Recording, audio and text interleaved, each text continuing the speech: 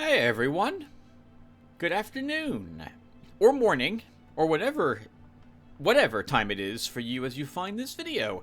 Welcome back to some more Let's Play Eador Genesis New Horizons modded.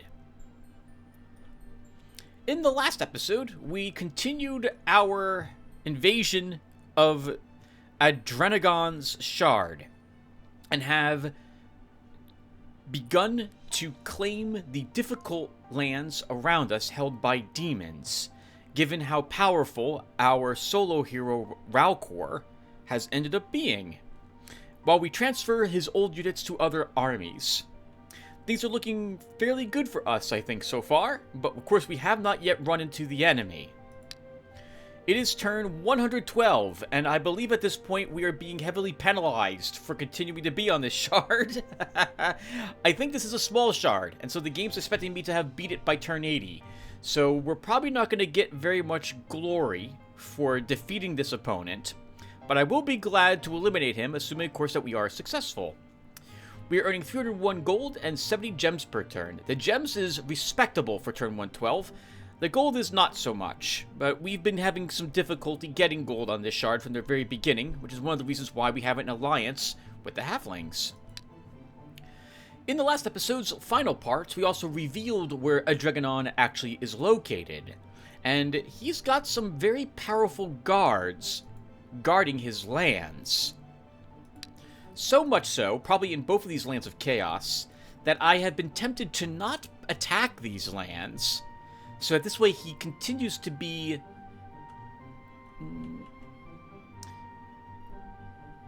hemmed in to the lands he currently has taken, instead of being able to push out anymore.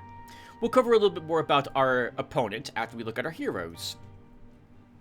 Ralcor is our level 26 paladin, and I think at level 21 he took on a Tower of Chaos, the first time fighting in that location.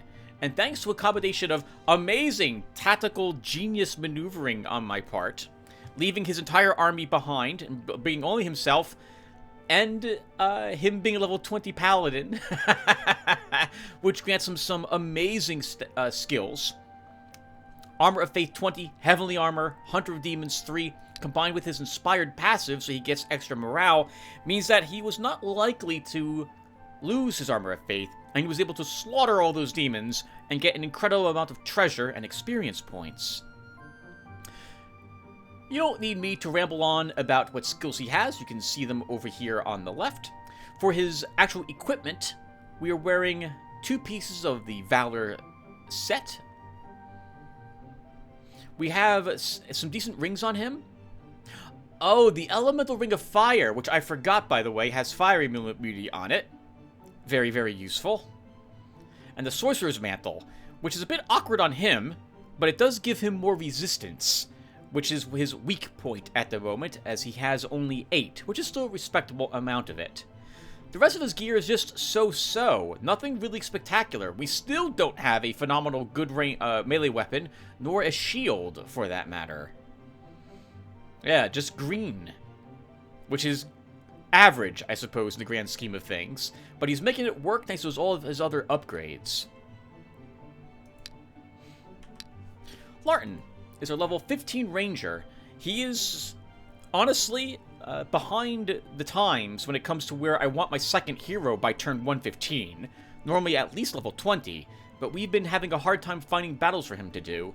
Hopefully that doesn't continue to be the case.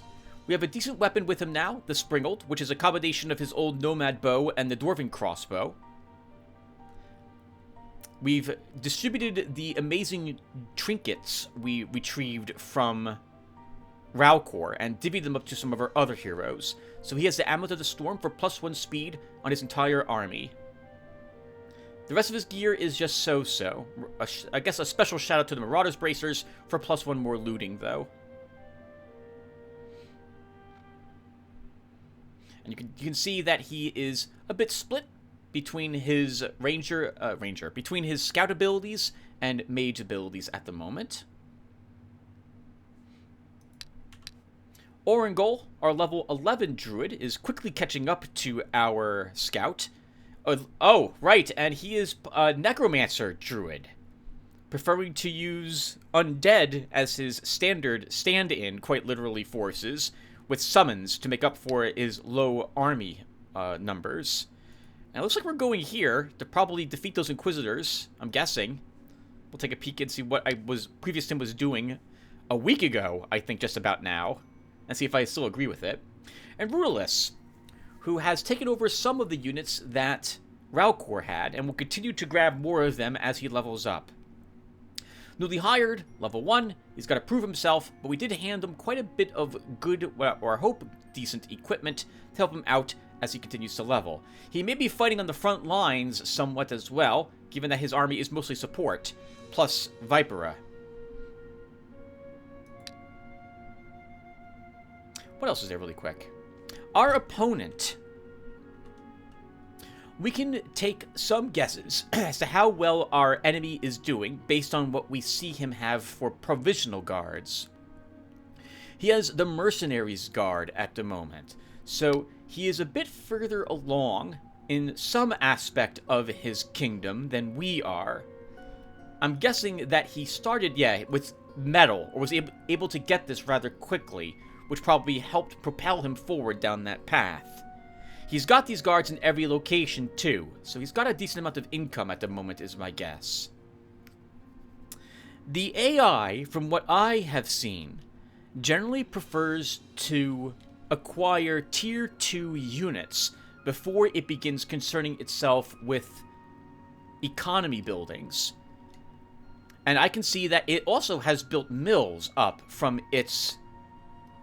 breweries from its standard mills. So it's doing well in its economy now that it's doing so. I see storehouses, taverns? Yeah. I don't see a fort here, but he likely doesn't need a fort at the moment. So he's going to prove to be a bit tricky when we finally meet him. And I will be going over here to look and see where he is each turn, because I want to see if he's strong enough to take any of these, or rather these two lands soon. Now, let me put a break here. Alright guys, so, at the end of the last episode, I asked you guys what you thought I should do in terms of using, in particular, Ralcor, because I feel as if he's strong enough to push into the enemy's territory and single-handedly begin taking provinces from them. He will have a more difficult time doing that against the mercenary groups, though, because they're not demons. But his high parry and defenses should let him take the charge attacks reasonably well. But we also had a few more difficult locations over here, consisting of demons, undead, or even possibly the dragons that Ralcor may be able to handle. So I asked what you think we should do, and the response was, it's up to me, I suppose, because no one left their opinion. Which is absolutely fine. So, since we're here right now with Ralcor, and since there's no other locations that is nearby that I feel like he can do, I feel like we should continue to push with him into these locations. This way he can get more experience points while obviously getting these places under our control. So Ralcor will move south into this Lands of Chaos and will conquer it. Larton, as level 15, might not be up for the task of taking on any of the enemy's heroes at the moment. We need to get him 5 more levels somewhat quickly, which is a bit awkward, because there's nothing easy around him. There's 2 more Lands of Chaos nearby, and we really, as we've seen, we kind of want Ralcor to do those battles, because he'll single-handedly be able to win those encounters, or these fights. So, there is, though, Dionium here that we haven't found, so I think we will continue to use Larton to scout here. Let's at the very least get this to like 50% or 60%, and then we might push him, we might leave to one of these other locations instead, and allow these places to grow with him. Oringol.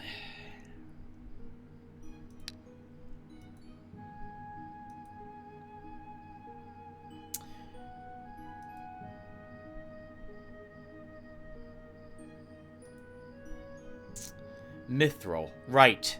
There's Mithril. Okay. Maybe... Can we get you there in one turn? Larton, we cannot.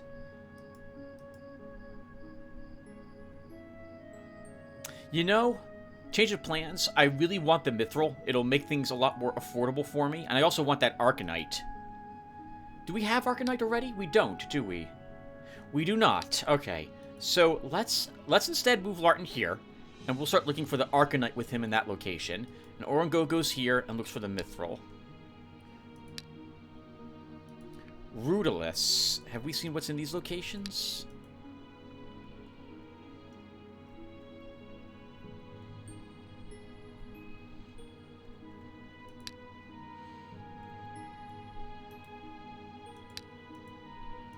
Most of this is going to be too strong for poor Rudolus to do at the moment until he hits a few more levels. So let's keep searching with him here. One more turn, right, and we've 100%ed it. There's a few locations here that would be good for Larton or even Orangol to do as well. So after they find these resources, we can pull them over here to begin clearing more locations. Okay, and I am guessing I've already built a building in my domain.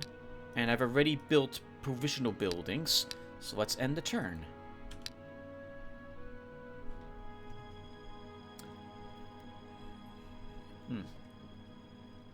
The hero Alcor has set foot on the deformed lands of the province of Penrone Wood. Through the fumy smoke covering the land, he notices a horde of demons ready for battle. 10 enemies. We have fought more enemies and more difficult enemies than this lineup, so Valcor should be... Yeah, Valcor himself is like, pff, easy. Of course, he will still get this task done. And let's do it. Just curious, by the way. Incinerate. So I'm expecting this one to teleport itself right next to me. And everything else, of course, just moves up. So let's start with a word of life and end the turn. Oh, interesting. He decided not to do that. Let's use a bless.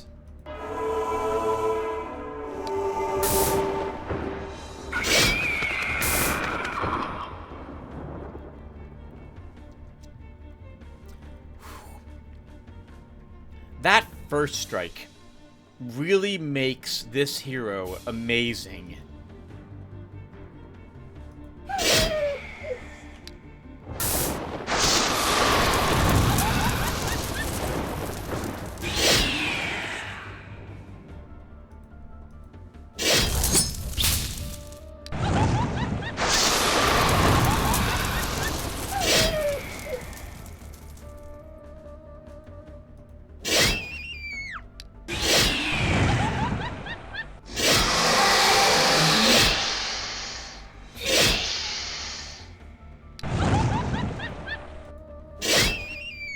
I don't feel threatened even in the slightest by attacking demons. The paladin really is best suited to dealing with these creatures. The hero Rudolus has completely explored the province of Sunset Hills. We've increased the income here by 2. And that's it? Oh, my other heroes were moving. Okay, Larton begins exploring. Orangol begins exploring. Rudolus, we've completely explored this location, and I don't think anything in here you can handle. So let's move you to a new spot.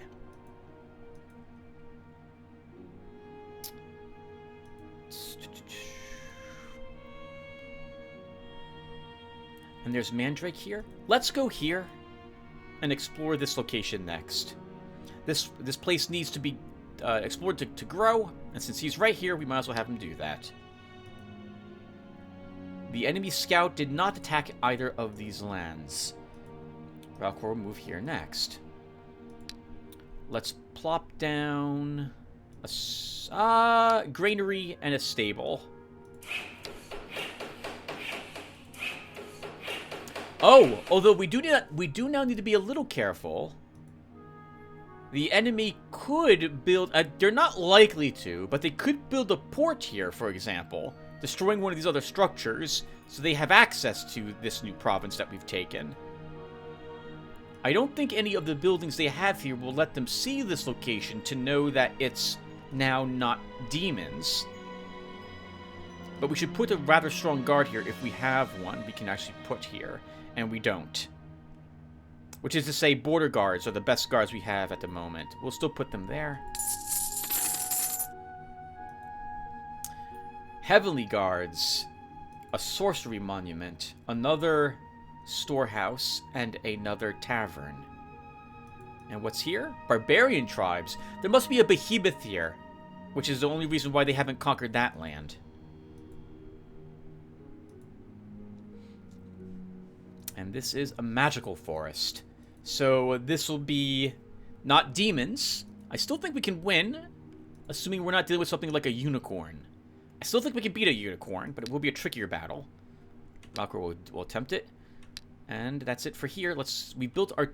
Are we up to 3 buildings now, or still 2? Only 2. Rituals. Deadly Terror can be cast. We should cast it. So let's put it here.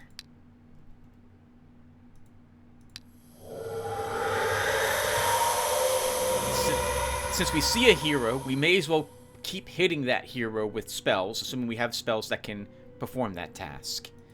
And at home, I wouldn't mind having the resources to build... I don't want to build any of these other buildings that require resources until I acquire them. And we should get them hopefully soon. So let's build the Trappers Guild, because it doesn't require... We have all the resources this requires to be... required to build it.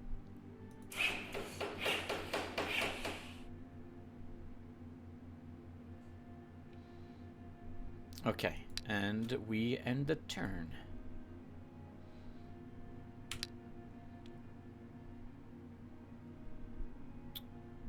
The hero Valkyrs enter the large tree canopies of the province of Hedge Wizards Oaks. The spirits of these ancient forests, disturbed by the intrusion, are sending a group of forest guards in his direction. Fairy, Dryad, Unicorn, Treant, Wolf, Direbear. That's 7 of them. Treants are very nasty. And we don't have... Armor of Faith won't help us against these creatures. They're good aligned. I don't know if I agree with Ralcor that he can do this alone, because I have never tried to do a battle of this sort before. Why not make the attempt, though? 1 Treant, 1 Unicorn, 1 Direbear. Let's start here and begin.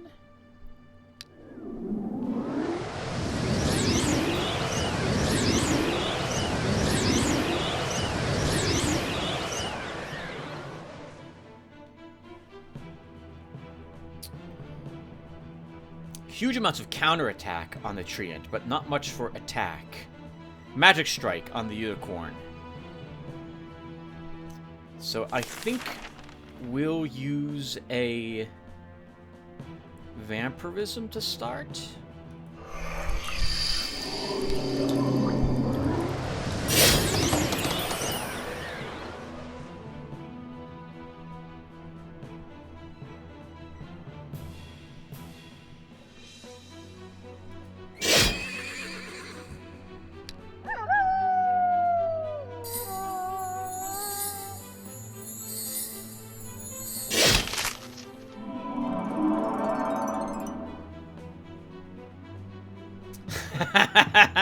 That Treant definitely wants me to attack it and not the other way around.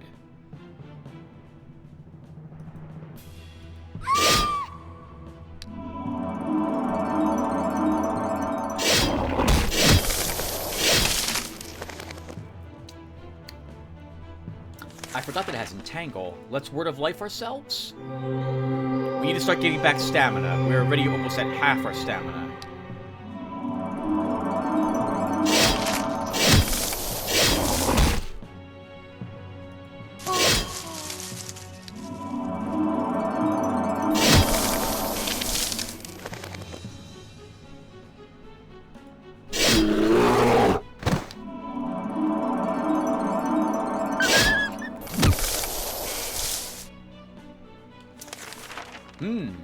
We are beginning to run a little low on the stamina aspect of this battle. Let's astral energy ourselves.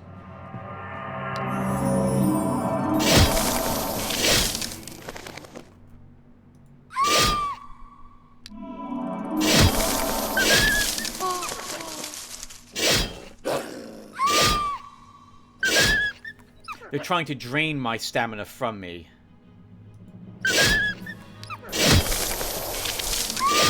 And it's working.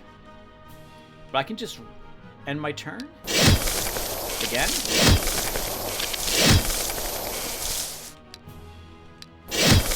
Oh, interesting. I can't rest while I'm entangled. Just have to chop the tree down then. If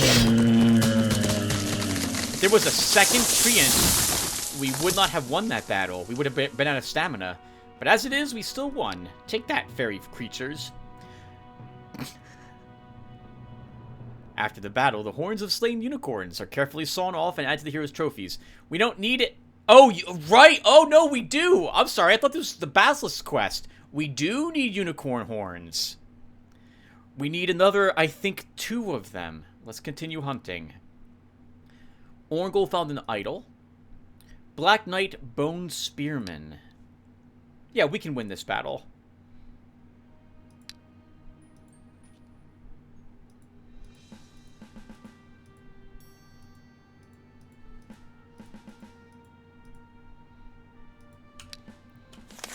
Mostly because we have Fire Elemental. And actually, only because we have Fire Elemental.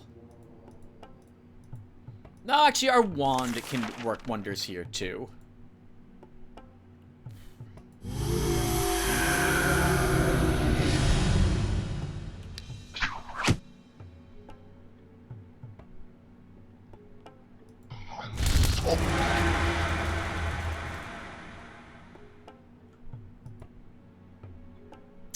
We do 21 magic damage.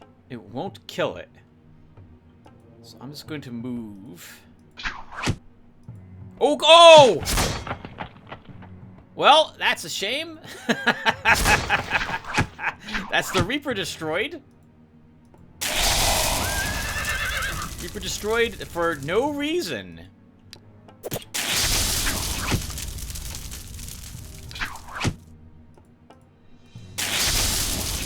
That was... I don't know why I did that.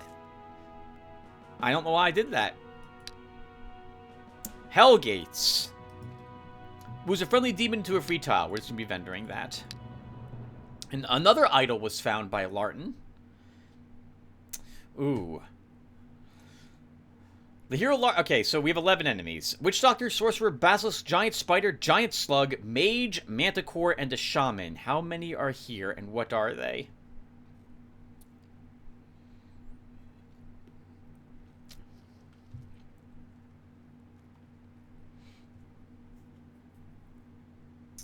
I don't know if we can do this. They're likely to go first. No, we can't do this with Larton's army. I would want another 2 units before I would give this an attempt. Retreat. A group of wandering monks has come to your castle. They say the High Priest commanded them to bring a gift to you as a great champion against the forces of evil. Bless the pilgrims. The deputy of the Blackrock province states that a wandering tanner has arrived, asking for permission to open up his own shop. Sure. Help him set up his shop. Deputy soon responds. The tanner conveys his serious thanks. Wonderful. It occurs to me that maybe I should not be always accepting those whenever I see them, because I think they're showing up because there's room for a shop, and we might get a different event for a different type of shop in the future. So maybe we won't do that again next time. The fairies are really angry. I'm sure however, we can make them happy by, dropping down a pub and improving that to a tavern. See, they are still very discontented.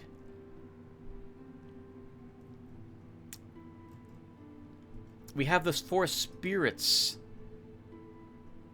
guard, but not the better guard. What's that called?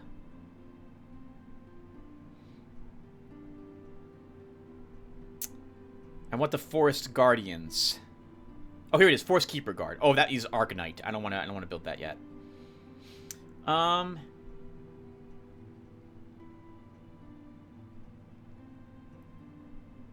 Well, Tim, if you want to build a building, you then... And you want to build a building that has all the resources that... You've acquired all the resources to do so. You can't do that at the moment. Craftsman Guild, then.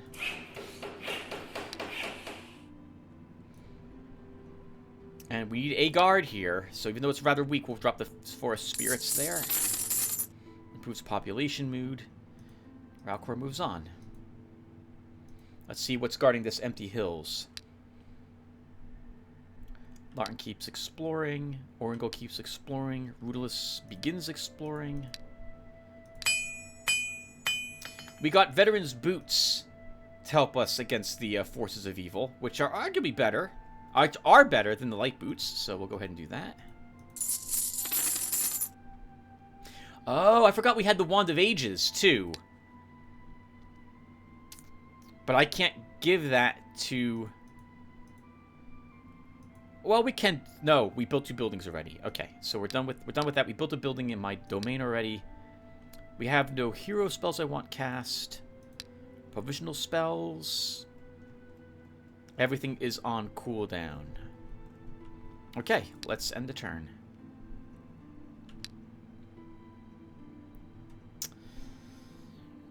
The hero Ralcor begins his journey through the hills of Harpy Cliffs. A pack of wild griffins appears in the sky ahead. Everyone knows that these creatures are hungry for some fresh horse meat or human flesh.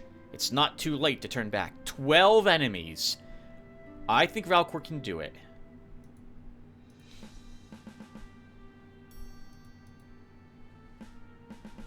I kind of want him to have a hill. Oh my god. Can he do this? We're about to find out. Alright, let's start with a bless.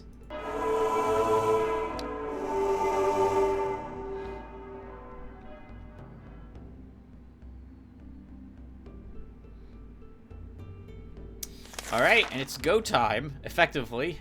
Word of Life.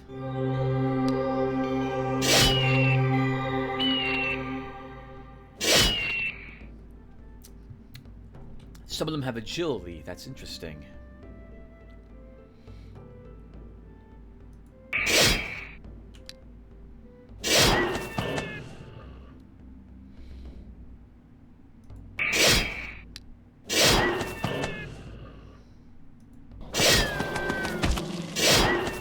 It'll take a while.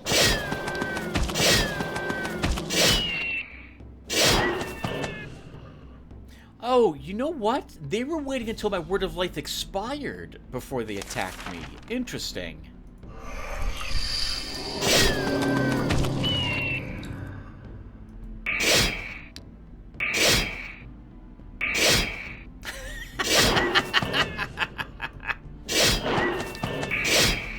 I shouldn't laugh. I shouldn't laugh like I am. I'm the good guy. But it is funny watching them throw themselves against my hero and they don't do anything to him. Apparently birds are worth a good amount of money too. +1 hit point. We can finish Precise Strike and Parry with Combat 5, or we could go down more Athletics apparently to grab speed, another Speed +1 eventually. But that Initiative I think could be really useful too.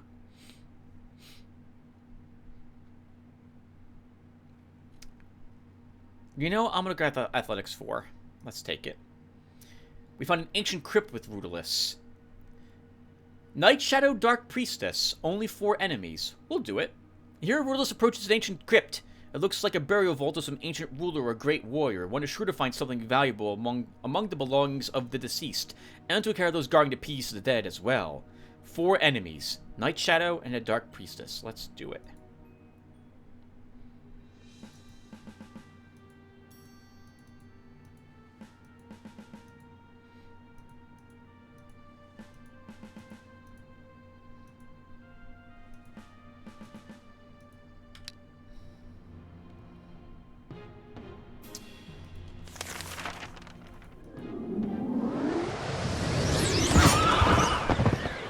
hello, Night Shadows. How are you doing? It's good to see you.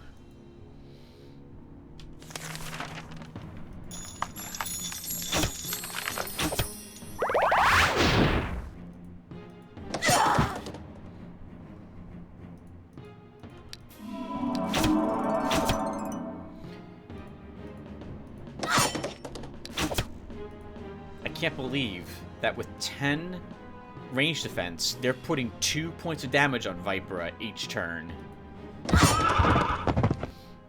And the bleeding stacks. So yeah, she lost almost half her hit points. From 2 freaking Night Shadows. Good God.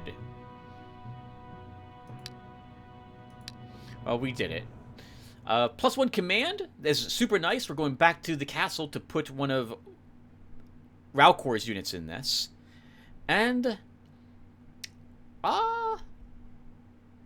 let's grab Maneuvering 1. Initiative and Stamina. Reinforced Shield, not better than the Dwarven Shield we are currently using, and we don't want this on our commander. And a Shaman's Hut. Orgel found another idol. Good God, this place is filled with these things. Same group we just fought. The hero Orangol approaches a place of worship to some dark god. A lot of innocent blood was spilled here in the name of an evil deity whose idol towers over his sanctuary, and the servants of the god are clearly not allowing their evil lord to be disturbed. Let's do it. Each one of these that we eliminate helps the population growth. And maybe even the population mood.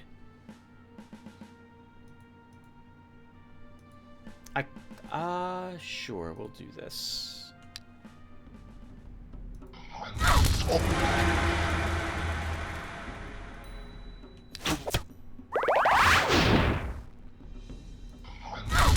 Please stop moving there. I need the corpse.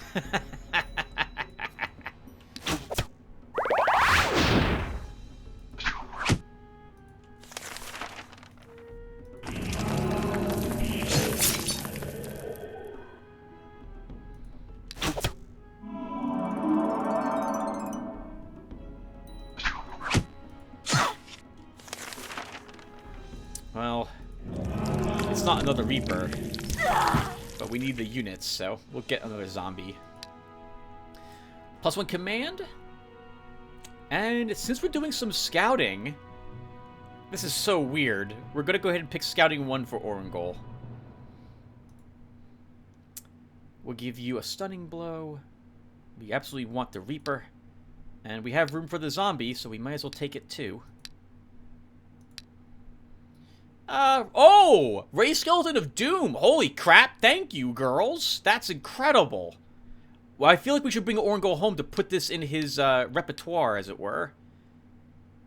Some Tower Ruins for Larton. Too tough. This is the strongest Lizardman group, and this Lizardmans would already give Larton some trouble. Poison would be helpful, but that Hisser just... No, we need 2 more units in his army. So I guess we'll scout it while we're here. I have to kill the Hisser immediately, and we can't do that with his army. Especially not because they're Lizardmen. They'll absorb the hits meant for the Hisser. So we retreat. The hunters in the province of Pixie Woods have found a lake. Blue swans build their nests on its shores. These rare birds are valued very highly, since their feathers have magical properties, and their meat is thought to be a refined delicacy. Hunting season is open, will give us about 160 gold and maybe about like 30-something gems. If we're lucky, on the high end. Let the villagers breed the birds gives you a chance that you'll be able to improve both, I think, gold and gem income from the province. Or we just leave them alone. I don't think there's any negative associated with these, other than they might fail with the breed the birds. And I don't think there's any failure for hunting seasons open. So let the villagers breed the birds. It's not an easy task to look after bluish swans. No wonder the locals failed at it. The villagers only scared the birds away. Ah, what a pity. We are earning a decent amount of income, so I'm not too concerned about them failing that encounter. Ralcor won this battle. How is your equipment holding up? It's good enough that we can do another provisional battle, but there's also the Knightly Order here.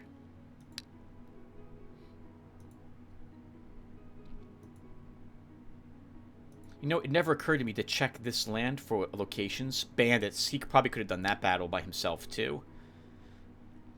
let's move here next. We'll take on that free settlement. And here... This is new land? This is new land. We'll plop down a granary and a stable. And for guards, we'll put down... guards. Valcor takes that province. Larton keeps exploring. I get the feeling that the Dionium, or Arcanite, when we find it, will be guarded by something that Larton can't take on.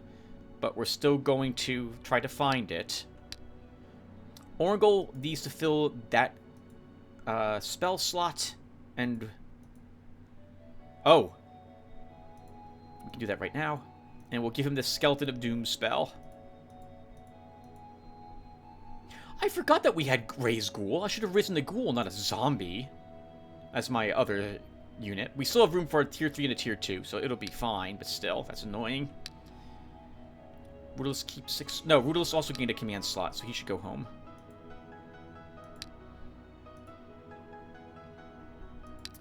At home...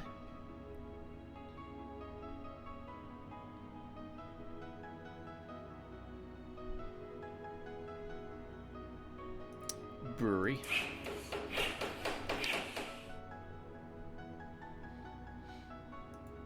And then rituals. Walking Dead is off a cooldown, as are Gifts of Earth. Let's cast Walking Dead. A powerful cadaver. So we got another mummy. So we don't need this level... That mummy. This level? We don't need the level 12 zombie. We don't need level 14 zombie either. We want the mummies. Arguably, this is a decent lineup for tier 1 units. 2 mummies, a reaper, and a bone spearman. But if... So we won't raise any more undead through that ritual. Unless we lose one of these.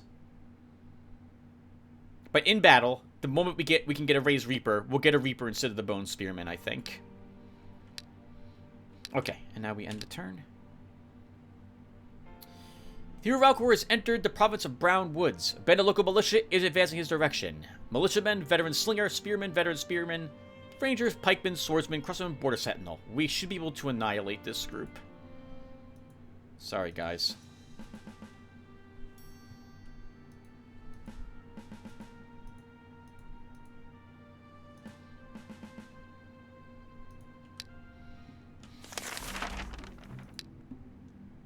Okay. Move up one spot.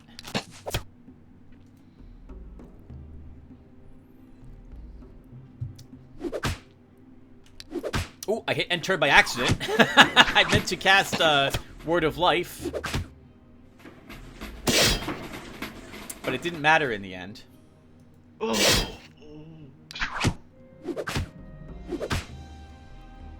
Actually, we're losing lots of stamina thanks to these jerks.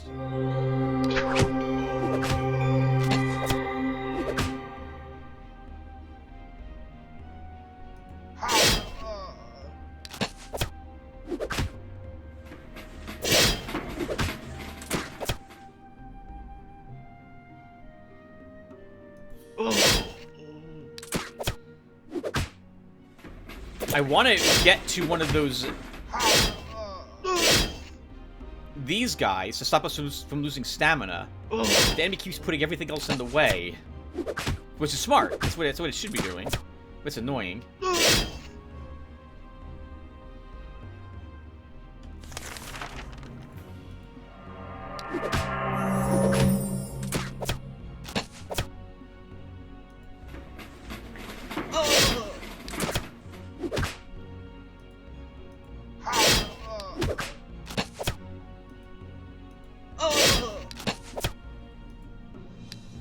And it is obviously over.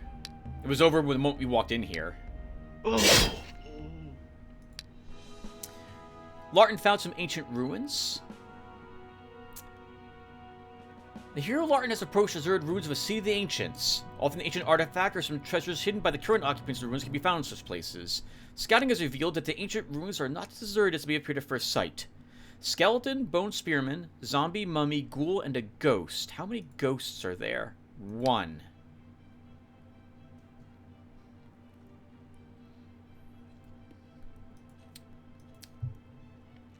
We might be able to win this battle. Larton has to focus on the ghost. But otherwise, I think we can do it. So we'll give it a go.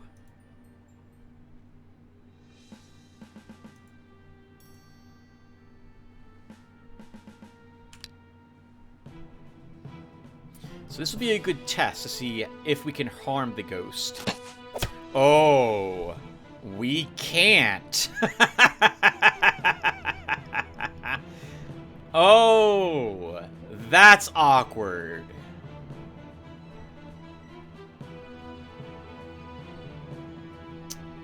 That's very awkward.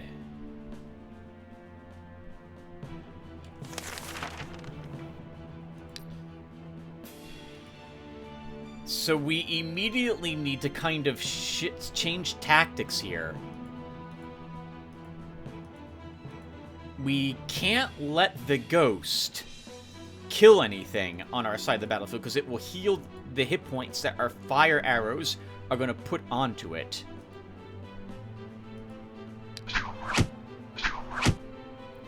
We do a little bit of damage with Enchanted Arrow, but that's it. We don't have... Well, we do have a shock. Okay, good. And just like that, now this battle has been won. The fire arrows burn that up at the beginning of its turn.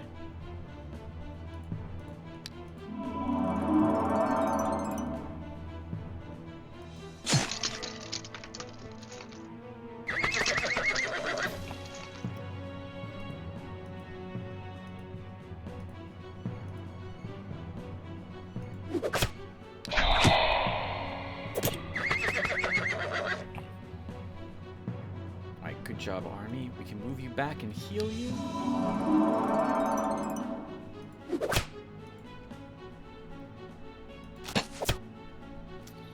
8 hit points left, no armor. You should kill it.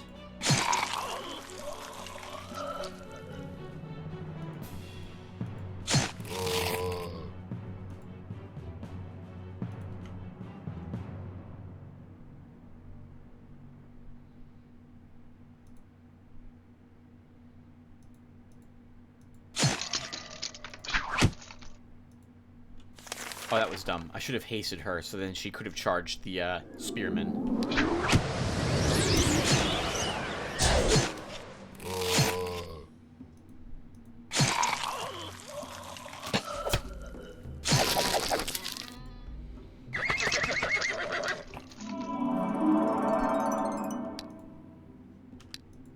Oh, right.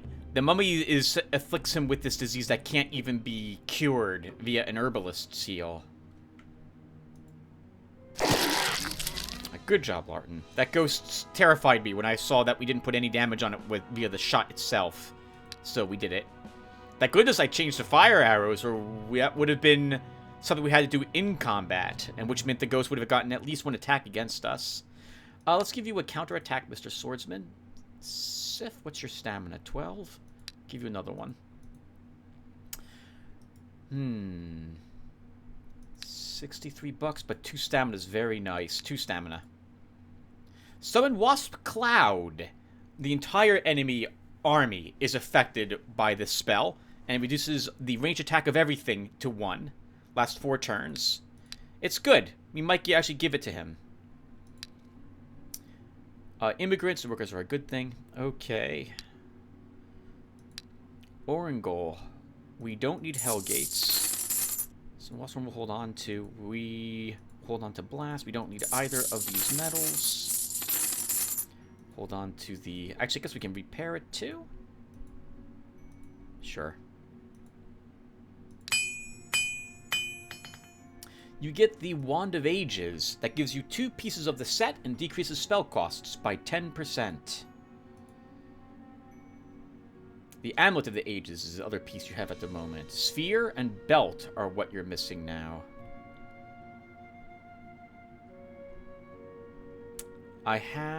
We have a single item we can buy you, the Cloth Bracers. Since you're going to do some exploring, I'm going to give you the Traveler's Boots over the Light Boots, and we'll just vendor an iron ring for copper to make up for you losing a stamina, effectively. I think I prefer the riveted jacket over your coat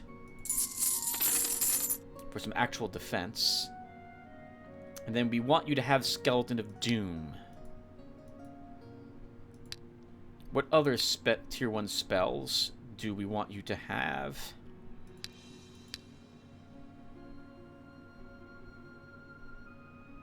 Naiad would be useful for you and you alone, so I don't think we need you to have that spell.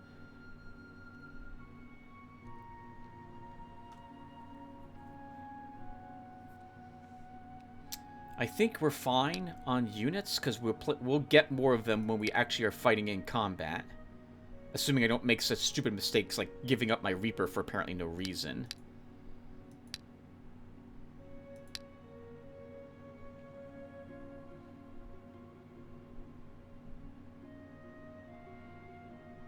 I think I'm fine with the rest of your spells at the moment.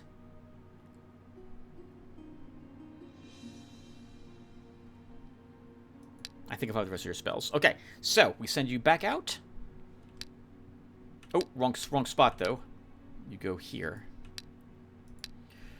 Rudolus. We don't need this shield.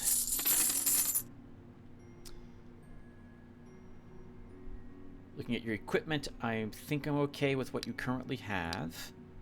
For troops, we'll give you the Halfling Rogue.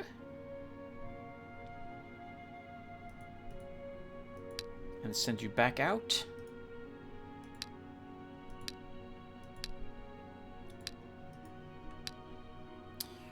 Ralcor, you have finished taking the provinces I need you to take. We'll put down, again, a granary. Upgrade that to a stable. Now we can move through the forest without any trouble. And you need your equipment to be repaired, Ralcor, so we will send you home.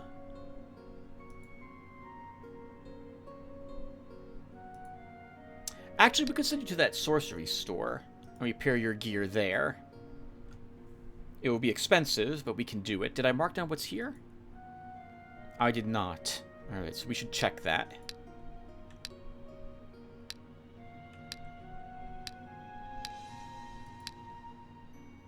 For buildings, we'll build the Handlers Guild.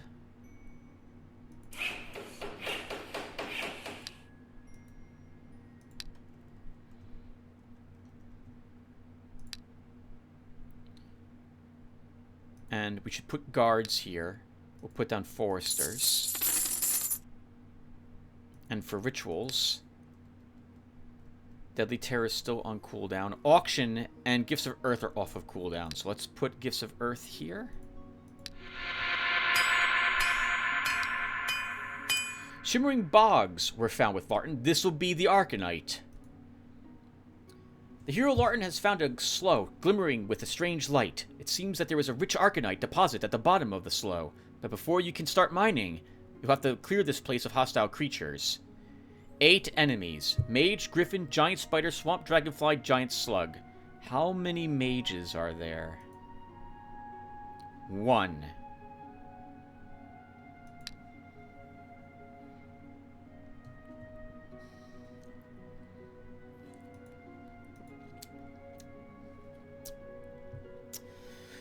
Oh, this is going to be a tricky one, but I think we're going to try. And I guess I should try to clarify something. I've noticed when I watch my own Let's Plays that I'm often always saying how difficult the battles are going to be, or how I don't think we're going to win this battle with any losses. It's because when I see these numbers, and I see what I have in my army, I don't think I'll be able to win it without a loss. I think we're going to lose at least 1 unit, if not multiple units, if not the entire army on occasion. I do think because whenever I see things like a Griffin or a Mage, these are tier 3 units, and I don't fight them regularly, as opposed to like how often I do the tier 1 battles. So when I see a group that looks like this, I am concerned that I don't actually possess the firepower to see it to its completion. Like, there's 3 giant slugs here. That's tricky to fight with an army that's slow. And our army is a little slow. But even if we were quick, which we can be with mass haste, I'm still taking lots of acid damage, and you just have to run up and smack these things in melee combat. So I'm thinking this will be difficult. But I also do think we can handle it, but I think we're going to lose at least one unit fighting it, which I'd rather not do. I just realized I went around and around and didn't really describe very well my train of thought. I don't mean to make it sound like all these battles will be very close, and then they turn out not to be. It's that I honestly feel that this battle can go very poorly for me if I'm not exceedingly careful. So I hope that got the point across. Because I'm getting a little annoyed when I listen to myself say in every single potential difficult battle how I think we're going to lose units in it, and then we don't. It's not because I'm better than I think I am, and it's not because I'm trying to drum up suspense for the battle. It's because I honestly think that this is going to be difficult, and I'm going to make a few misplays or misclicks, let alone improperly judge what my army can fight correctly without a loss. So, let's try. It's a long-winded way to not say anything at all. Alright, so I'm guessing that their mage will be here to start on the hill, and I'm going to hope I can hit it once and kill it immediately with my hero, and will poison the enemy army. It won't affect the slugs at all, but it should affect everything else. I hope. Let's start. Poison the water.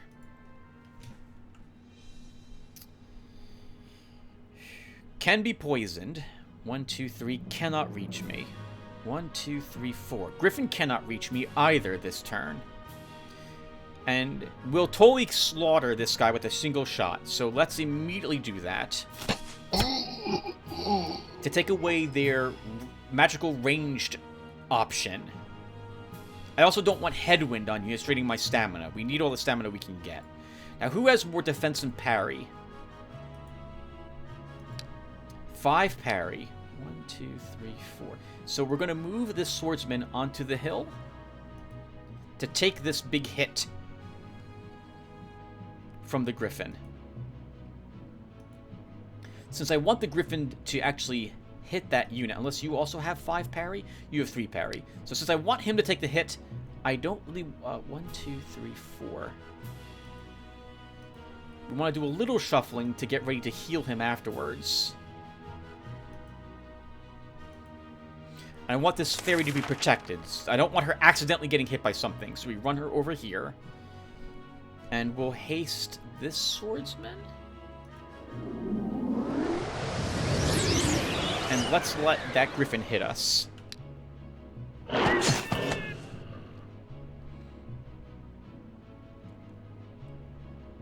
Okay, griffin is the obvious threat at this moment because it can hit any unit it wants on my side of the battlefield. So we heal here first. I'd like to shoot something that isn't the griffin, though, so I want to use other units now to deal with the griffin.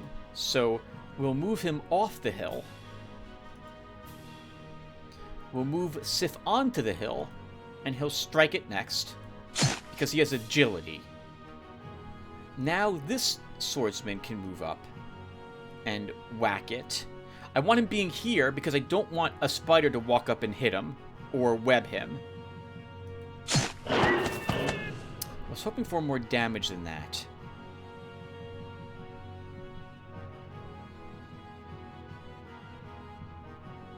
Let's have him hit the griffin. We should kill it with a sling stone. Heal there. We can shoot the swamp dragonfly next and kill it. And then you move here and throw that spear at that spider. The spiders can't web me unless they have increased range. They do not. Okay. Oh, well, that one could web Sif. Nothing I could do about that. Actually, I could have... I guess I could have shuffled my army around a little bit differently to hit the griffin. But I don't regret that attack there. This spider is the threat because it can web my hero, and I definitely cannot afford my hero to be webbed. So... he's still out of spitting range. We can kill it with a melee attack, but if I do that, you'll get spat upon by the slug here. Which I'd rather not have happen, but it's also will be okay.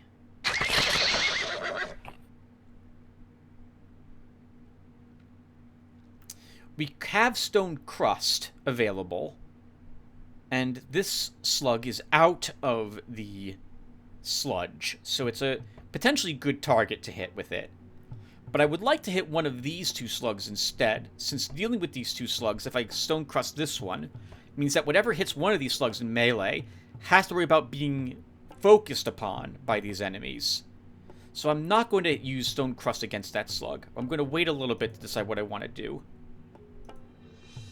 I would like to kill that spider.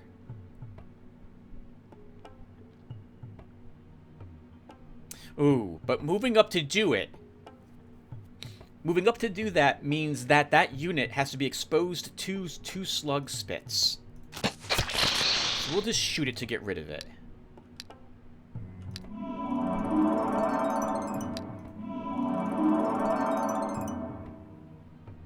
We'll heal a little bit.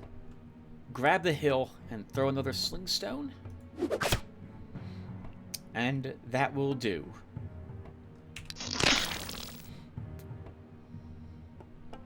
Okay, now we stone crust this slug. Now we only have this one to worry about for the time being. We can move up Nora and heal her. This also purges that spit effect. And now we can try to kill this single slug. I would like to move over here for one of my attacks. So we're going to haste Sif. We start with him because, again, agility, so we don't have to worry about a counterattack. But now everyone else that we use has to be counterattacked, or will be counterattacked against. We do have a single javelin, so let's weaken it a little bit. 3 range defense. 21 hit points. We're going to need to melee it with 3 hits, so we might as well do that.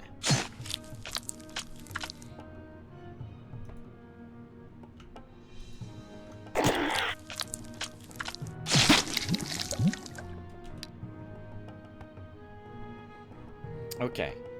Next. This is still stone crusted for 3 more turns. I think a single shot and Laura charging this will kill this slug.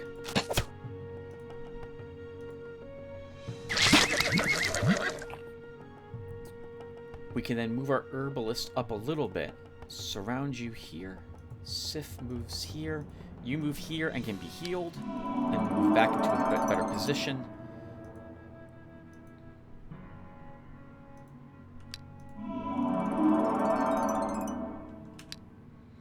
Taking a little more damage. We can still shuffle units around to have them heal a little bit.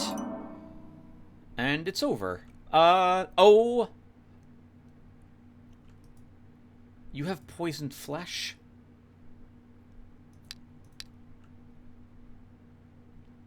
We're going to wait one more round to attack it.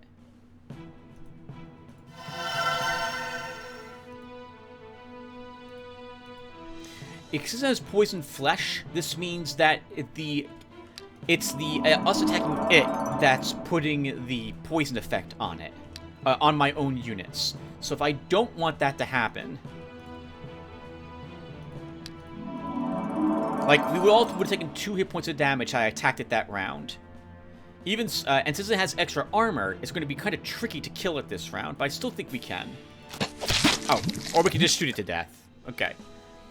Good job, Larton. I think I did a good job there explaining what was going through my mind. Hopefully I did. Alright, good rewards for you, 3 or 4 bucks, 25 gems. We've leveled up Larton. Oh, wow. I want all of these. Magic Power, Concentration, and Wand Master. I do think Wand Master is the best of these choices if we are going to shoot with Larton. More initiative, 2 range attack. This fairy Well, melee attack is useless on a fairy, so morale at least is somewhat more useful than that, so we take that. Healing is very good for our herbalist. We'll grab that with her. Shield bash. We don't have shield bash on this swordsman. We definitely want shield bash on all our swordsmen. Health +1 or defense. You don't have a stamina medal yet, Mr. Border Guard, so we still want more stamina. So health for you.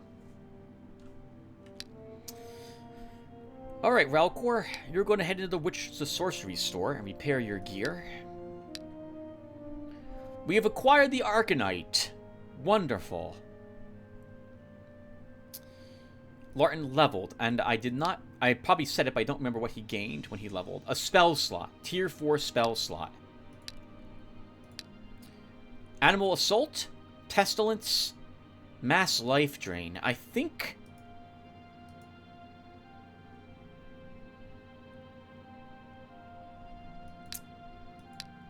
Pestilence would be good with him.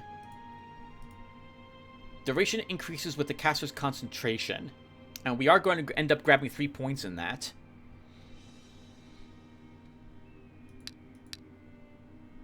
Animal Assault is also useful with the speed amulet we have, since everything gains charge 3 and terrain knowledge, which we already have on him.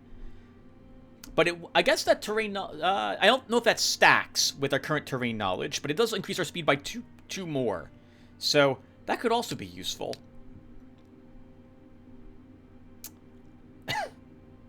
I guess we don't need to bring Larton back and get a tier 4 spell at this particular moment.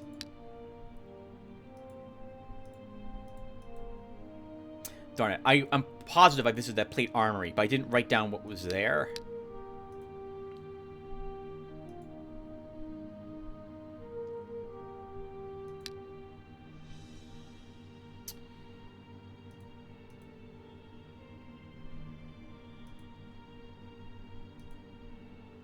This guard is still recovering from the Drow assault. Hopefully we don't get attacked by that group again. I guess Larton can go here, and we'll clear up some of these location battles.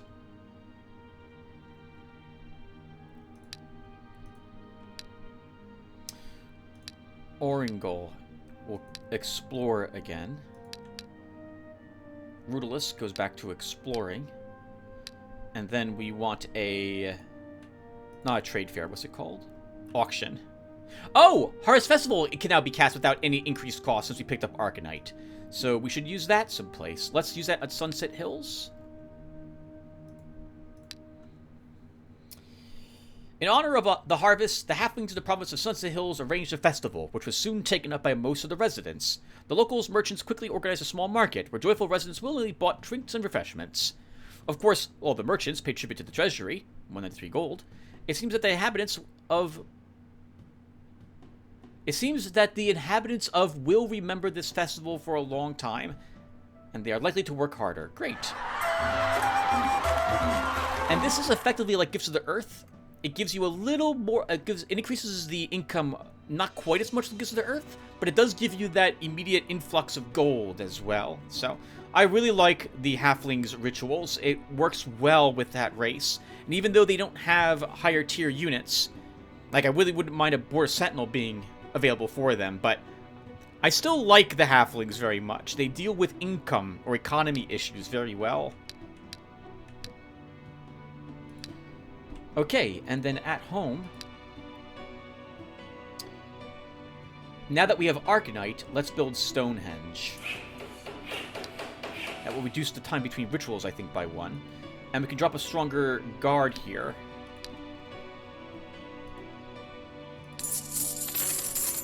Forest Keepers.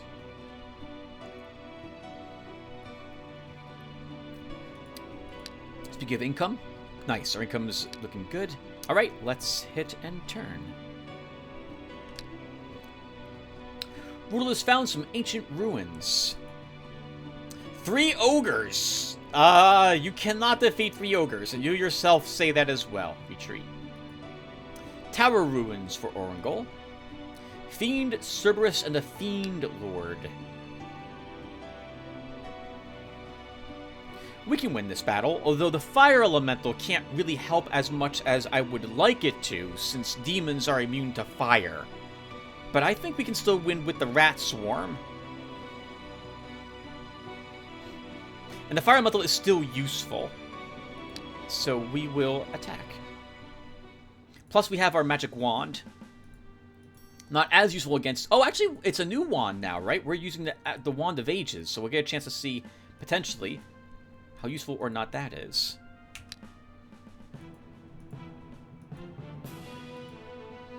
Mummies move up.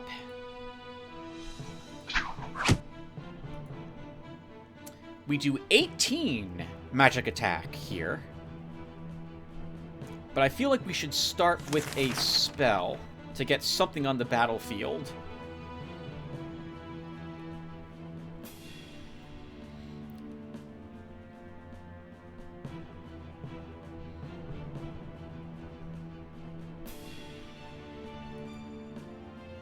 Well, no, we'll blast him with a spell. We'll keep the Fiend Lord distracted. Okay, so you only have 9 counterattack. It's troublesome, but not that worrisome. And we can disease you, which lowers all your stats, which means if we move this mummy up, it puts even more damage on you and diseases you even more. Now, he round attacks on his turn. So I would like to kill him.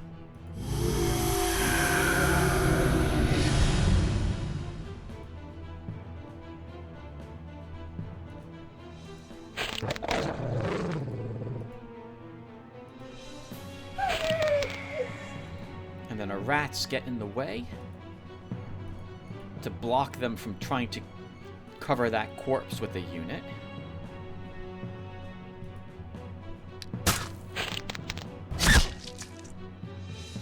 We don't care about these rats. Oh, it would help if I don't do a misclick like that. We want up a unit.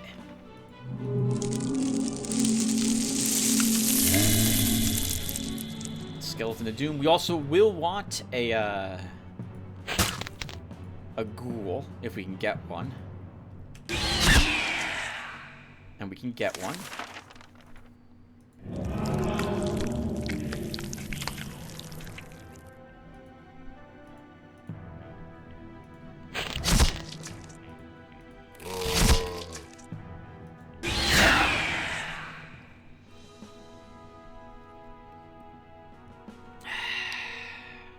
Nothing tastes better than victory. Yes! Yes! I love seeing a wide variety of different undead types in my Necromancer's army. It's so wonderful. Oh, it's so good. I love it. Maybe we don't even need another Reaper at this moment. That Bone Spearman can put in some work. As for the tier 3 slot, I'm thinking we either want a monster in that slot, after all, because we are a druid, or I want to wait until we can get a more powerful undead in this army. Oh, well, no, well, hold on, Tim, that's stupid. No, don't wait on the slot. Put another Skeleton of Doom in it. That's probably for the best. Garbage. Oh, hold on. Glacial Heart actually is not garbage. This is the immune to poison spell. We should give this to our paladin, because poisons are one of the only things that I'm worried about with him.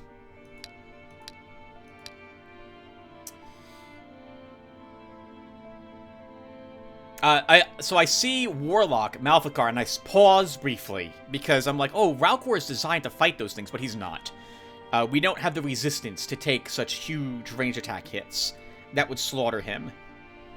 Plus, they would get around his defense some of those shots and prevent him from healing. So, he probably couldn't do that battle. Let's enter the shop. And we're here to look at the goods. Oh god, I forgot how expensive it is whenever I visit a location like this to repair my gear. Almost 1,000 gold and 50 bucks. But we'll do it. We have Warlock's Wands, which gives us undead summoning power. But I do like my ages combination at the moment. I don't know what Rudolus is going to be, but he's not going to end up being a necromancer. So this is not so useful for us. A left-handed wand that grants resistance 3, hex 5, and cause vulnerability. This could be useful for Rudolus if we do make him a priest. We have the money for it, and we have the gems for it. So sure, let's take this. Nothing else. Well, the Sphere of Flame does combo with the Fire Wand, but I'm now committed to, like, Lightning Wand Witch's Mirror. So we'll go with this.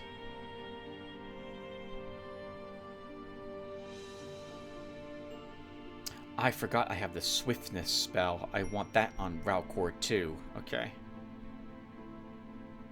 And we don't need heavy... Oh!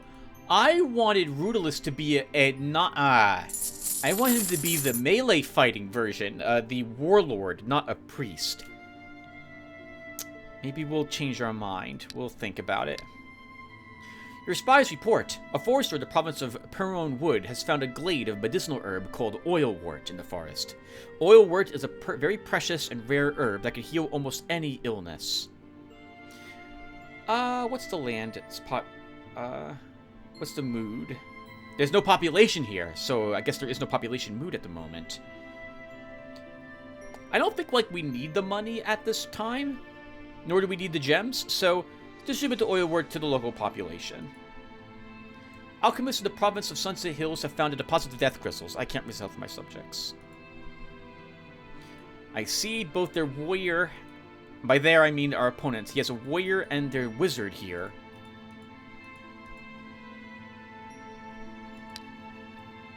But I can't do anything against those enemy heroes at this moment. Okay, so... Oh, what's in this location, by the way? Black Lotus. So, let's have Ralcor double back now and begin clearing some tougher locations that we left behind. That I feel that, like, he can do. 3 pack warriors. Oh, 3 pack warriors! Hold on. Rudolus should go over there. Let's keep exploring here until finally this place is high enough that it can grow. And then Rudolus will head back over here to fight those 3 pack warriors. We can probably defeat the Barbarians and the Lands of Chaos, both of them, with Ralcor. So he'll begin moving in that direction.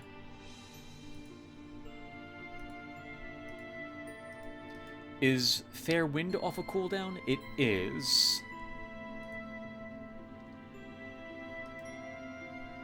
Let's cast it.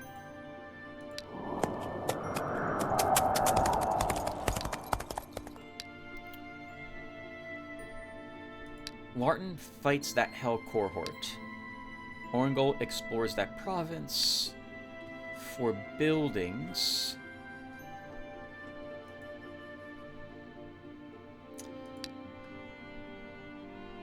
Sawmill? In both of these locations?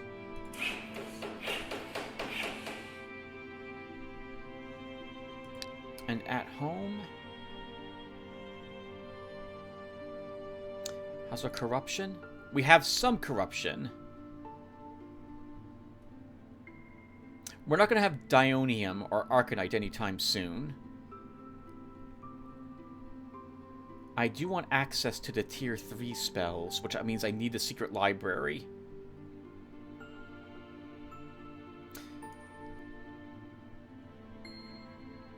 Oh, but hold on. These 2 are very cheap, so we'll start with these. Magic Well. And now we end the turn. And we'll put a break here after this turn's over. Alright, the hero Ralcor set foot to the deformed lands of the province of Enchanted Grove. Through the fumy smoke covering the land, he notices a horde of demons ready for battle. 11 of them. We have fought worse groups than this.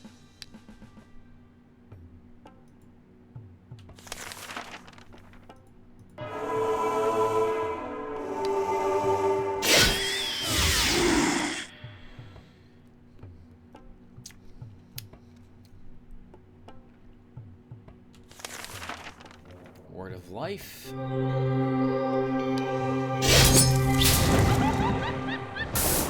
That he has first strike. I mean, I know I keep talking about this, but I feel it's important enough to say how powerful this is, combined with something like Armor of Faith, because and Armor of the Heavens, because he gets to strike the enemy first, which means that when it gets to attack him afterwards, its damage has been already affected by its decreased health totals, which means this demon is not attacking with a strength of 36, it's 26 instead.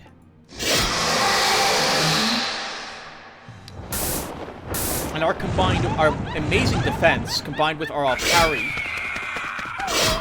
is making it so that we take no damage. It's incredible. I love it.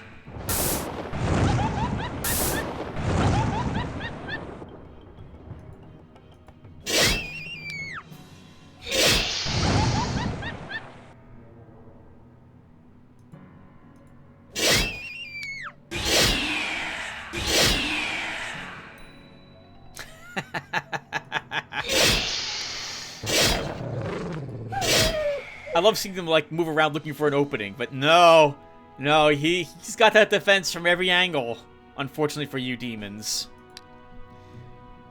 +1 hit point, and we'll wrap off athletics. Rudolus found a black castle. This will have a Dracolich in it. Here, Rudolus approaches a dark, colossal fortress. The obsidian brick slabs encompass the unknown number of inhabitants completely, and a malevolent aura looms in the air as you step closer to the structure. Lich, Skeleton of Doom, Bone Spearman, Black Knight, Cadaver, Dracolich. Way too strong for Rudolus. I don't know if Ralcor can handle this. I've never fought it with them, so maybe we'll try it. Dark Cave for Orangol. 2 Cyclops.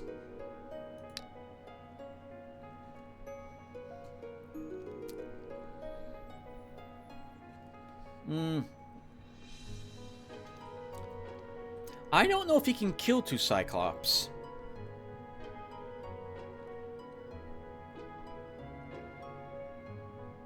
So the tricky part here is, for Cyclops and a Necromancer, you're going to win this battle generally by getting their morale down. We have a Narnar, and we have a single Soul Trap. The Soul Trap doesn't really help us until we actually kill a Cyclops. And there's only 2 Cyclops here, so it's not like we have orcs so like we can kill and get the Soul Trap up to help reduce the other Cyclops' morale. And my army dies to it. So no, I don't think we can win this fight. So we'll pretend that Oragol's got it right with these enemies aren't worth the trouble, and just retreat. Fiend Cerberus and the Fiend Lord for Larton. We can win this battle. We will do this battle.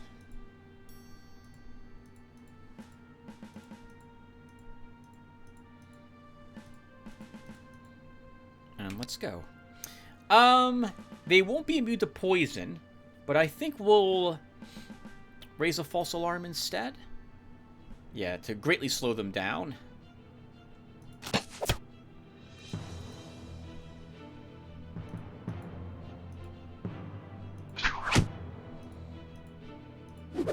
Throw some javelins.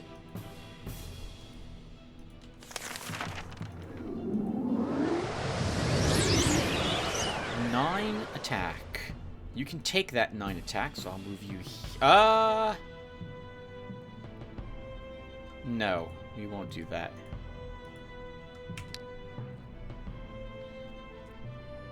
Yeah, I was a little bit... Oh, no, his movement was 3.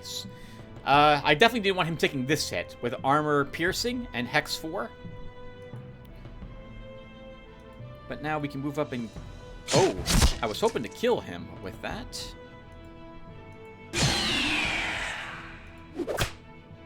That one's now out of stamina. That one's just flat out dead, which is the best result.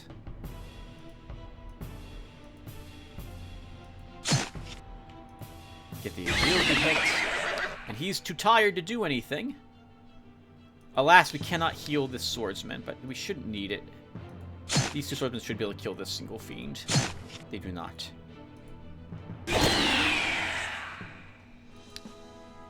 Secret monastery and a scimitar. That's acceptable from that battle. The AI is still not taking any of these lands of chaos, so they're still too strong for them to actually win those battles. Ralcor moves down here next. This is new land? Cursed land. So this place definitely wants a granary and a stable in it. It'll want some guards. We will plop down the forest keepers.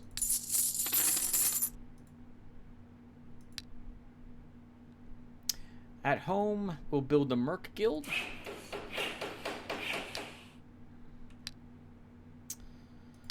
Larton will fight the retinue. Orangol keeps exploring. Oh, keeps exploring. I need to put a break in because I'm playing for an hour. But I guess we will still cast a ritual. Illusionary Battle and Auction. We'll cast Auction. We'll put it here in Lost Valley. 139 bucks.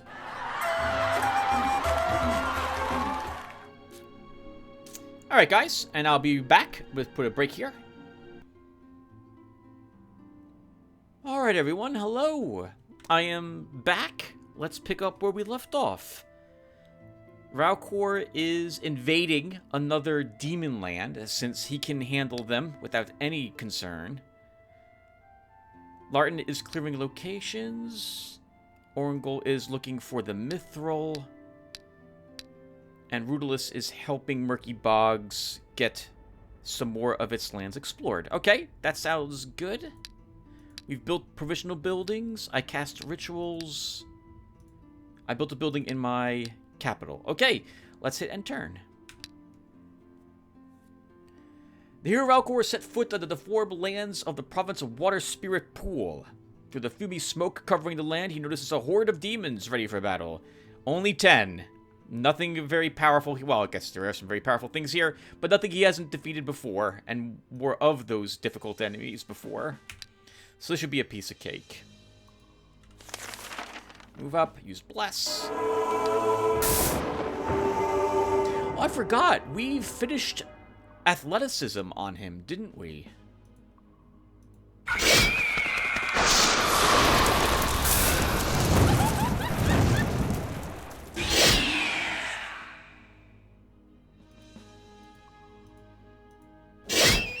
So I'm killing the succubi first, not because they're any significant threat, but because I'll have to chase them later on anyway. And the other demons may decide to attack me. But the succubi will just sit there and shoot me until they're all out of ammo, so I'm trying to speed up this process.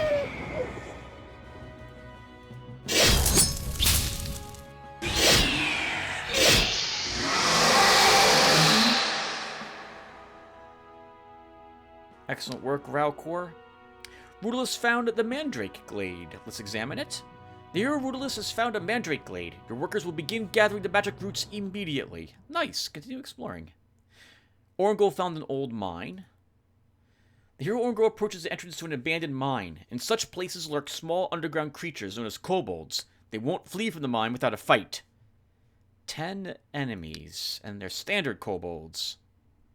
I think we can slaughter 10 normal kobolds with Orangol. Plus it'll give us corpses. Though we might lose something, or multiple things here.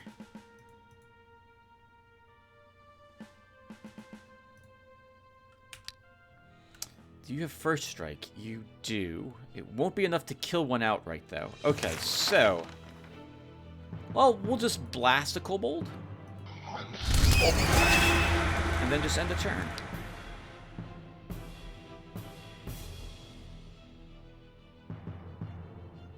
One, two attacks. 1, 2, 3. Okay, we'll shoot.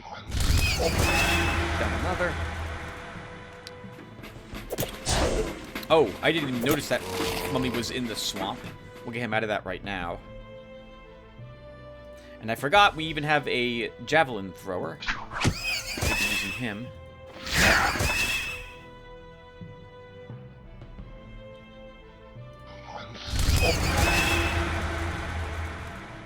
trying to reduce the amount of kobolds that can launch, they can gang up on some of my units. Okay, don't know why they're attacking that instead of the mummy, but I'm glad they are. And now we can start raising some undead.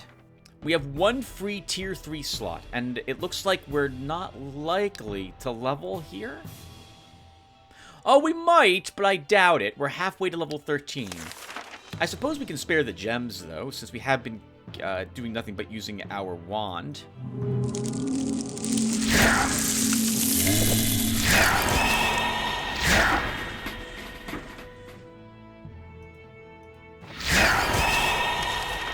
So if this ends up... Oh, well... Do we want to... If we level up again, what are we getting for command? Is it a tier 4 slot? Or is it a...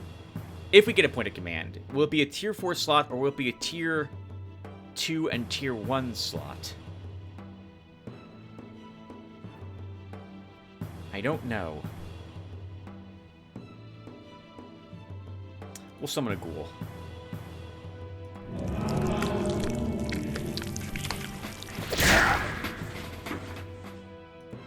Why are you attacking the creature that can first strike you?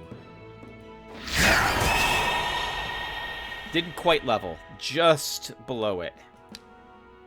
We do have room for another tier 2 creature. Let's take a Skeleton of Doom. Knight's Boots. Respectable for this battle. Shop item, though. 428 bucks and 29 gems. Larton's fighting off a retinue. It's an easy retinue, only 6 enemies. A horseman is the fastest and strongest unit, well, perhaps, here. But we can handle it. We're here now. We'll do the battle.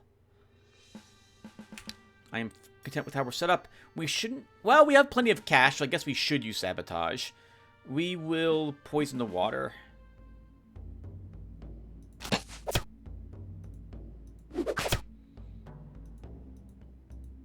Put some damage on that bowman.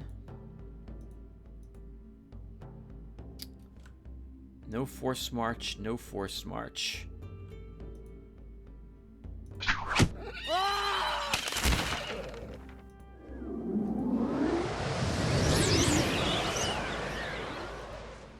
Oh.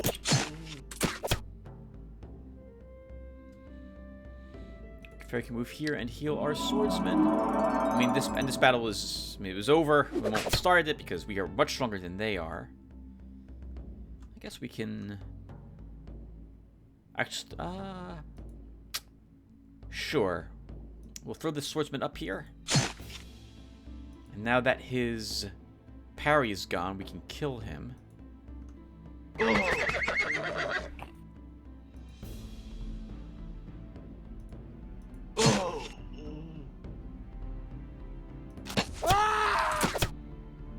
Alright. Now we can pull you back. We can haste our healer. She can run up there and heal. We can kill him.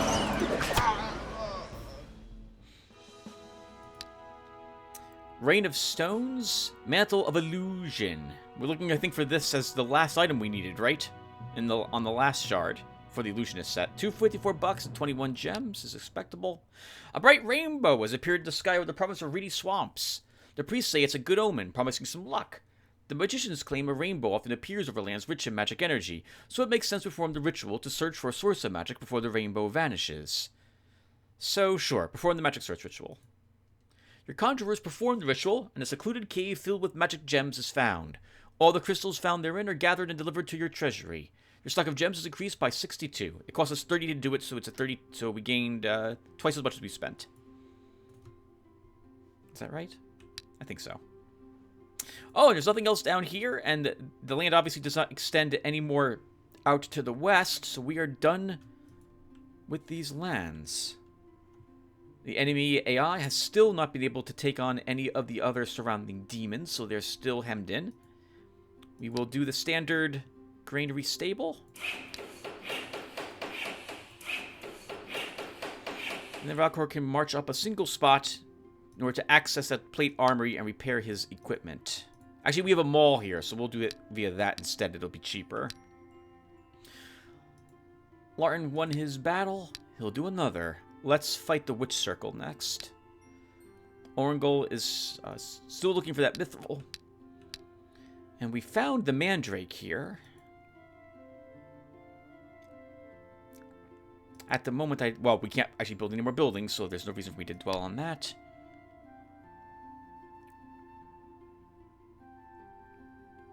Alright, yeah, keep exploring then, Rudolus. And at home, we'll build the Crystal Garden for just a few more gems per turn. And then, actually, we can't build another one of those. Rituals, Tim, is what's next. Illusionary Battle is ready. I guess we'll use that for Orangol, because it will level at least him. Or it won't. Or it won't. His army doesn't care about the morale loss, though, so I suppose that's still a good target. I thought for sure that would level him. Okay, whatever. Now we end the turn. Rudolus found some ancient ruins. 2 pack warriors. Rudolus can defeat that group, so he'll do so. Right! There was a group of 3 pack warriors in a different location I also potentially wanted to clear.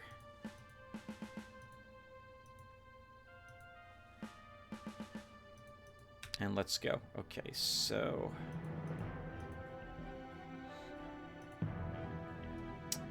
Can Rudolus slug it out with some of these? He can if we have a spell on him.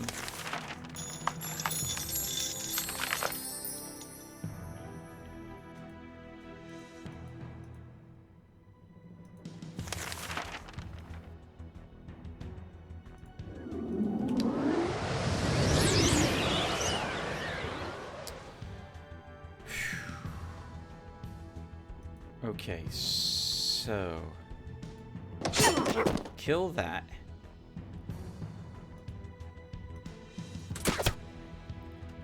It's an 11 strength attack, but Rudolus can take that hit.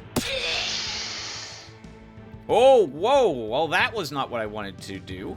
I thought I had my healer selected.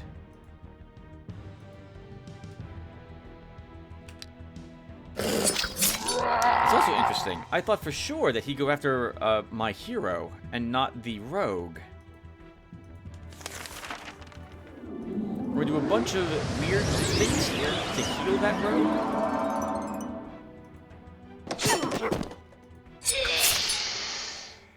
Get the final kill to restore some morale on him. Adorable can get a healing. Our rogue can get parry +2. +5 morale to the party banner. I think I like my stamina banner better at the moment. And Celestial Shield. It's okay. Increases our range defense by 6. Resists by 1 for 4 turns. Tower Ruins for Orangol. 2 gargoyles. We can annihilate them, and since you're here, you'll do the battle.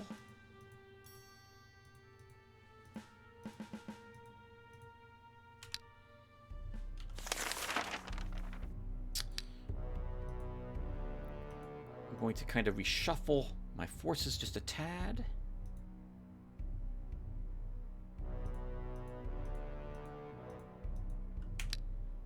Let them get closer. Alright, so you can run up and smack it, and then our mage can kill it, which will give him back some morale. Let's see what this... Actually, let's move our... Yeah, we'll move our mummy here. Okay, I wanted to make sure that this creature would be within range and have support if it did attack the mummy. I want to weaken it and not kill it. I think we now can kill it with our wand. And that should level Orangol.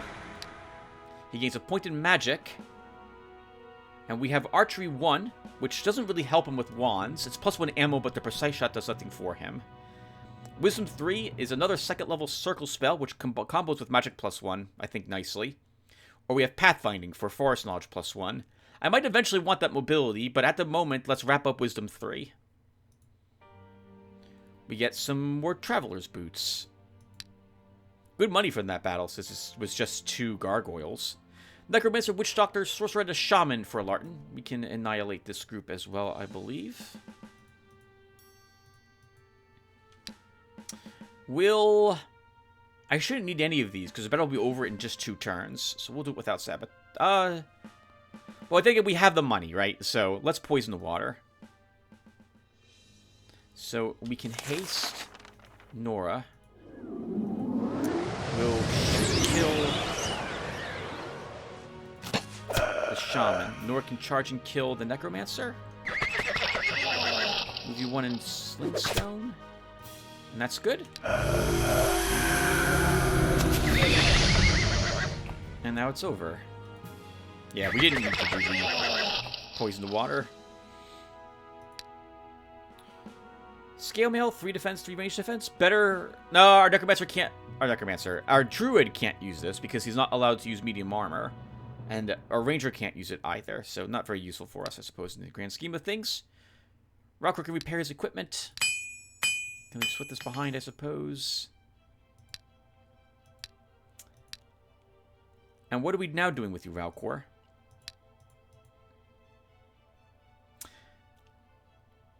We can probably take on both of these with him. We have gnolls we haven't peeked at there as well. Lots of poison damage over here. And stamina drain will make those battles a little tricky for Ralcor. But he does have 36 stamina, and we can recover some of it during the battle. So sure, let's go here and we'll try these 2 fights.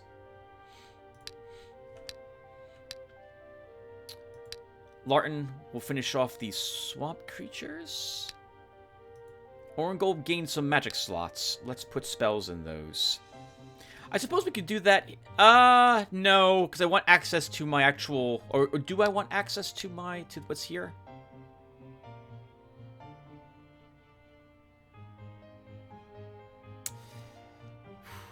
It's a tier 2 and tier 3. Create Golem is nice.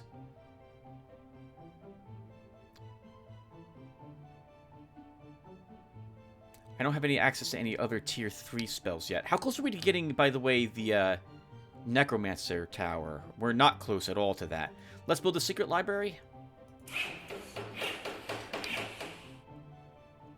And Orgel will stay here because we'll destroy the mine to put a library here so you can learn the Summon Ghost spell and the Summon Gargoyle spell, and then we can destroy the library and put the mine back. So that's what we'll do for him.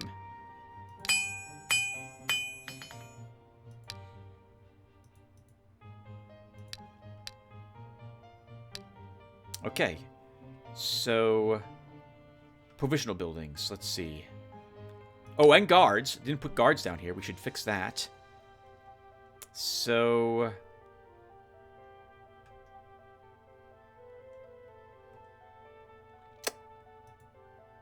mercenaries.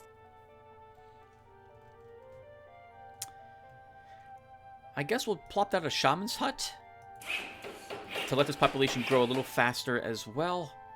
And do we have any other cursed lands? We do.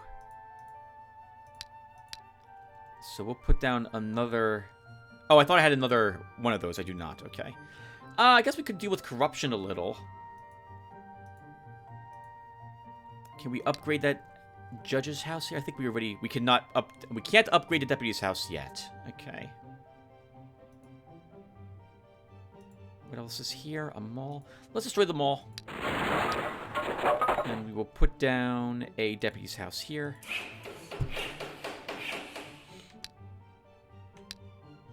For rituals, we don't need a Walking Dead cast. There's no other hero spells I want to cast at the moment.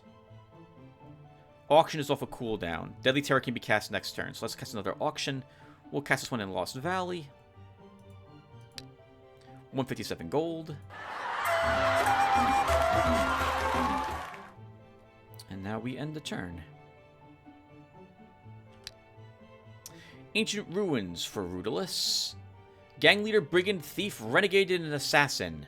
9 enemies.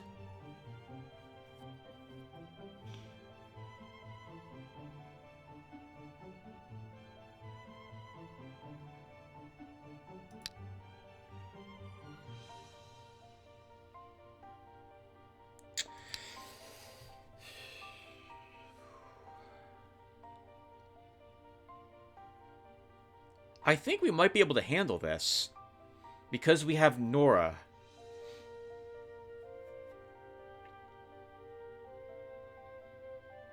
We have 7 to their 9. Rudolus would have to fight on the front line.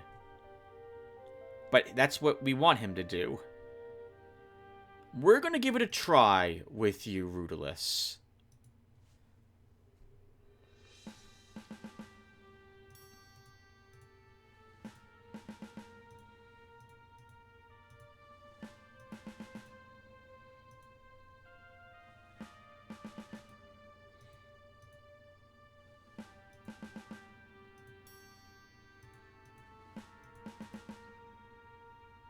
He'll have a range of 6 there. 1, 2, 3, 4, 5. We're still out of range of him. 1, 2, 3, 4, 5. So yeah, we should be okay. Let's start.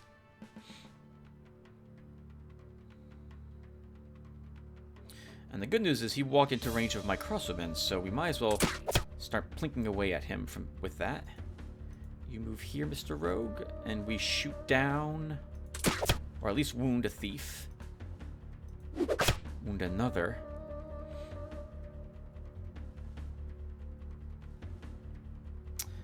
Those assassins are in annoying places. They're supporting each other, which I think is kind of cool, but it's also really awkward. We can kill one with a charge.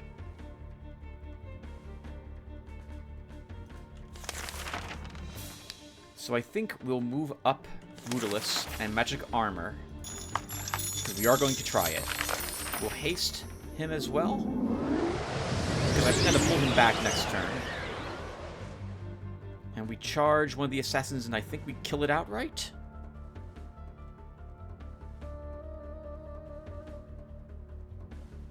The backstab is what I'm kind of worried about. But the assassins are what's also super strong and dangerous, right? So we should send Nora here.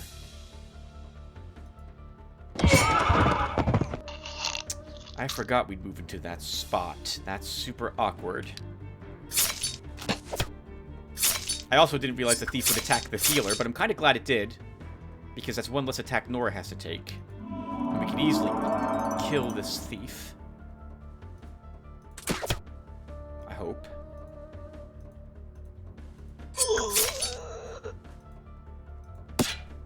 Block for the healer.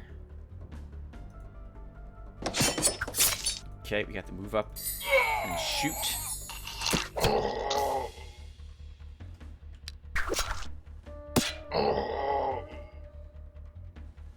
That cloak is helping pull some weight here, since they take scorching damage upon striking my commander. Get a little bit of heals going, and we can mop up, I believe, this with my other units who aren't Nora or a commander. Nora can charge. Now,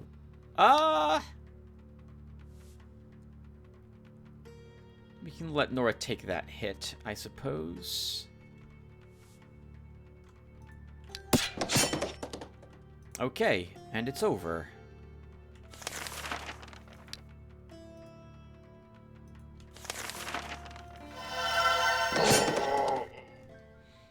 Now, having a promoted, highly metalled tier 2 unit gives us an advantage when fighting superior numbers, at least for the bandits, as long as I do the target priority correctly. It was also enough to level Rudolus.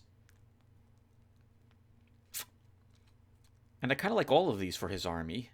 Nora would benefit from offensive tactics, but my crossbowmen benefit from ranged, and our rogue benefits from both. The maneuvering is useful as well for more stamina for my whole force, but I think I want one of these.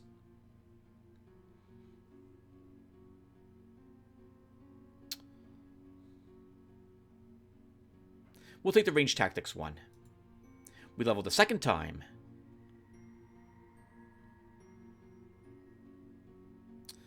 Let's continue down maneuvering for mobility +1. Hit point for our healer. Range defense for our crossbowmen. What's your stamina? We'll give this one another stamina. Give him precise shot metal. Absolutely. Heavy bracers. Meh. 208 bucks, 17 gems. Orangol found a sewerage with 4 giant slugs in it. Let's do it. The Orangol has reached the entrance to the sewerage. Doesn't seem to be abandoned. There are many traces of local residents. Remove any doubts. We can put Orangol on in the front this time, I think. Give you a hill also.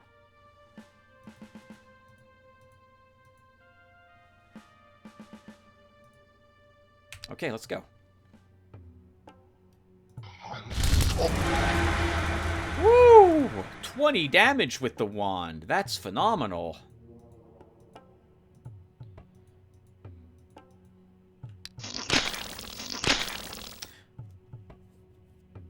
Yeah, we're gonna have to march up against these slugs.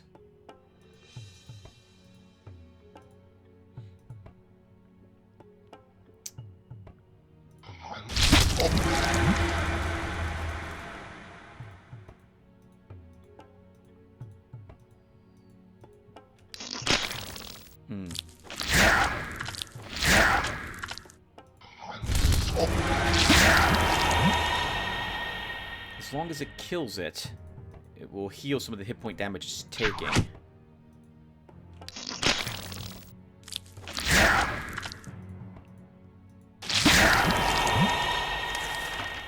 We're not going to level from this battle, so we don't need any new troops summoned. So we can just blast it instead and kill it this round.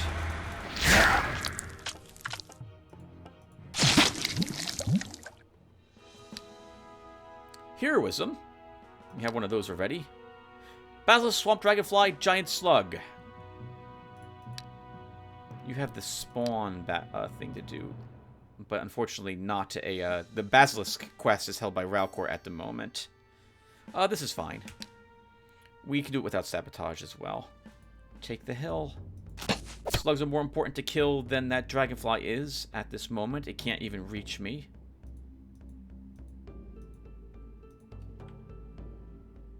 One, two, three, four. Let's let them move up a little bit.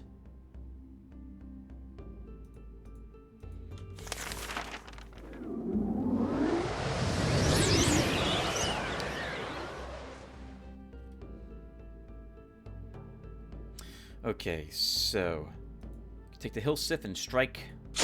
Since you have agility, I'm not worried about a counterattack. You move up and kill it. Okay, what are we doing about these slugs?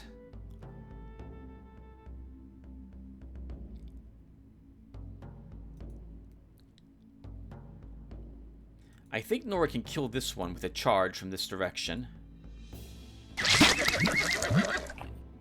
We can haste here.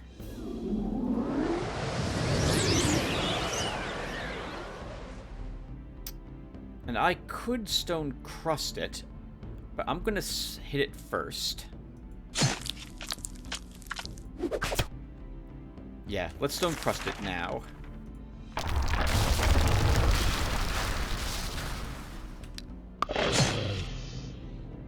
Move up and heal that poison.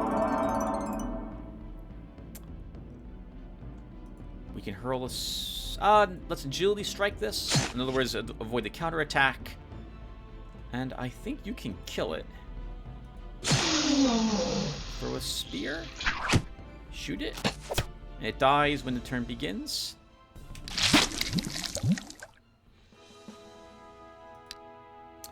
Hit point for Sif. Undead regeneration. I actually could use this on my druid. A single target, but it's a heal to that single undead unit. So, yeah, I think I want that. 243 bucks, 19 gems is decent for that battle, too.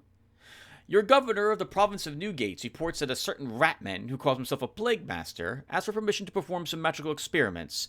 He's willing to pay 90 gems for your permission. The people here are very content? Sure, let him experiment. After so we didn't even tell him to disguise this time, just told him to go ahead and do it. After handing over the agreed fee, the plague master leaves. After a while, it is reported to you that as a result of experiments, magic crystals have begun to grow in the local lake. The gem income from the province has increased by 3. The local residents didn't much like such experiments, however, thinking you were going to sacrifice them to the dark gods. And although none of them was hurt, resentment in the province has grown. I don't understand. Next time I'll do it for real.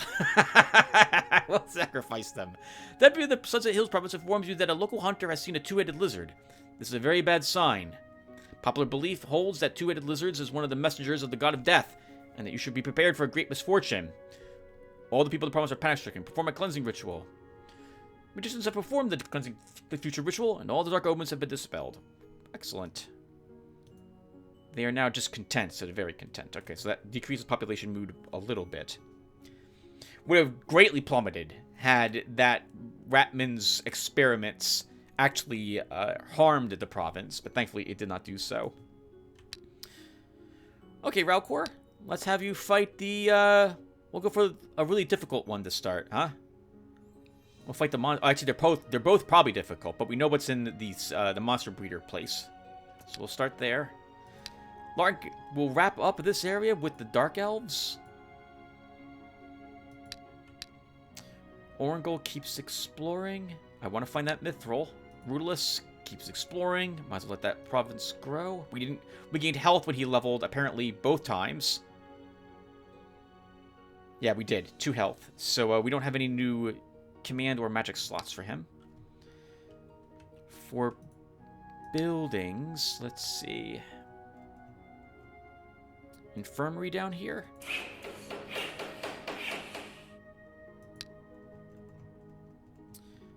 And what place is contributing greatly with crystals?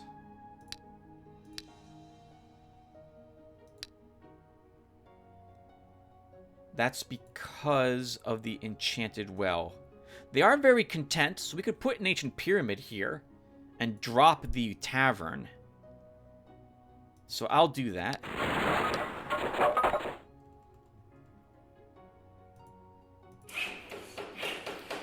$52 gems per turn now, since that doubles what we're earning, an extra 26. And just like that, we're back up to very high gem, well, decently high gem income at 87 per turn for turn 1, 2, 2. As long as you're here, Ralcor. Okay, your gear does not need to be repaired. I'm thinking after these locations are cleared, it is time to begin the attack on our enemy. We have spent far too long on this shard, and I feel the need to begin pushing, and at least see how difficult he is. If our enemy is very strong, that's also going to be interesting. I'm thinking if we can attack a province where a hero is located, that would also immediately let us gauge how difficult it would be, rather than like knowing how high level his heroes are, especially if he has multiple heroes here. I think would be a fantastic thing to learn, rather than discover it after we take a Land of Chaos. I'm not making much sense. If this hero is still here, which I don't think he'll be here any longer because he's 100% explored this province now, we can use the port to attack here. And then if we see the heroes are too strong, retreat. As opposed to conquering this land to gain access to this one, or this one, and then expose my own lands to a possible attack. Alright, anyway, I'm doing a lot of babbling. Let's build a winery.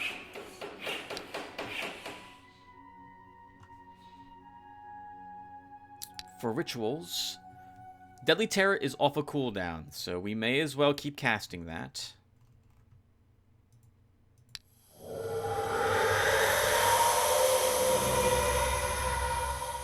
And now we end the turn. Did I build 2 buildings in my provinces? I did. Exploring the province of Murky Bogs, the hero Rudolus heard screams. In the distance, he saw smoke rising to the sky. Perhaps someone's in trouble. Draw closer. If we choose this, we will end up, and if we go down a certain path from this, we can end up with a higher level demon encounter, or undead possibly. I think it's demons, so let's do this. The hero beheld a horrible sight. A village attacked by demons. Houses were burning. Cattle was being slaughtered. People were being taken to be eaten or be sacrificed. By the ashes, a solitary spawn roams, gnawing on somebody's bone, and above it are the wings of a petty demon. It looks as if the rest of the demons have already left this place. Let's watch them first. Don't go jumping in there. So we can immediately attack them, which will result in a battle against a single spawn and an imp, which is okay as a low-level encounter. for a very low-level hero. Or we could just watch them, which will put a higher location in here, which will have like a warlock or something, or other demons in it. So let's do that. After a while, the demon spawn leaves the village and heads in the opposite direction of where the hero is hiding. Following them, Rudolphus notices a dilapidated building resembling the ruins of an ancient temple, inside which he sees a flickering light, casting ugly shadows and moving silhouettes. It seems to be a den of demons. I'll come back and put an end to their atrocities. You can't scout it there as well, which would be useful if we had, well, I'm not making much sense. Let me back that up a little bit. Unfortunately, you cannot use scouting to help you figure out what's in that location. Your choices are come back later, or fight now, or I guess just try to avoid them, and maybe the location goes away. I would probably only do that location, though, currently with Larton or with Raucor, because it is generally a higher level location, and by that I mean probably at least 10 demons in it. Orengo found the Temple of Light. Oh, this is where we can get a quest from it, huh? The hero Orengo has approached an ancient temple, erected by an unknown race in time immemorial. It looks like they still worship some ancient deity in the temple, and a party of guards at the entrance indicates that it will be impossible to plunder the ancient shrine without a fight. Orengo says the forces are pretty much equal, which is interesting to me. I meant to build the Necromancer Tower. Grand Healer, Monk, Faith Devotee, Smiting Hand, Guardian of Souls. We're here to talk to the priests. I'll be curious if they say anything to Orengo, considering that he has 3 points in undead summon, ranks, at least 3 ranks in undead summoning. One of the temple priests addresses the hero. What has brought you to this sacred place, wayfarer? Do you need my help? The Lord of Light himself said... Okay, so it's no different. Say here, no doubt. Of course we need the help from true heroes with the fire of his light to blaze in their souls. Are you ready for a great trial for the glory of the Lord of Light? I am ready. Then listen. Those who were greedy for carnal pleasures in their lifetime often find no peace even after death, lusting after human flesh and blood. These creatures are called ghouls and cadavers, and your task is to destroy 7 of these spawns of sin and decay. I shall do this in the name of light.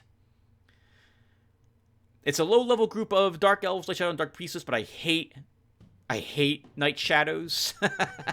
I still have not adjusted them back to what they were, so I'm thinking before I record the next part of this video, I will give them back their 4 range. Which I hate. The sheer... I hate that. But I guess I will do it.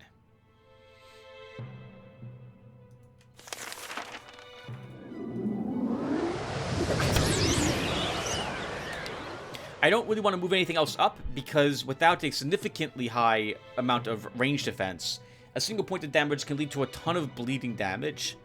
And I really don't want that to happen. But now that they've all drawn closer... Wow. Ooh, that was not where I wanted you to go, but I am kind of glad you moved there.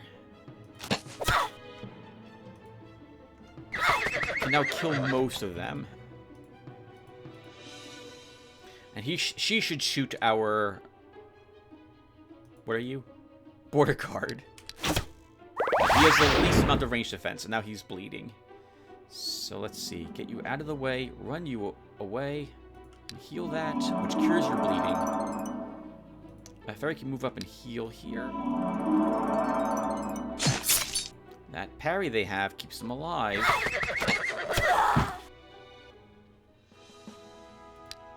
Didn't quite level. Get some garbage. Alright. Oh, man. The hero Valkyr has reached the entrance to the sewerage. Okay. 11 enemies. Wolf Rider, Trapper, Basilisk, Swamp Dragonfly, Beastmaster, Wyvern, Troll, Irakuba. So this is going to have a lot of, once again, a lot of poison damage. The Wolf Riders can also web me. God. I think we can still do it, in particular thanks to First Strike. So we'll try.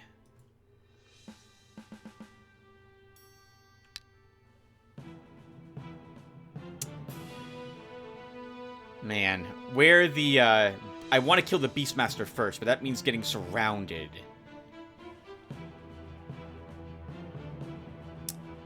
We will not be petrified. Do you have agility? You have round attack? Dragonflies can get round attack? That's kind of cool.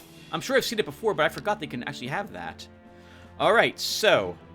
it's the poison I'm very worried about. Oh, I did not yet... I thought I gave him the spell that lets him be immune to poison. I did not do so. So we'll just have to deal with it. So we'll start with... let's see. 1, 2, 3. I want to be struck by the enemies, actually, so I can begin killing them. So let's go here. And we'll start with a word of life.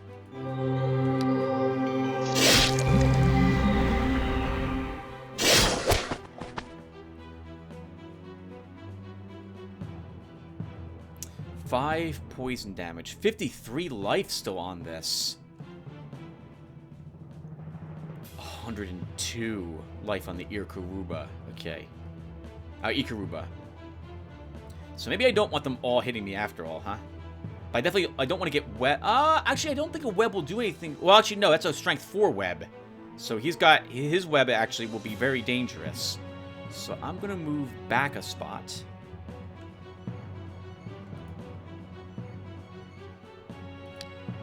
Which keeps me out of his web range. And I will use a bless. Actually, I wouldn't mind a vampirism. Let's use vampirism.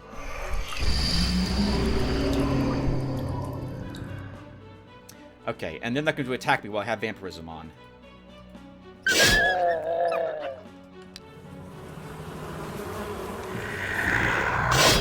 Oh crap, the Ikaruba has agility.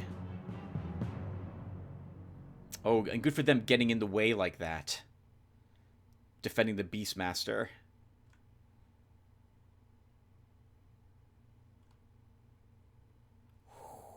We're about to take a ton of damage.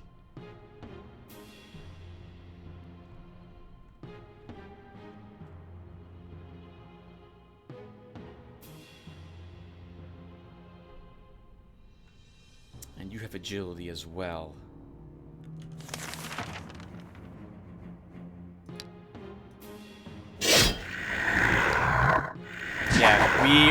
Yeah, we lost our hero. Okay, that sucks. Too much poison damage. At least we can kill a few of these.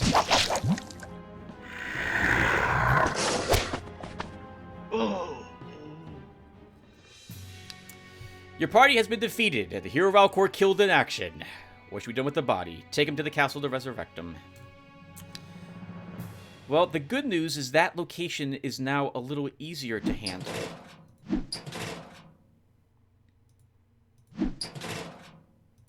If we get down there quick enough. So let's have Larton try to go down there and finish the battle that Valcor started. I'm not going to revert. I'm willing to accept that loss as a nice reminder that Valcor is not, in fact, invincible.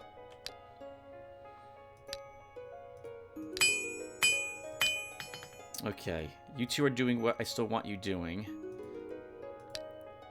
By you two, I mean Orangol and Valcor. Rudolus are busy exploring and what have you.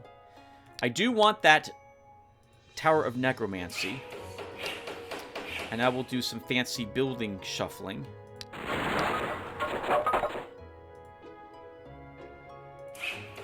Build a library. So Orangol can now learn Raise Ghost. And as for a Tier 2 spell...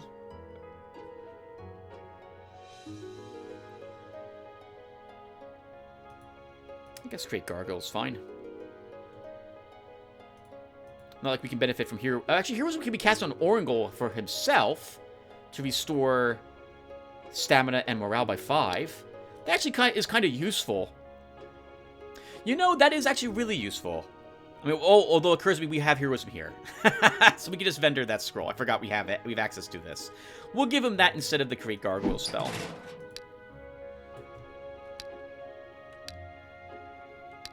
And for rituals, Walking Dead is ready. I don't need Walking Dead cast. Auction is ready again, so I guess we'll cast that. We'll put that in Sunset Hills. 122 gold. That was actually not very much. Enchanted pool found for Rudolus. 3 swamp dragonflies. He can probably kill those.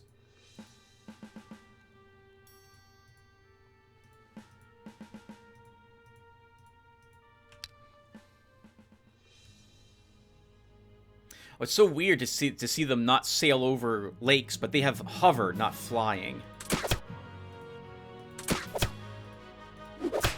I thought for sure we'd kill that one. All of my ranged attacks.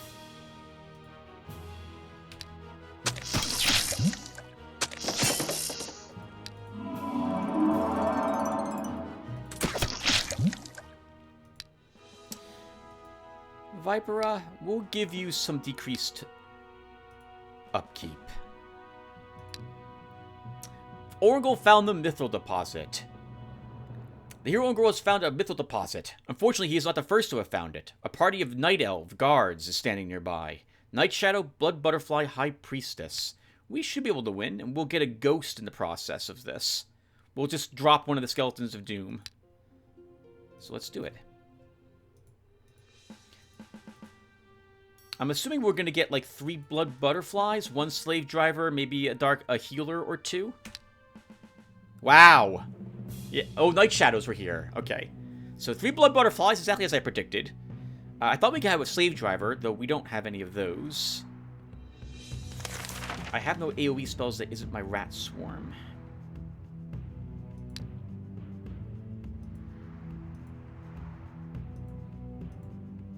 I can charge up my Reaper. It doesn't care about being attacked via their bows, thanks to his high range defense. And the Blood Butterflies can't reach the Skeleton of Doom.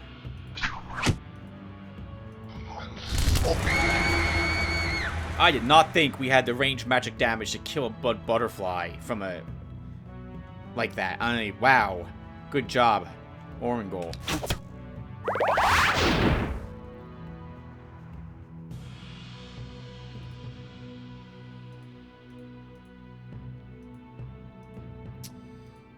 Okay, we're just gonna move up and we'll kill another one of these Blood Butterflies. We'll make it that one.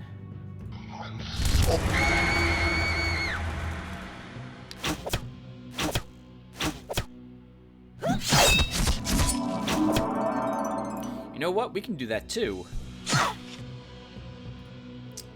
Let's get that ghost up.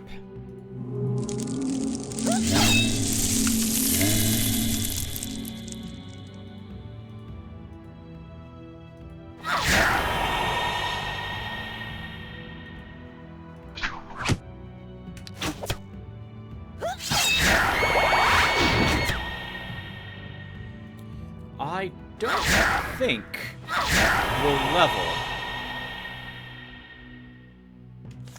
I don't think we'll level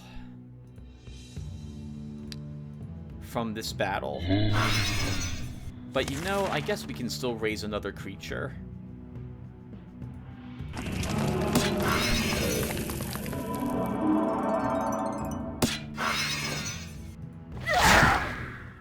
Yeah, we did not level.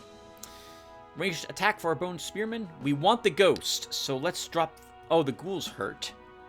But I still want a ghoul. Let's drop off our Skeleton of Doom and take the ghost.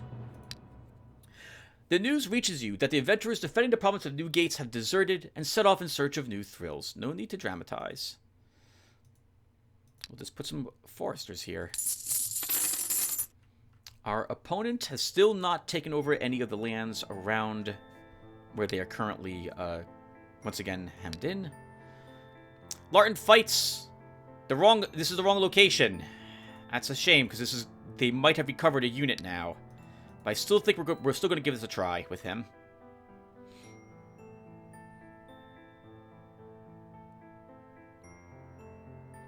You know, you're going to want a tier 4 spell.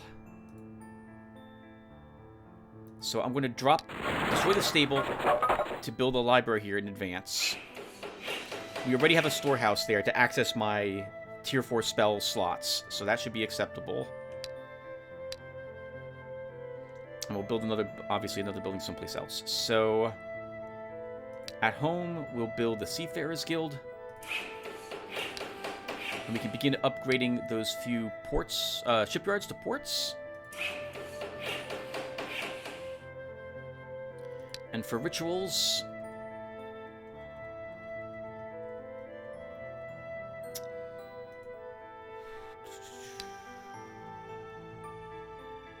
we'll cast Extravaganza for the Lizardmen. 5% explored in murky bogs. Harpy nests found for Orangol. 4 of them. We could get them in our armies, but I think we'll try to eliminate this group. The hero Orangol has reached a hill that has caught the Harpies' fancy. These winged rogues often raid neighboring settlements in search of easy prey. They have plundered many valuables, but will most definitely not give them up easily. Everyone knows that Harpies are greedy for gold. Perhaps the hero will succeed in recruiting some of them into his army. No, we're here to kill them.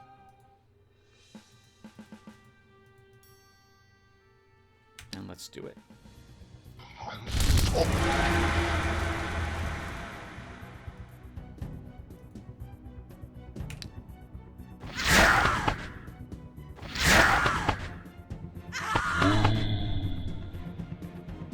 Wasn't expecting so much damage from them.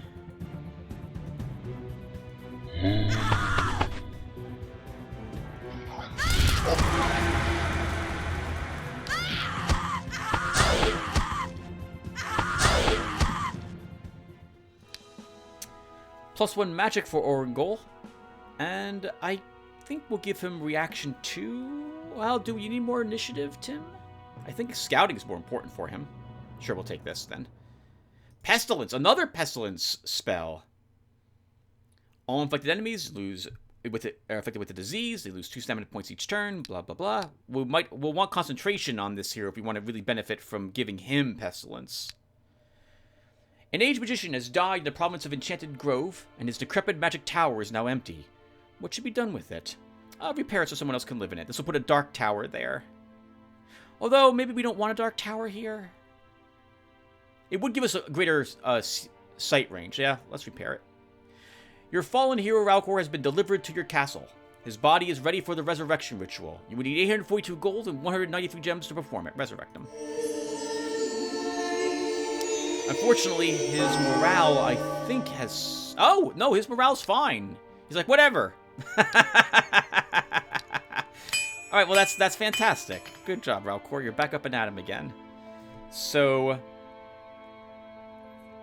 Larton will attempt to fight that group now of it was monster breeders.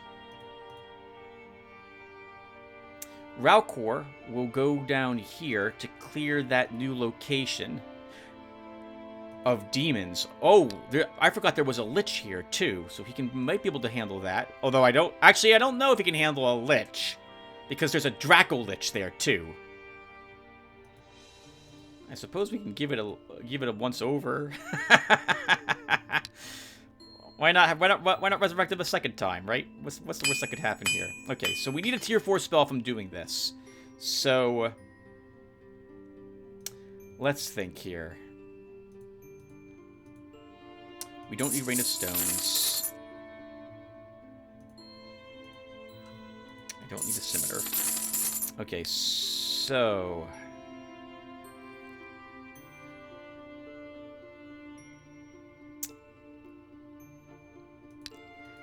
I don't know if...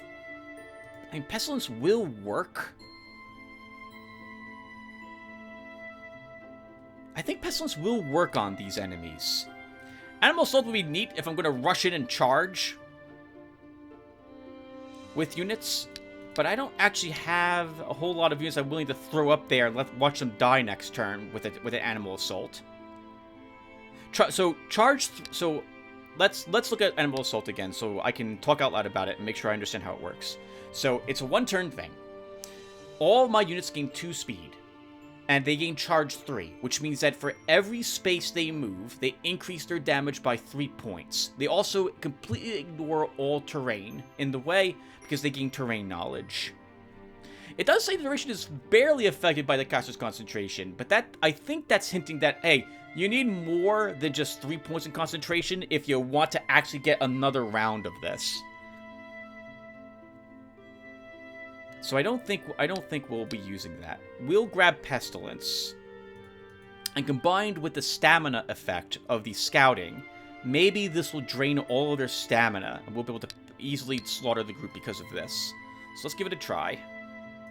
Now, if this goes very poorly, we lose Larton and his whole army, I will probably now revert, because I don't want to lose all these metal units. But if we lose like half of them, I'm willing to accept that loss, including if we lose Larton. So we'll give that a try. Orangol keeps exploring. Ralcor's going to move down there and defeat some demons. Okay, rituals. We don't need a Walking Dead cast. Auction should be ready. Auction is ready. Undead Uprising and Gifts of Earth are also ready, so we'll use a Gifts of Earth first.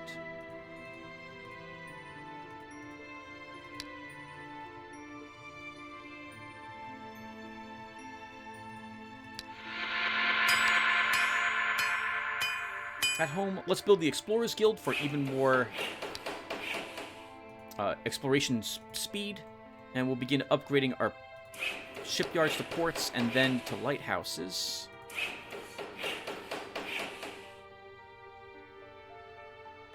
Oh, there's halflings here.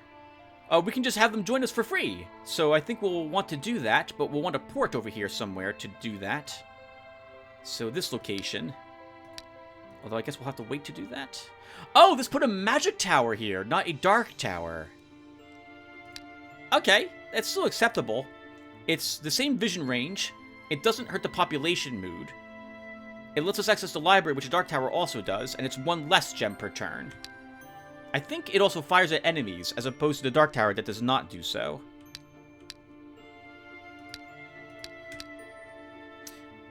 Enchanted Pool for Rudolus. Dark Priestess, Blood Butterfly, and a Slave Driver. I think Rudolus can win this fight, so we'll give it a try. We have a single hill on our side.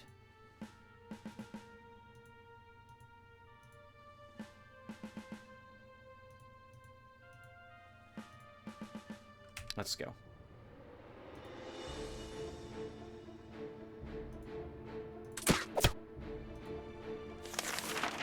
I think we armor, haste, and we kill the Blood Butterfly? Which is their strongest unit, and now we're right in their face. That was dumb. Should have moved the halfling rogue up first. We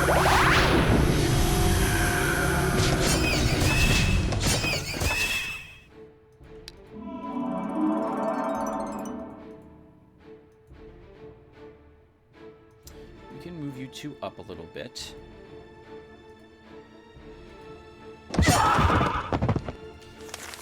Oh, I thought we had... We don't have access to a tier 2 spell with Rudolus, and won't for some time.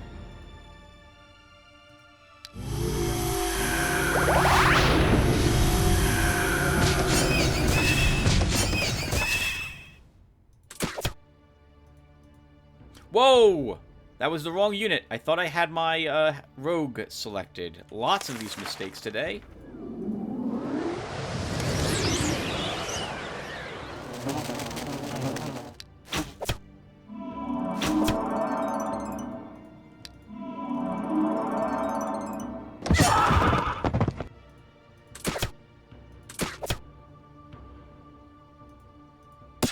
Yeah!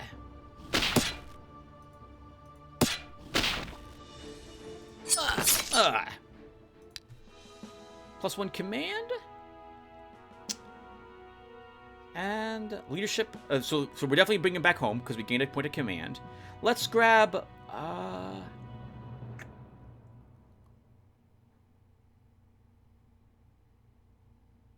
we'll grab leadership 2. Dash spell, that's junk. We already have the tier 1 school that provides this. And a simple one will also vendor that trash too. Ratman Burrow was found for Orangol. Giant Rat and Ratman, only 6. This is actually a battle that we should do with Rudolus, not with Orangol. So we'll just retreat.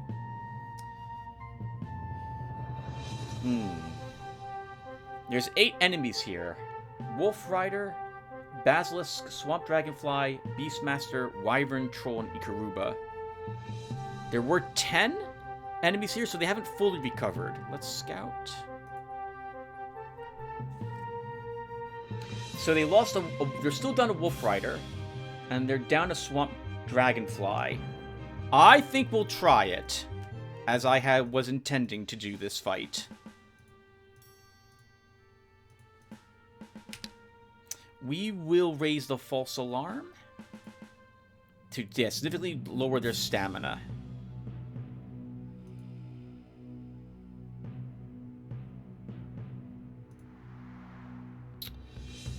Oh, it's so tempting to move Nora to a spot. Actually, if we move her here, that Wyvern. Oh, they can all be diseased. Possibly not you. Oh no, they can all be diseased. Then let's use the pestilence.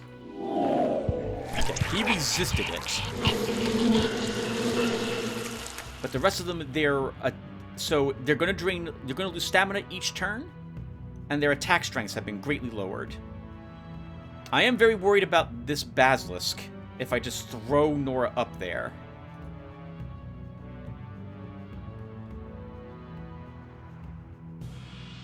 But I also don't want to eat a spell from that creature.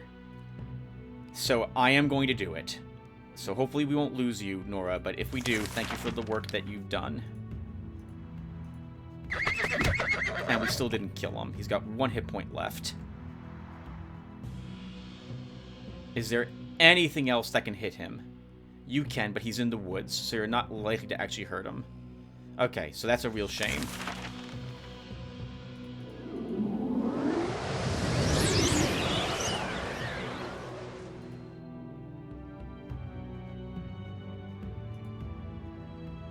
I was hoping we could maybe get a super lucky point of damage done there.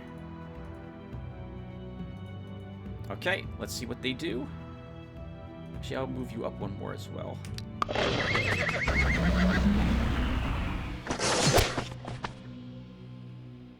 Oh. Yeah, poison. Poison's going to do a significant amount of damage to us. Okay, we do need to kill that. But I also don't want this creature to live and get more poison claws put on anything. That's an extraordinarily dangerous creature. So we have to go for it this turn, I'm thinking.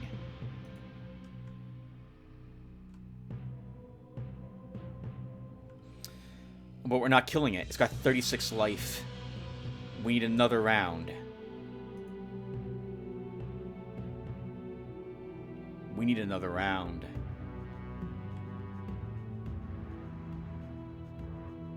And the pestilence is off of it this turn. I need to kill that.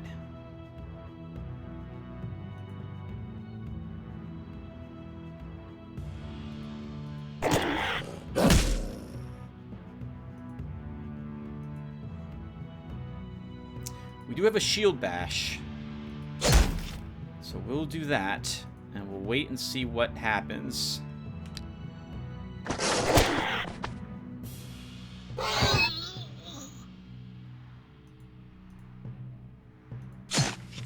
God, this Wyvern is not dead. Still not dead. Need to hit it again. Need to hit it again.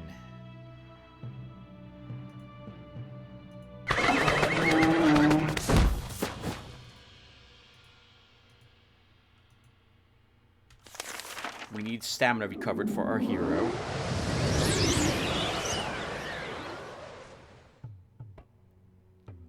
And these are slowed, so we don't have to worry about them at the moment.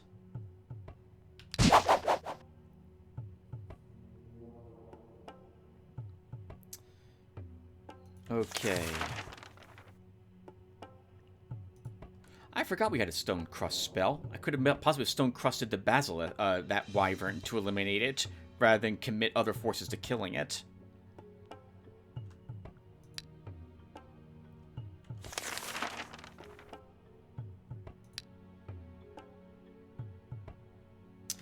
Okay, let's stone skin Sif.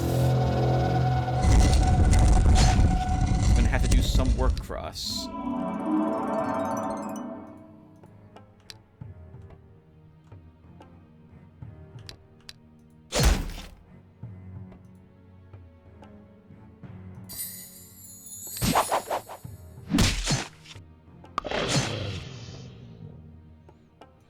We do not want to have to worry about that. Oh, the Akuruba's effect is gone next turn. Pestilence is off of it.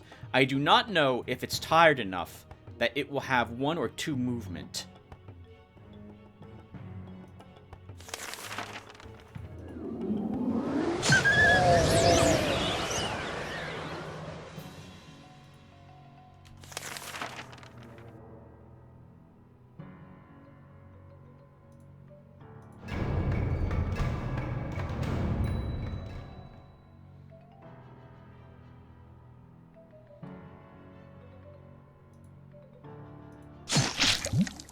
Pick off another unit, and you will just move back a space. It has 2 movement. Okay, so now that becomes a big threat. We can ignore it for 1 more turn. But, you know what? No. We're going to stone crust it.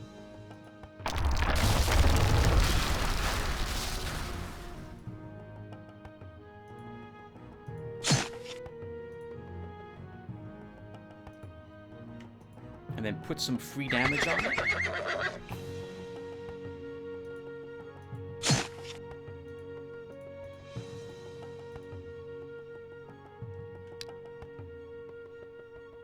While the troll's annoying, this thing is deadly.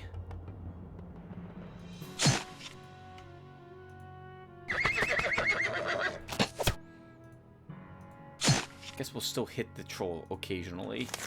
We're going to need stamina on everyone if we want to actually kill this creature. Next turn, by the way, this is out of its stone crust. Okay, so can we kill it this round? We're going to try.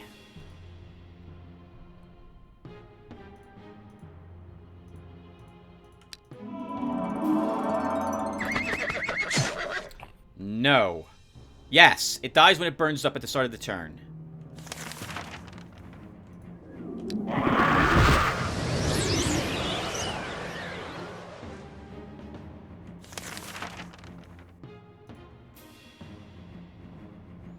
I forgot we even had the charm spell. So if I cast that on Sif, all of his spells get replenished.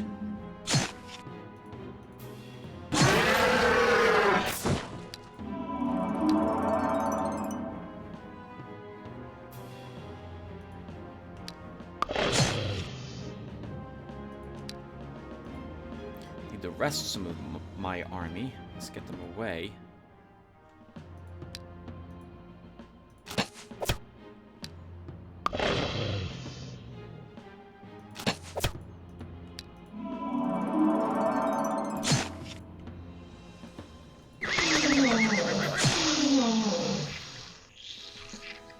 Alright, did it. Lost, of course, 2 units. The border guard and our swordsmen were level 7. The swordsmen had 5 hit points. That's a shame to lose them. But we did win. Of course, we did weaken this group just slightly enough with Ralcor that we didn't worry about 2 other units.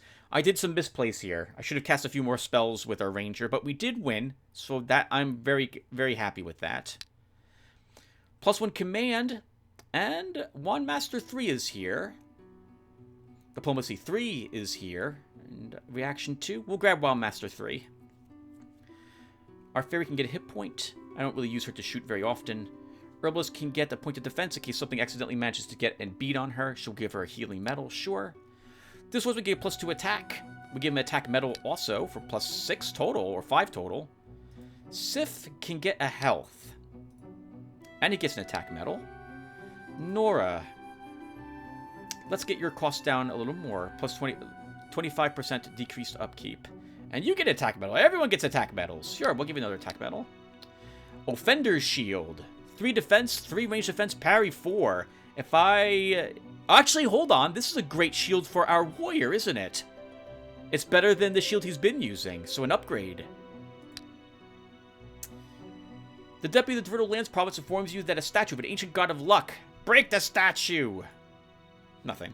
Alright, let's wrap up this turn, and we'll call it another part of this video done, another hour done, and we'll come back, obviously, to get another hour in. We don't need dash. I don't want summon imp. I don't need saber. You might want this. Brutalist, you have a tier 3 unit slot. Let's bring you home to fill it. Ralcor. Oh, we're fighting undead with you, aren't you? Or demons or something, which is why you had not the shield equipped. But hold on. What's here? Okay, so Larton can repair his equipment. Leave the basilisk egg behind. Leave that behind for our warrior. He gained... Wow. Well, he has a bunch of free slots now that we've lost a few units. Let's bring him back home to fill those unit slots.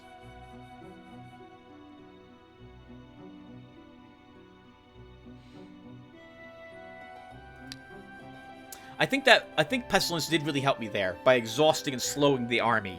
So the Irakuba in particular was slowed to 1 movement. Very handy. I thought for sure we'd kill that Beastmaster with that single hit. That's a shame, because we had to commit a second turn to killing it. I really don't want even more poison claws on the targets. We should have probably stone crusted the Wyvern the round after it was poison clawed. I don't even remember what I did. I think I fired on the Wyvern. It all worked out in the end. Kind of. Orangol, you gained... Okay, we have 2 other tier 2 spell slots for you, but we have a library here, because I forgot to destroy it last turn. So we can go ahead and do some work here with you. So we can give you a Great Gargoyle after all. And I remember Eternal Slave's hideously expensive at 30 gems. I didn't think it was that expensive. Let's see. So...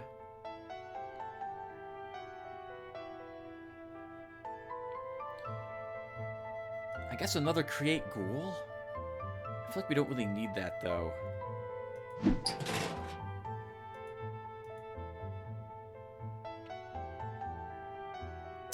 We have no concentration on you, do we? Well, we have 1 point of spell duration on you. Is that because you actually...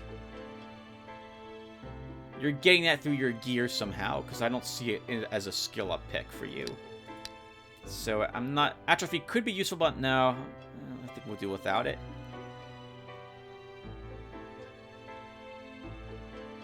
I could take another Heroism. We are firing the wand a lot, and that restores stamina.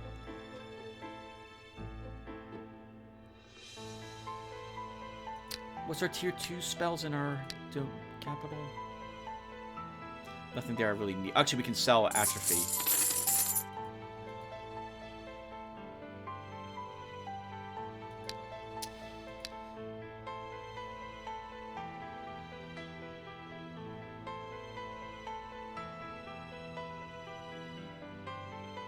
We'll take another Great Gargoyle.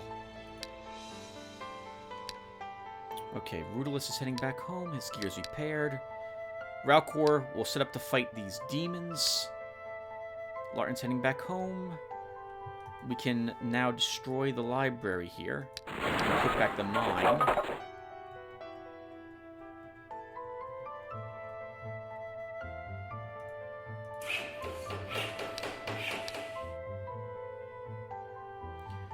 And we'll upgrade this to a lighthouse as well.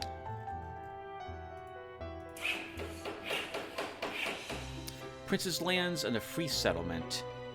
Waterdeep! Shouldn't that be like I guess it should be a free settlement.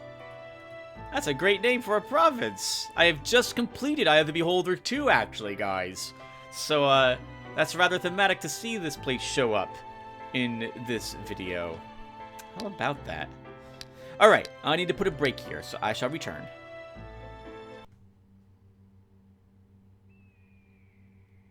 Hey everyone. Alright, I'm back. I just got done eating dinner. It's the same day that I recorded the previous part before dinner. Let's go ahead and cast a ritual and then end the turn, because I don't think we casted one. We did not. Okay, so Auction Harvest Festival can be cast. So let's get a Harvest Festival at Sunset Hills. Oh, which already has one on it.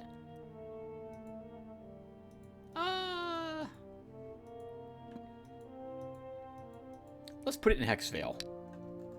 Earning 48 gold at the moment. We gain a free 246. And we're earning 10 more gold and 2 gems, I think. Alright, not bad. Per turn, for 10 turns, I think. And I think we've done lots of thinking. We are done building... Oh, we did not build something in our capital. So... what do I need more? Gems or gold? I think gold. Oh, but we don't need these at the moment, so let's wait until we find either Dionium or Black Lotus. And we'll build a dungeon to begin reining in some of the corruption that we have going. Alright, did I build... I did build provisional buildings. Let's hit end turn. Orangol found some ancient ruins, which has a Cyclops and an Orc. So there'll be 2 orcs here and a Cyclops.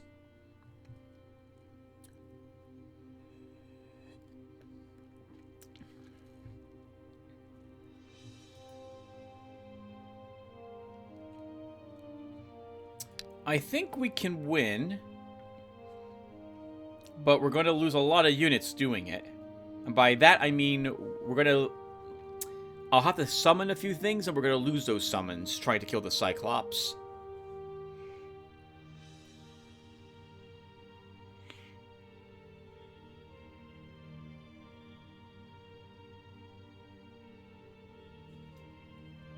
There are 2 orcs here, so we can get back up a ghoul and another skeleton of doom after we lose those 2.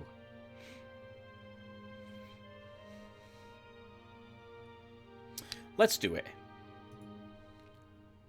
And I'm content with how I'm set up. We'll raise that false alarm to drain some of the stamina from them.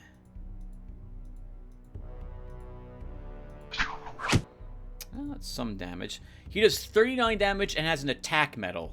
We have 20 melee defense, but he's still going to hurt our ghost a significant amount. Now, that said, does our ghost have any intimidation?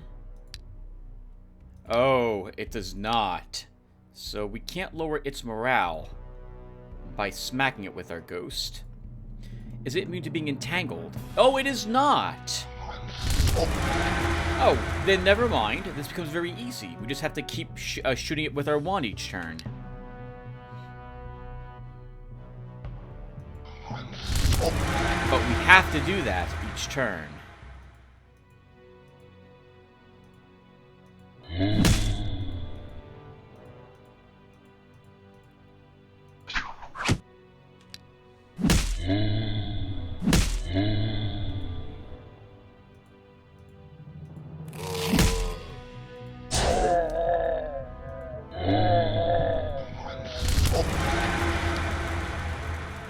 Yeah, just end the turn then. Let's back you up just to make sure. Actually, we can kill it if I can get a decent hit on it now. I think we have at least 1 more ammo left. Oh, well, we'll have our mage kill it. Severely discounted. Disregarded. The power of our wand. That's very nice. A strong bow, a side grade for Larton, and a merchant's pendant. Good rewards, actually, for a battle against a Cyclops. So Ralcor is thinking he's going to be destroyed by this group, which is an imp, spawn, fiend, hellhound, demon, devil, succubi, and a destroyer. I think we can still win. I thought we could win last time, though. If my morale is honestly 37, I don't see us having any issues. So let's... Oh. Let's also equip back the Dwarven Shield, and... Ah! I forgot to grab the other shield from the storehouse. Okay, well, we can still, I hope, win this fight.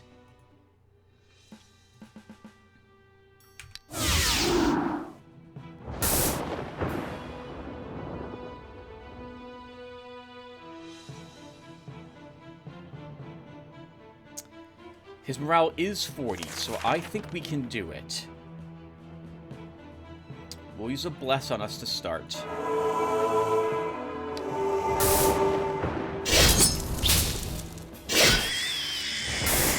I'm using the bless because I'm guessing the AI will still attack me, even though I have the bless spell in effect. Whereas if I put vampirism on me, AI seems to not want to actually do so.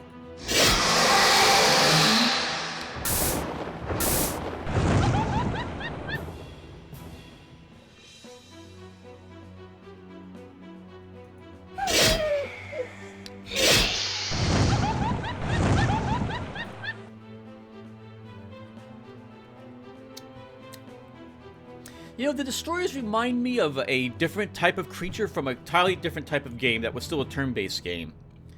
The original XCOM, the floaters have these terror creatures, and they remind me of those. They're not 100% the same either. These have arms, and I don't think those other things did. But they remind me of them, obviously, as I repeat that. Let's use a Word of Life.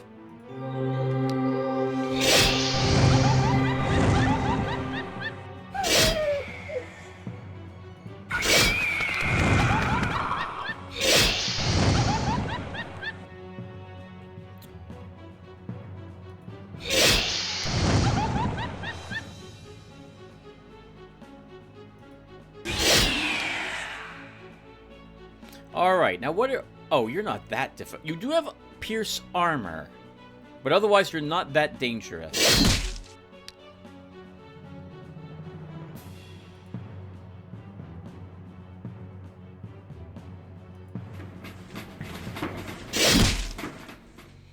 I want to get their life so low that if they attack me, our first strike immediately kills them.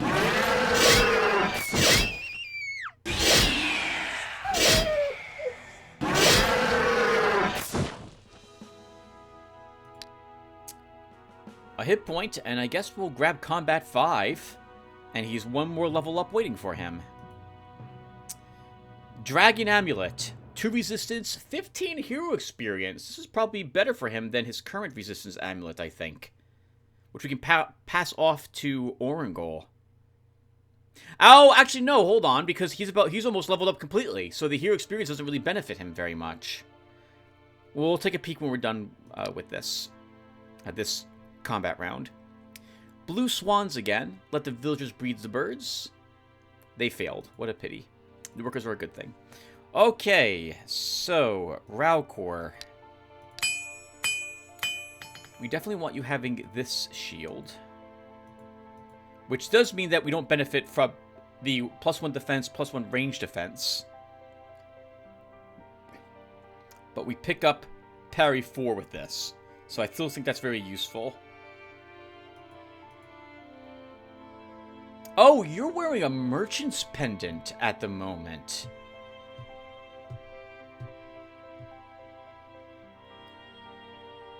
Larton is located here. What does he have for pendants? +1 speed. That's too useful for him and his group for me to risk it, to really give up that up for something else. Orangol, what are you using? Oh, you are using an Amulet of the Ages, part of that set, so I don't want to drop that. So it's Rudolus who's wearing the other... No, he's wearing... I thought we had an... Oh, no! It's a cloak. It's a cloak that we have that Ralcor is wearing that's giving him the extra resistance. Okay. So, one of our lower level heroes could really benefit from this. Ralcor could too. 2 resistance is nice. But we can buy a resistance amulet instead. So we'll begin aiming towards unlocking this building for the Agate Amulet. Eventually for Ralcor. Now that I see what amulet he's wearing as well, we don't need him to wear that, and we'll give him the Malachite Amulet for +1 more resistance. And this can be left off for a different hero.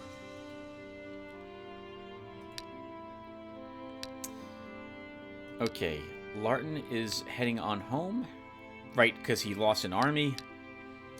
Orangol is still exploring.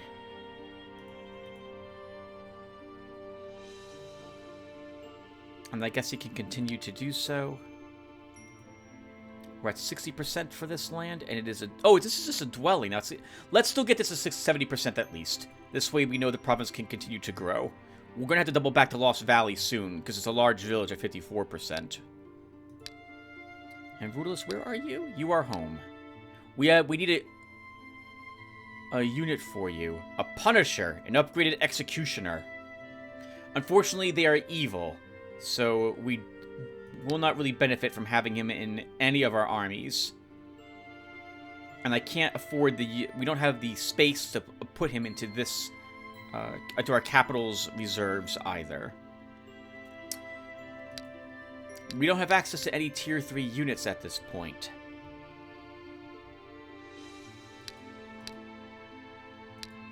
Okay, so let's grab a ballista.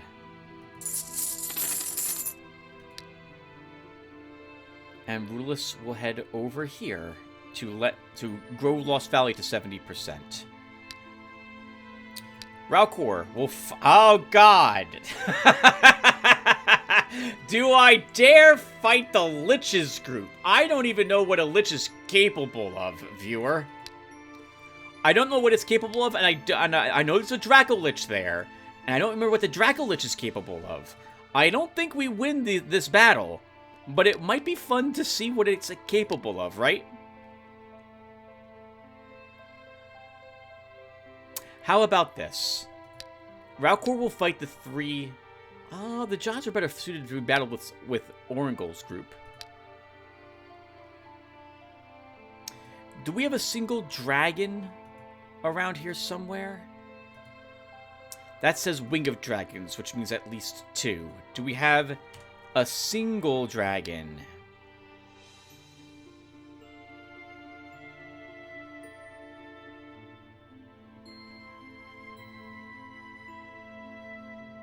That's 3 behemoths.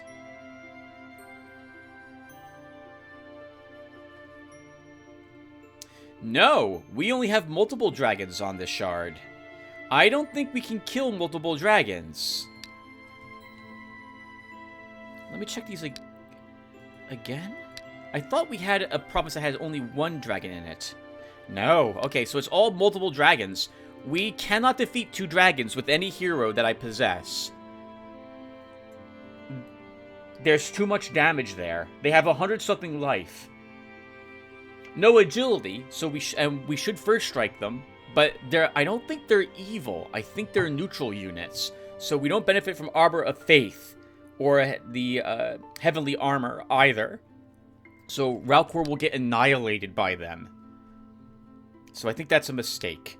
So we'll fight the Lich. Larton's heading home. Orangol's exploring. Rudolus is moving. Alright, and as for other buildings, we'll build a shipyard and a port.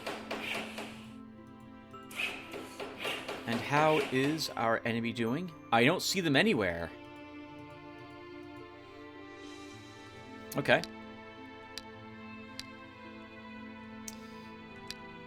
Alright, let's then end the turn. No, we didn't build anything in my domain. Or did I? I did. What did I build? I don't remember. Oh, the shop. Okay, end the turn. Tower ruins for Orangol.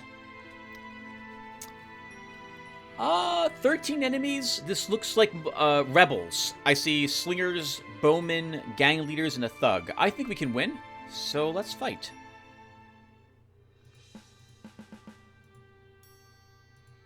And let's do it. We will raise the false alarm because we have plenty of cash.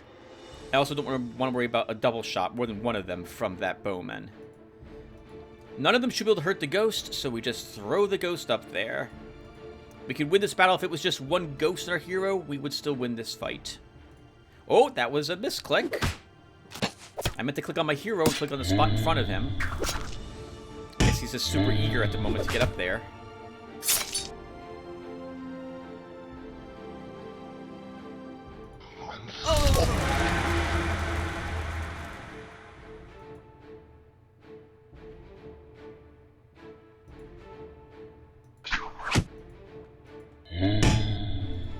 Can you whack me that guy?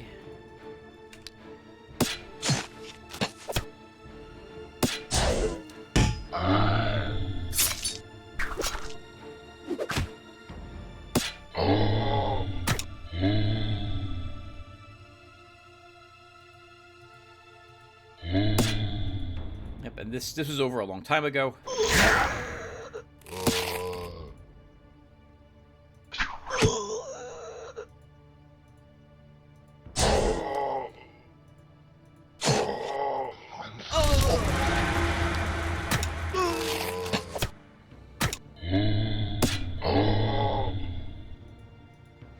And we shouldn't need to raise any undead, right? You're not leveled up. A little bit under halfway to 14, this battle won't level him.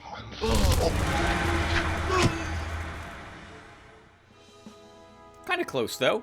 Gained about a third of a level. So he's, yeah. One more good battle like this should level him. Attack or armor? We'll give you armor. Heavy boots is junk. 227 bucks and 22 gems. Oh, man. Oh, man. All right. I don't know what this is like at all in any shape, way, or form. I'm sorry. No, that's not a true statement. I know what some of this is like, because I know what a Skeleton of Doom, Bone Spearman, and Black Knight are capable of. And a Cadaver. I do not think the Draco Lich or Lich are going to be very pleasant. And I'm not sure if Ralcor can do it, but why not give it a try, right?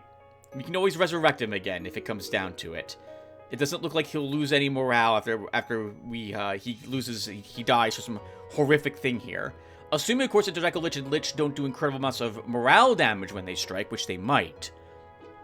One of the reasons why it's working out so well for Ralcor is because he has a super high morale.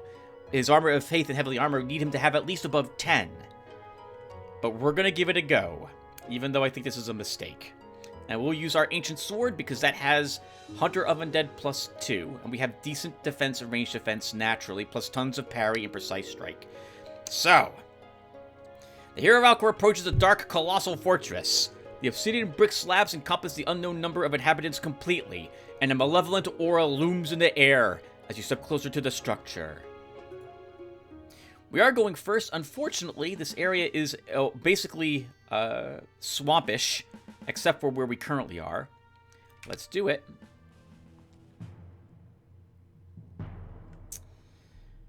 So...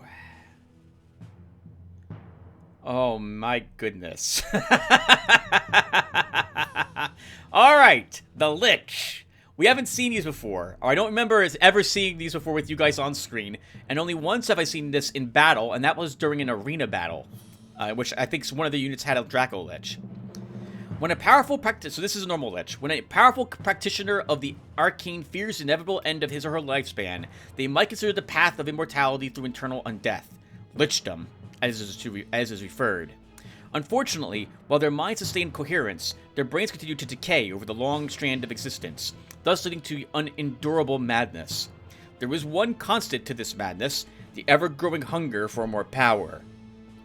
Liches often travel with throngs of undead minions, including ghosts and vampires. Thankfully, those are not here today.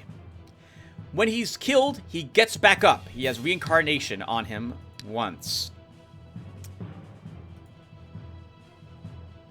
He heals hit points as he deals damage, equal to 25% of the damage done. He can raise undead and what have you, so he might prefer to do that than actually shoot me, but I'm not sure just yet. Death Cloud poisons all living units. They lose stamina, morale, and hit points each turn. Dissolve Armor. Oh, that's ugly. And Erase Mummy. We should be immune to all of his offensive spells. Spells, not magic shot, thanks to our 9 resistance. He doesn't have any... actually, he has 5? Oh, 5 energy control in this shot. Okay, so... oh man, I think my only hope to do this is to charge up right next to him. We also have the Draco Lich. Everyone knows that a dragon is one of the most dangerous enemies. When a dragon is conjured from death to undeath, their sheer power only increases. This being, known as a Draco Lich, is the most authoritative undead creation. The Draco Lich is obsessed with only one desire, to destroy all living beings and devour their remains. Its durable ivory frame makes this creature hard to hit with melee weapons or arrows. Oh, is it incorporeal? In addition to its rough carapace, it possesses superior magic resistance. Like the rest of the undead, the Dracolich knows no pain, fear, or fatigue, and is immune to poisons. No, it's not incorporeal. Can't be rooted, can't be webbed, immune to poison, obviously. Necrophage 10, not that that will help it very much. Can't be targeted by any spells, so just like a normal dragon. Has flying. 46 attack, 40 counterattack, 134 life. 1, 2, 3. And do I vampirism or do I word of life? Will vampirism.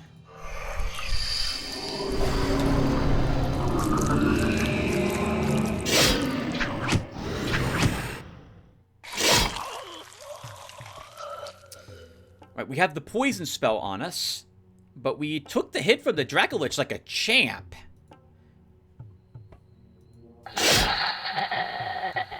And we killed the Lich once. We just have to do it again.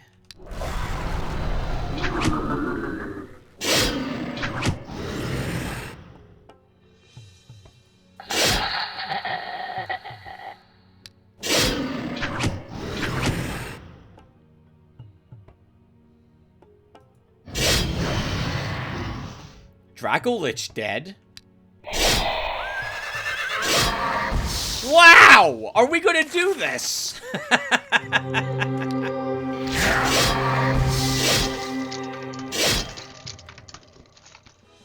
Man!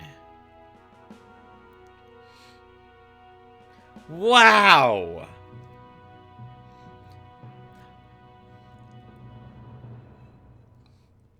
I thought we would be immune to his poison spell. Does it ignore? Oh, it must be that because this is a poison, it doesn't care about your resistances at all. My goodness, that was all about Armor of Faith and Heavily Armor. Plus a fantastic parry and the fact that Dracolich was attacking us first. Excellent work, Ralcor. He's leveled! There's only one thing for us to take, and that's Constitution 1, and he is now level 30. Ooh! We'll look at all of this stuff when we're out of this, when we're back on, when our turn begins for the next turn. Harpies have attacked the settlement in the province of Harpy Cliffs. Damn. No, we'll let them win. Oh, nice! Our guards guard defeated 3 harpies. Okay, I thought for sure there'd be a Manticore part of that group. I don't see any of the enemy heroes around. Good. Brutalis begins exploring. Ralcor repairs his equipment and everything he's got on him. And it's time for me to clean up some of my inventory, because I know we're not going to need a whole lot of this lower level crap. We're never going to use the Mantle of Illusion. Is that correct?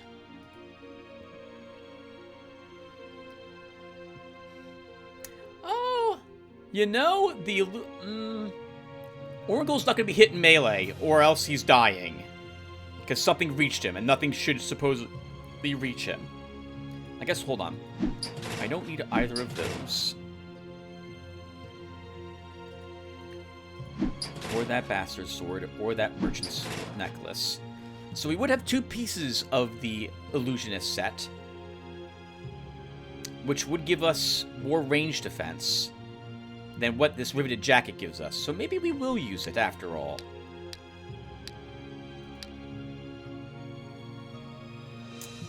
We're never going to... Well, okay. If I do make my commander a warrior type, a warlord, he would want dark armor. It's the only other fantastic armor we have at the moment. But we wouldn't ever need this dwarven shield? Or am I going to drop the banner for a shield? Maybe we'll do that too. But if I make him a priest, I want a wand. In which case, you know, we won't need the fire wand, because we'll have the wand of lightning. Yep. Alright, so we'll sell that. We'll sell this. I will not need the nomad bows. Is that giving me a set completion?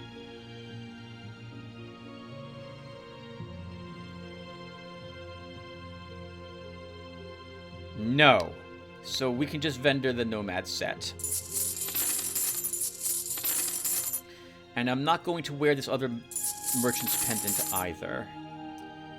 For my spells, I'm not going to use magic weapon. I might need the wasp swarm. We'll hold on to these others. Let's see. Not going to probably use blast. Teleport, Inferno, create Golem, Mass, Slow. We won't be using teleport.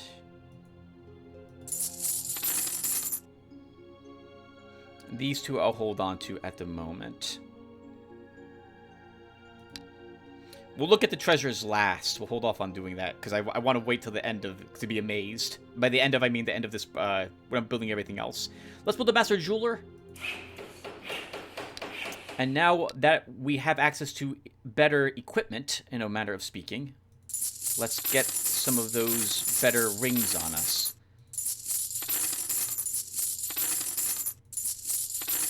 So we pick up 2 stamina, right? We go from 4 of these to 3. And I pick up more morale. And I'm thinking we don't need the blacksmith's bracelet on Larton because we can just build storehouse and what have you now. So we'll just sell this and buy him a copper bracelet. Oh, although... No, that was a mistake. We can have 4 morale here. And then 2 more stamina through a ring. That's a better morale stamina type of item slot utilized.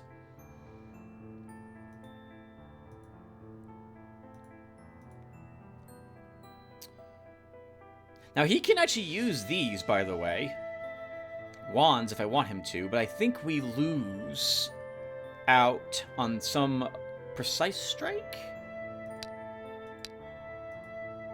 Oh, that's the same exact... No. Oh, no, I have no points in archery. I guess we'll keep him with what he's currently got. Now, for troops.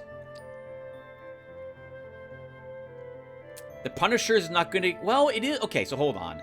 So this is a mercenary, as is our fairy.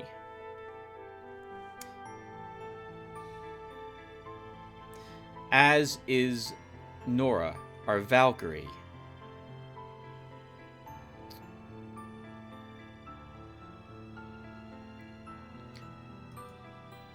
Oh, he's $200 per turn maintenance, though. So, just like, no. I don't want to lose out on half my income.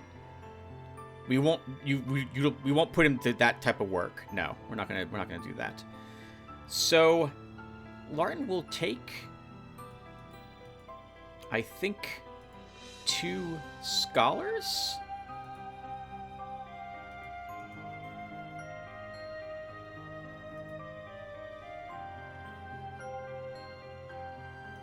And then 2 more horsemen.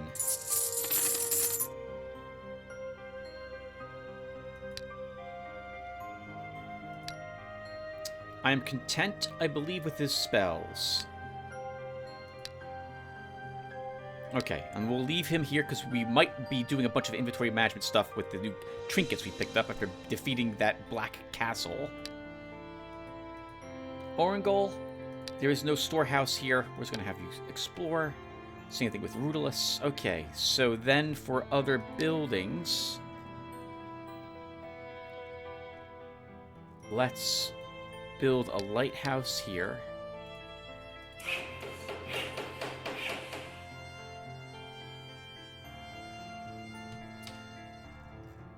And we have a few places that aren't fully upgraded yet with other structures.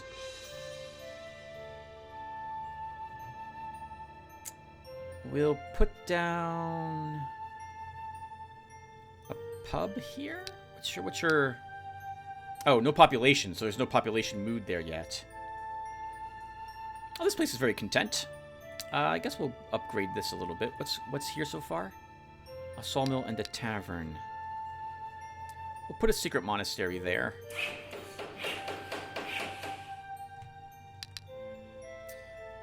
And as for rituals, illusionary battle can be cast.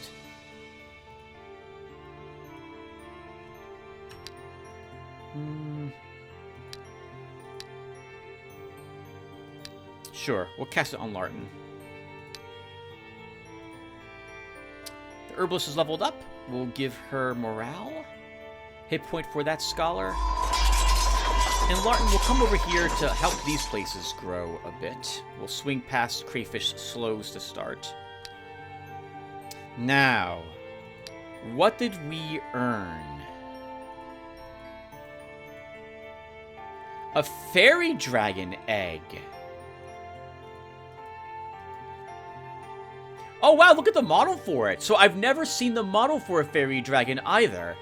It looks quite unlike anything I would have expected it to look. Oh crap, I hear thunder. Oh, it's pouring rain outside. I don't want to lose the recording, guys, so hold on. I don't want to have to redo the last turn, so I'm going to put a quick break here, but I'll be immediately back. Okay, there. As promised, I am immediately back. So... yeah, so the fairy dragon egg. I've never seen a fairy dragon. I was under the assumption they'd be a lot smaller, about the size of an actual fairy, as opposed to looking like a real dragon. Because this is what the model's going to look like.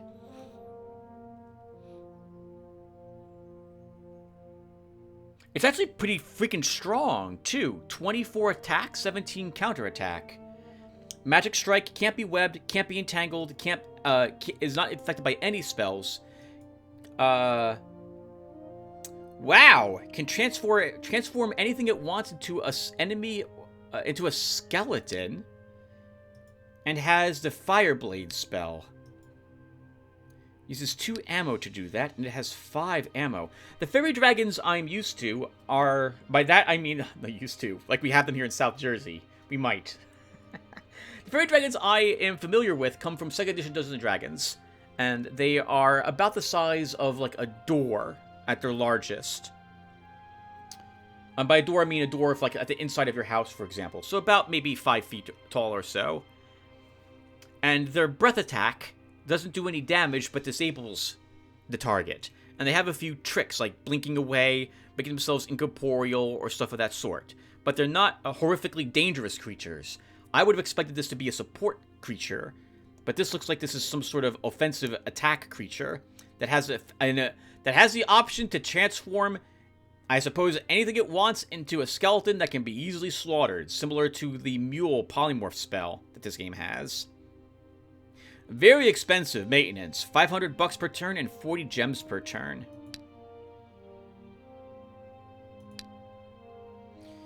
We earned Garrow's Bracer. So that must be an Astral Master we haven't seen yet. Since the red items seem to be themed around different Astral Masters. 10 hit points, 3 defense, 3 range defense, 10 item maintenance. So this is fantastic. And I'm willing to lose a little bit of stamina on our hero here. For him to have that. And then we can re-get that stamina back.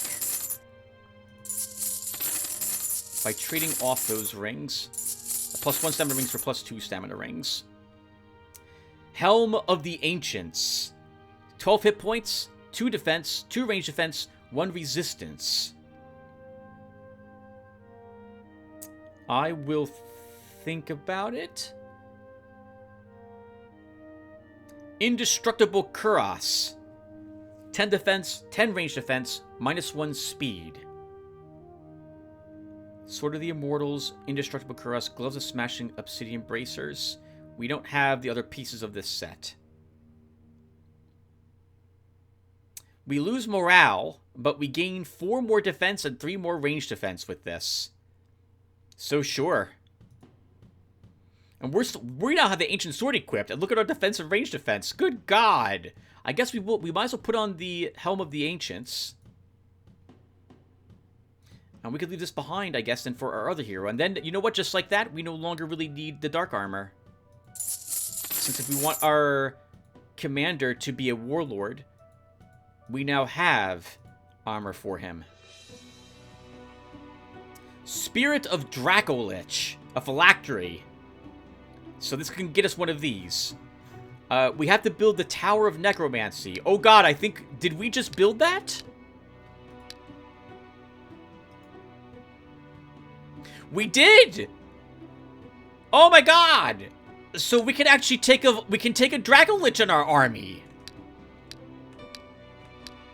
How expensive is a Draco Lich to maintain?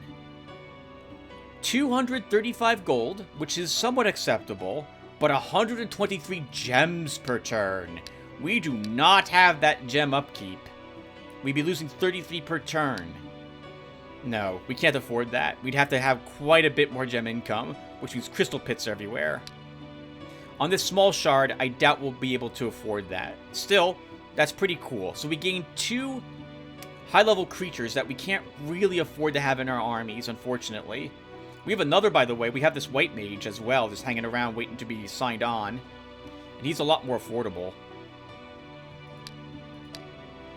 And two super cool other creatures. Interesting. Alright, Ralcor. Well, congratulations on your victory. So now what? I guess we do the thing I had been talking about earlier. Oh, hello. Why are you so upset? I don't know why the gnolls are upset here. But we'll want stronger guards here if they rebel. Okay, we'll have to work on that. So Ralcor will head over here because we're going to send them over here. And then if we see an enemy hero, we will launch an attack with Ralcor against that province. Alright, Larton's moving in that direction. Orgul's exploring. Rudolus is exploring. We've done all the building. We cast all the spells. Rudolus found an abandoned temple. Imp, Spawn, Fiend, and a Hellhound. Larton's nowhere near this location any longer for those spawn kills for his quest. So Rudolus will do the fight. He thinks he can win, and I think he can too.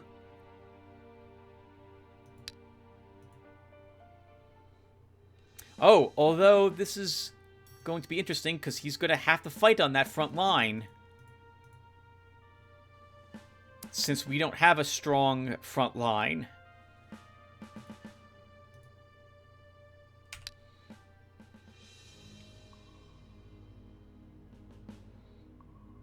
I like the enemy formation. Like, they did a really great job with where their units are. We'll be flanked by a bunch of their flyers, while we have to deal with their melees down here.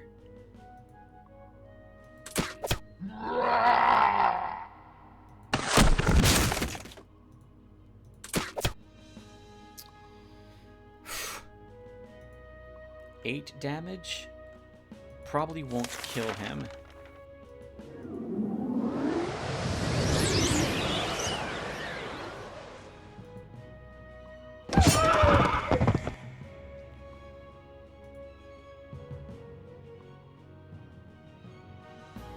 We've lost his crossbowman. He's dead. As I can't get any armor on him to defend him.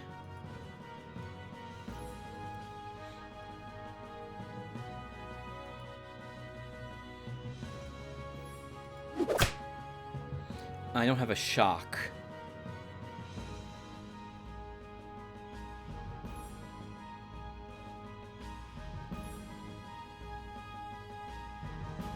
If I move my commander here, he will be attacked by everything. And I don't think his hit points let him be attacked by everything and survive.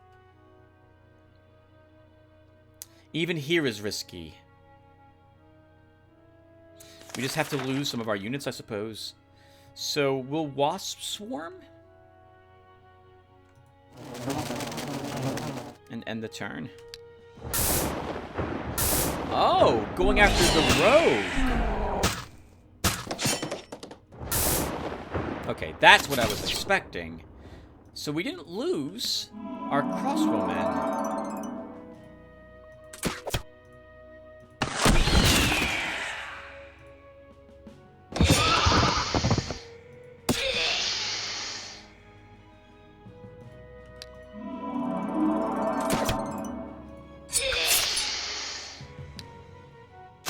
Wow, well, I feel like they shouldn't have shot the rogue. They should have done anything else but that. But I'm glad they did what they did. Because we didn't take any losses there. +1 health. We'll grab another ammo for everyone. We'll give a range shot to our rogue. A range shot to our ballista. Protector's sword, still not a main hand weapon. Yet another offhand option. And Heavenly Guards. Good money from that battle. A lookout tower for Orangol. 9 enemies is another group of these are bandits, but we can annihilate bandits because bandits don't have magic attacks, so they can't do anything to our ghost.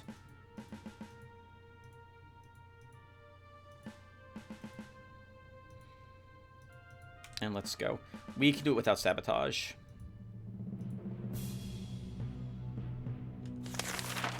I don't have an AoE spell unless I want to summon. I don't really need to summon for this battle.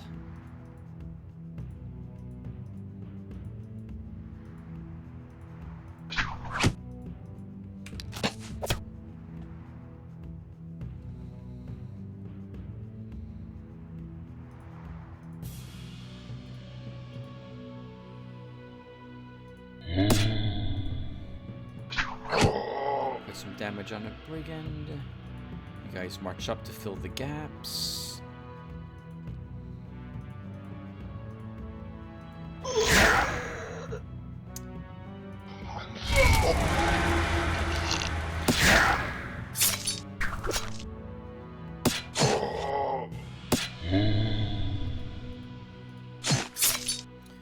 Took us a while to get to this point with this army, so I'm not going to feel too guilty about how efficient it is. We might level. In fact, I think we will. And we might get a point of command of some sort. So, let's raise another creature. And we're either going to get a level 4 unit slot, or we're going to get a level 2 and 1. So, we can't go wrong by summoning then another lower level creature. So let's summon another ghoul.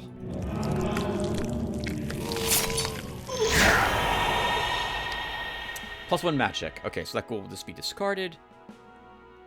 And we will grab pathfinding. I do want the mobility eventually. Or looting could be good for him too.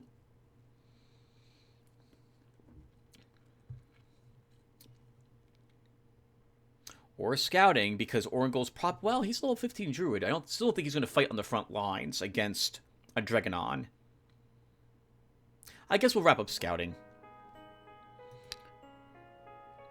A tier 3 magic slot is now available for him too. This is the last magic pick he gains. So this is the last spell slot he'll have access to.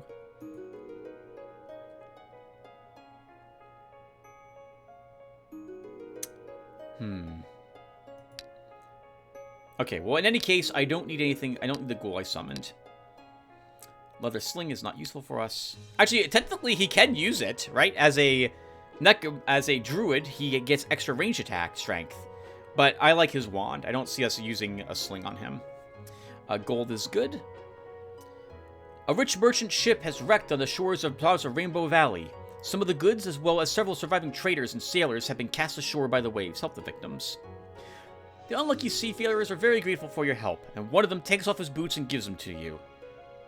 Light boots. Take it. He could have given me something better. Well, he lost all his goods, so he probably doesn't have a whole lot of anything left.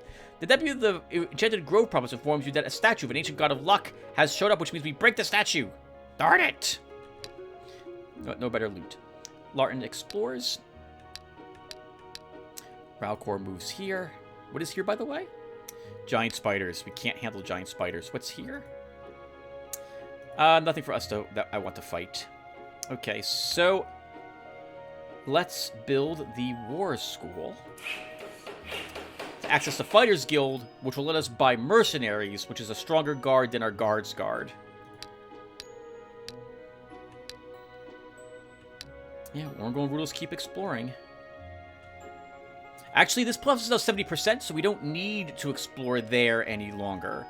So let's have Orangol head down here instead. Rulus gets that to 70%. For other structures, let's take a peek. We have a storehouse here. Let's upgrade it to a mall.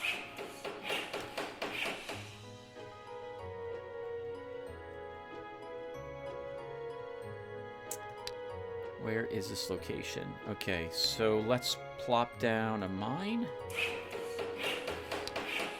And end the turn. Actually, no, rituals.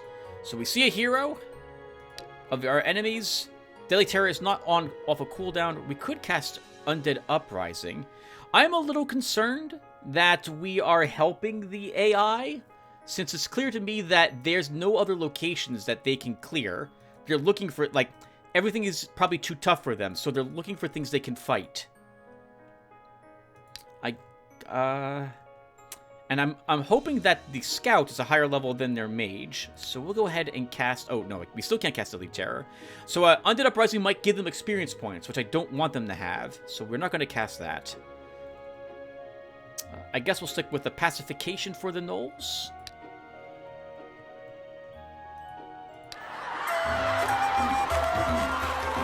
And we built a building in here already, so we will end the turn. Ancient Crypt for Rudolus.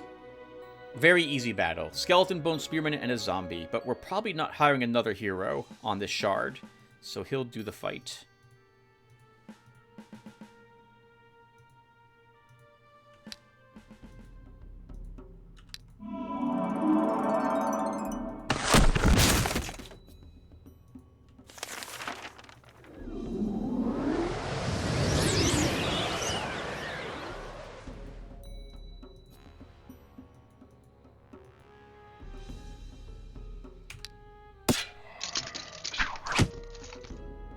Yeah, I wanted my hero to get that counterattack, because I want him to kill this zombie as well.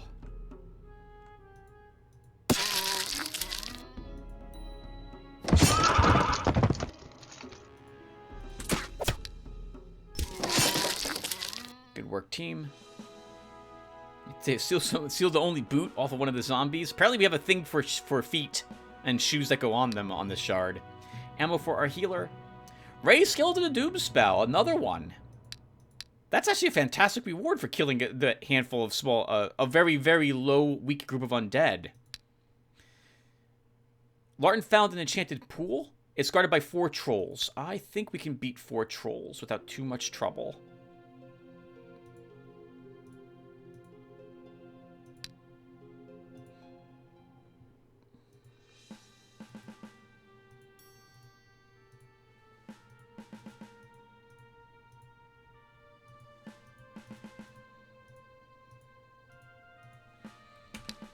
And we can do it without sabotage as well.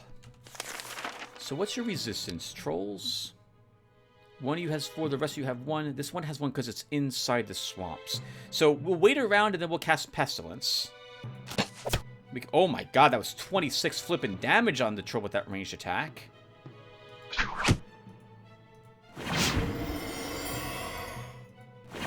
Maybe we don't need Pestilence.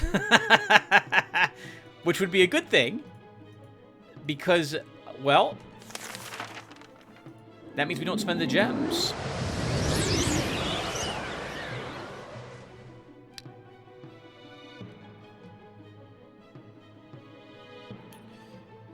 Okay, so can we kill another one of these? Or kill another one. We haven't killed a single one yet. I'm going to commit to trying to kill 2 of these this turn.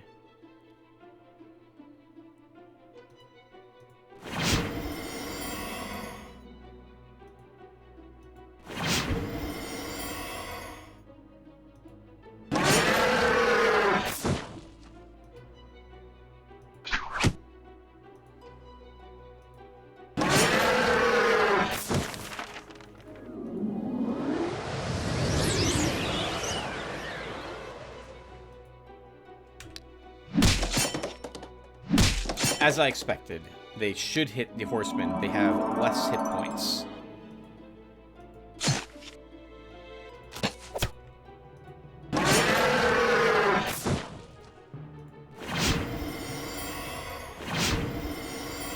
I should be doing this battle differently. I shouldn't be doing what I'm doing. I should be using Stone Crust, for example, to help me deal even more damage to these. But take a bunch of damage. But I wanted that battle to end a little quicker. For no reason other than I just wanted it to end it quicker. +1 magic. And spell power, diplomacy, or concentration. Let's finish up concentration. Energy control, shield wall. What's your attack? We'll give you a counterattack, Mr. Horseman. This one can get a stamina. Counterattack. Oh, another Witch's Mirror. So we didn't have to buy that one that was for several turns ago now. Because we ended up finding one. Good gems in that battle. 223. That's respectable. Your castle is being visited by cripples and freaks who have heard of your kindness and generosity. They ask you to give them some gold for accommodations and food. But provide them with food and shelter. Supplicants are extremely happy to receive such extraordinary generous help from you. I'll use my power to do good. The deputy of the Rainbow Valley province informs you that a hero known as the Harpy Hunter has turned up in their lands. He beheaded the chief Harpy Witch, who had often kidnapped children in the province. The locals arranged a festival to honor the victor, but their happiness did not last for long. A flock of harpies came flying in, demanding the head of the Harpy Hunter, and 10 babies to boot. If the people refused, the harpies threatened with a slaughter. Let them attack if they dare. Ralcor will do the battle.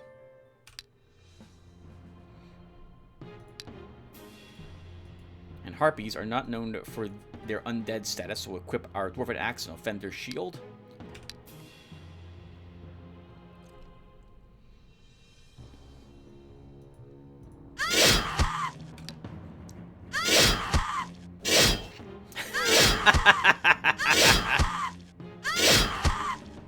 Ah, that's a fun thing to watch. The enemy throw themselves on against our hero. Your troops are one-man army, quite literally, managed to defeat the Harpies. In jubilation, the people of the province of Rainbow Valley give a festive banquet. Excellent. There was a gold is good. All right, it's finally time to check on our opponent. So let's use Deadly Terror.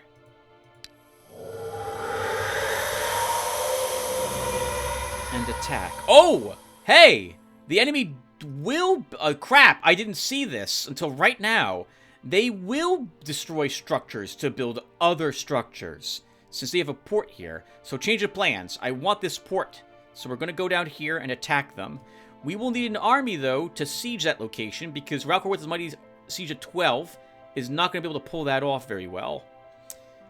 I don't think we have any army, though, that has... Yeah, we have no one who has logistics. So this is going to be a bit more tricky when it comes to sieging enemies, enemy headquarters.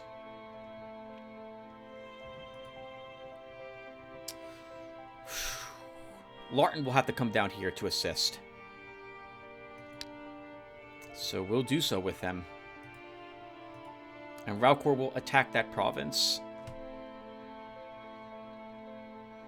Actually, I guess no.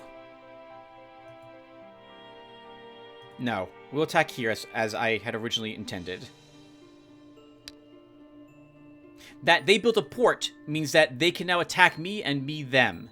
So this is an interesting development.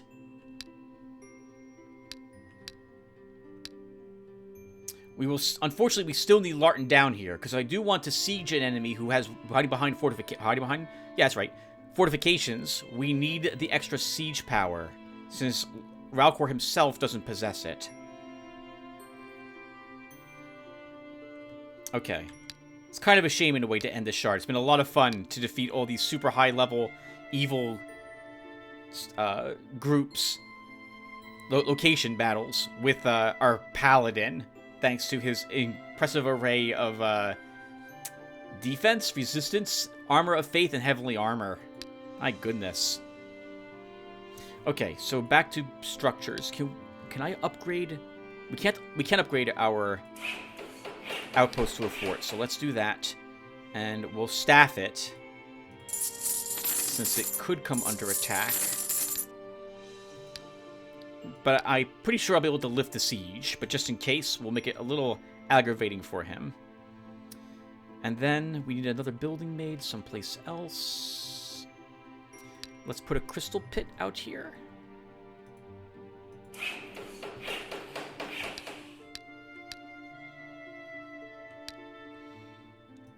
Okay, and we end the turn.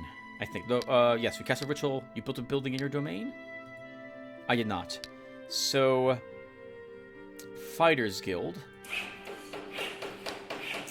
And now we can put down mercenaries here. I'm sorry, not mercenaries, men of war guard.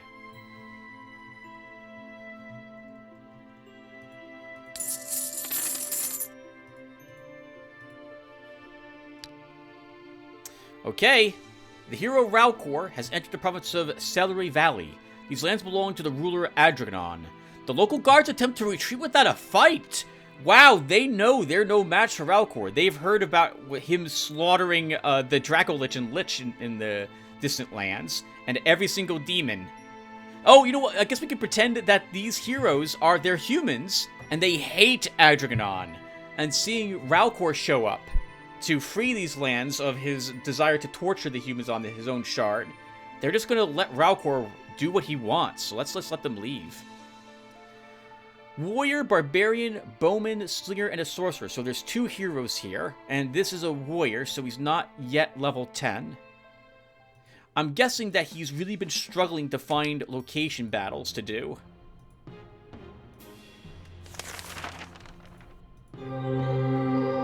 Level 3 hero. He has blacksmithing and some combat mastery as well based on his upgrades.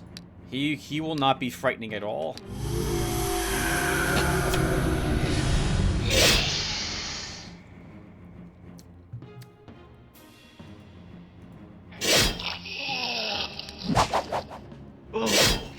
Go right for the sorcerer first, since it's the most evil creature here.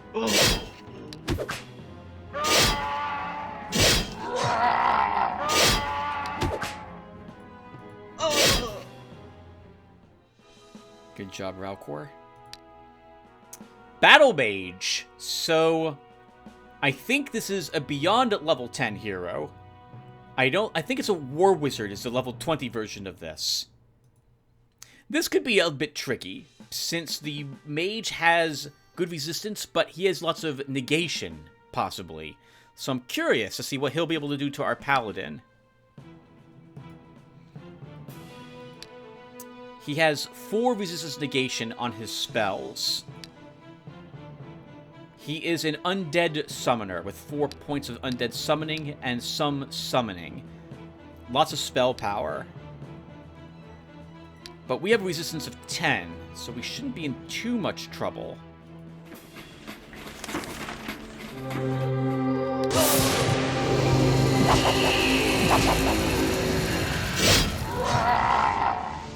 So he killed a unit to hit me with something, and it did decent damage, 20 points to me.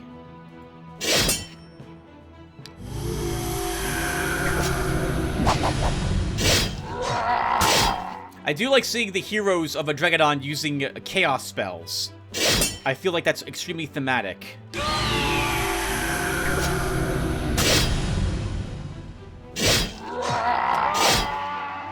I think he cast black magic on us, actually, is what that was. To kill a unit and hit me for 20 some odd damage.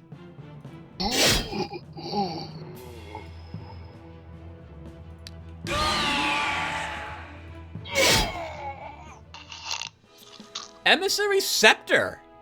Good find off of his corpse, Ralcor. A wand, 8 range attack, 6 range, 7 ammo, 8 healing. Magic shot, skillful diplomat +1. I don't think I've ever seen this before. And his poncho. Oh, are we killing every single hero he's got? Because he has a commander here as well. So this, I didn't check what level the battle mage was. I think it said like level 14 or so. So he's not going to be level 10 either. Level 1. So once you're out of places to fight and you can't explore any longer, you're going to really struggle. I mean really struggle to get experience points. Oh.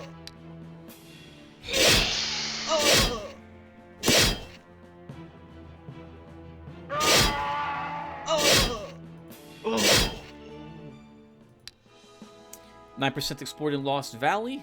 Wow! We took it. And they were good enough to build a storehouse here.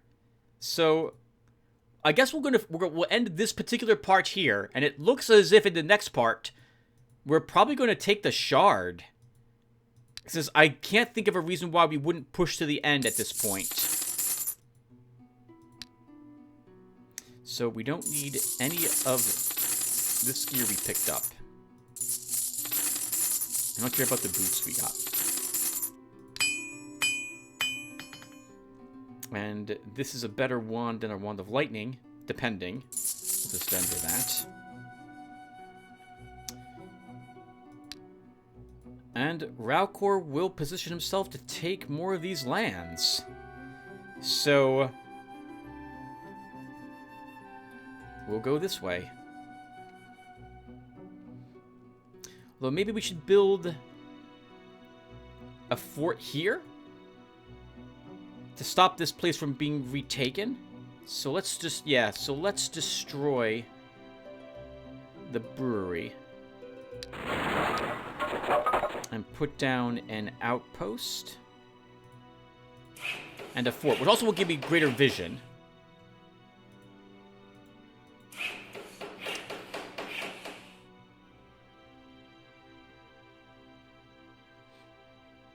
There's something very thematic about how we're going to win the shard, viewer. The guard guarding here is the Demon Army Guard. And guess what Ralcor can defeat all by himself? That guard. Man, choosing him to be a paladin was the best choice we made. On any shard, I think, that we've been on so far. What a lucky gamble that was. After seeing all these lands of chaos, to only have a Draconon have his capital guarded by demons that we're going to slaughter seems rather fitting. And I do not see his scout. So unless it died, or is down here, there's nothing stopping us from just marching over his capital. We definitely want Larton to get down here, so that we can have some assistance in this regard. Okay. Orangol begins exploring here. Rudalist, this place is now 72%. You are done there. Let's have you go over here to begin exploring, or continue exploring. And we'll use a fair wind to get you there faster. And for loot, we do not need this, nor this, nor this. You know, I think we do. Start using you on the front line more regularly for your troops. Actually, we don't have to do that until we see what we're fighting. Okay, so we built 2 buildings. We need to staff this tower, though, with something if we don't want it being conquered.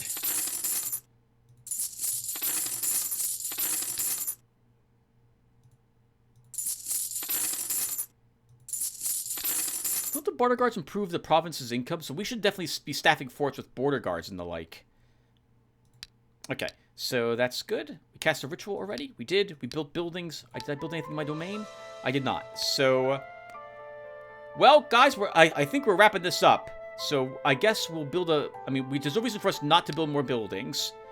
But we're probably not going to be utilizing Tier 3 units here. Let's go with the court. Which reduces corruption a little bit more. And end the turn.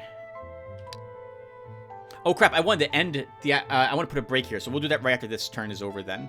So this Men of War Guard is fleeing. We'll just let them leave. Abandoned temple found for Orangol. Knight Champion. Pikeman, Crossbowman, Monk, Guardsman, Priest, Paladin, Swordsmaster. If there wasn't a Paladin here, we could probably handle it. But I don't think we can with the Paladin present. Yeah, I don't think we can with the Paladin present, so we have to retreat. Actually, we'll scout while we're here. One of 2 Guardsmen and 1 of everything else. If we had a Tier 4 undead unit, we could probably potentially do this. But not at the moment, so retreat. Your spies report that lightning has struck a bold in the province of Honey Meadows, causing it to split into 2 and reveal small gold veins. So, gold mining operation, delivered to the treasury. Okay, and let's plan to end this particular part I think I'm just going to immediately roll right into the next part after I cut the recording here. So we'll put down, as you can see, some men of war guards. Ralcor will just advance. Although there is a jewelry store here, but we can always visit that with Larton on his way to assist with the siege. There's no buildings I need constructed here. We have some empty slots over in this place, so let's put down a pub. Upgrade that to a tavern. For rituals, Galiterra is on cooldown, so I guess we're just going to be using an auction. We'll put it in Stonelands to spread the wealth around, quite literally. And at home, we'll build the finance house. Alright, let me put a break here. I'll be right back. Alright, as promised, it literally was a few seconds, so let's hit end turn. Oh, there'll be no loafers. Who's not doing anything? Rudalus. Let's have you explore.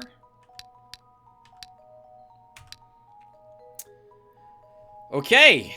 The hero Ralcor has entered the province of Hester. These lands belong to the ruler at Dregeron. The province's guard is blocking your party's path. Imp, Spawn, Fiend, Fiendlord, Hellhound, Cerberus, Succubus, Demon, Destroyer, Devil, Lord of Abyss. We've done this battle before. We will do this battle again. And, let's see. It's 21 attack, 21 defense, or 25 attack,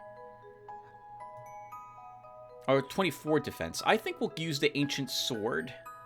Actually, you know, maybe we shouldn't. Maybe we should use this combo. 21 damage is still respectable compared to 25, so let's do it.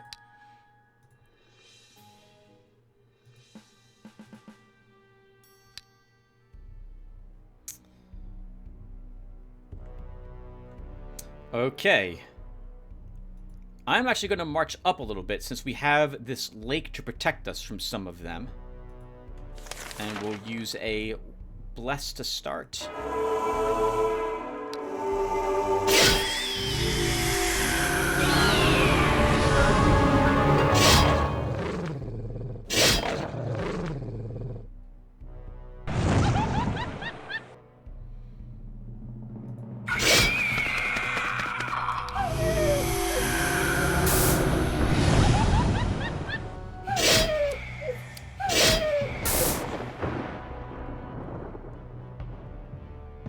Let's get a Word of Life going so we can recover some stamina.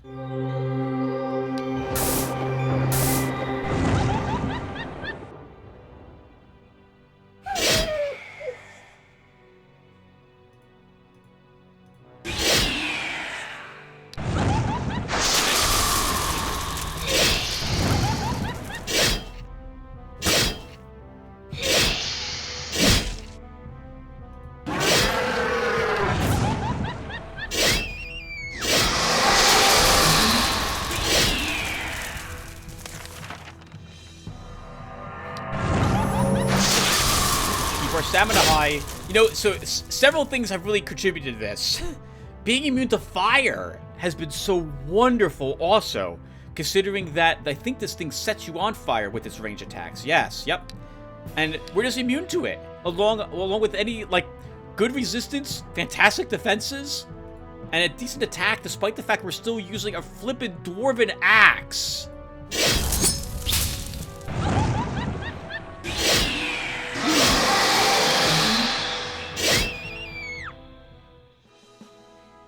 The literal avatar of Lottery has showed up here to smash in the doors to this capital.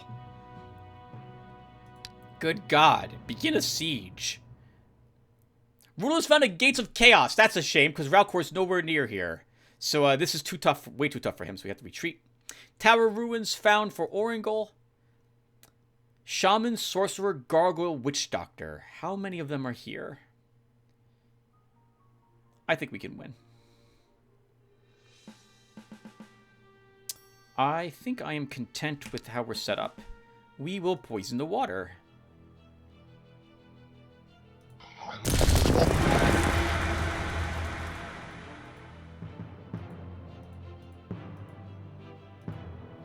I'm not too concerned about their ranged attack damages on damaging our ghost.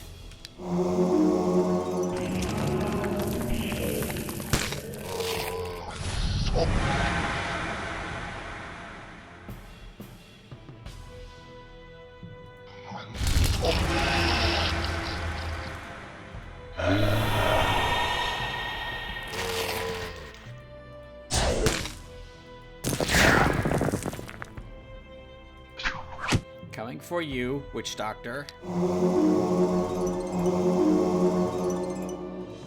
I forgot our ghost has life. We get soul stealing, so he recovers life whenever he kills something. We will not level from this battle, so we don't need to raise any other undead.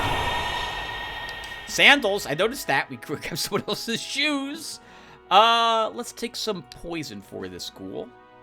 A wizard hat. That's arguably useful for us with the extra experience points, but I like my cool-looking illusionist cap. Another Ratman wanting to experiment. No experiments this time. Let him go. A shaman in the province of Dark Forest has found some rare mushrooms in the local forest.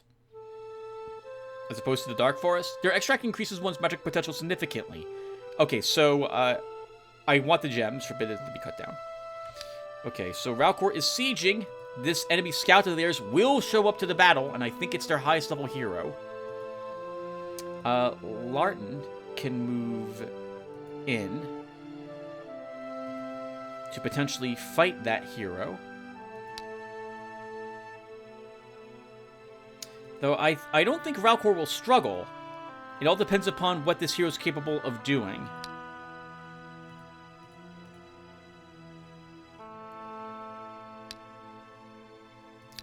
Orangol, let's see. I don't care, don't care, don't care. You can hold on to... You can technically use the strongbow also for 15 ranged attack. But I have no arrows for you. Oh, wow. We're still using old equipment too, huh? Let's fix some of his morale issues.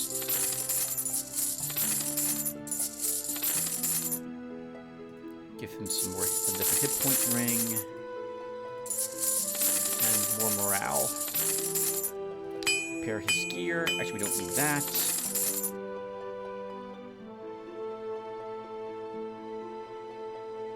No, I like our Aegis combo, so we keep you with what you have. Oh, I forgot we built a library here, so we can have access to a tier 4 spell if I want one. Though, none of the tier 4 spells I have currently work well with how we built him.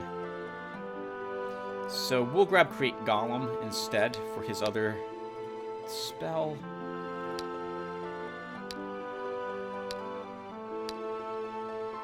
Okay, can we cast a spell on this hero here? I don't think we can.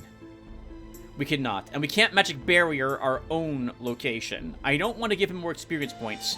And they would attack it with their Men of War for Undead Uprising. Undead Uprising is not very strong of a spell. It's more of an annoyance against weak guards. It's what you... Well, use against weak guards to take the province, but against anything remotely strong like a light infantry or a guards guard, I don't think they'll win. So I don't think it's worth using casting it at this late stage in the game. I do see that Gifts of the Earth is off a cooldown, though, so we will cast that.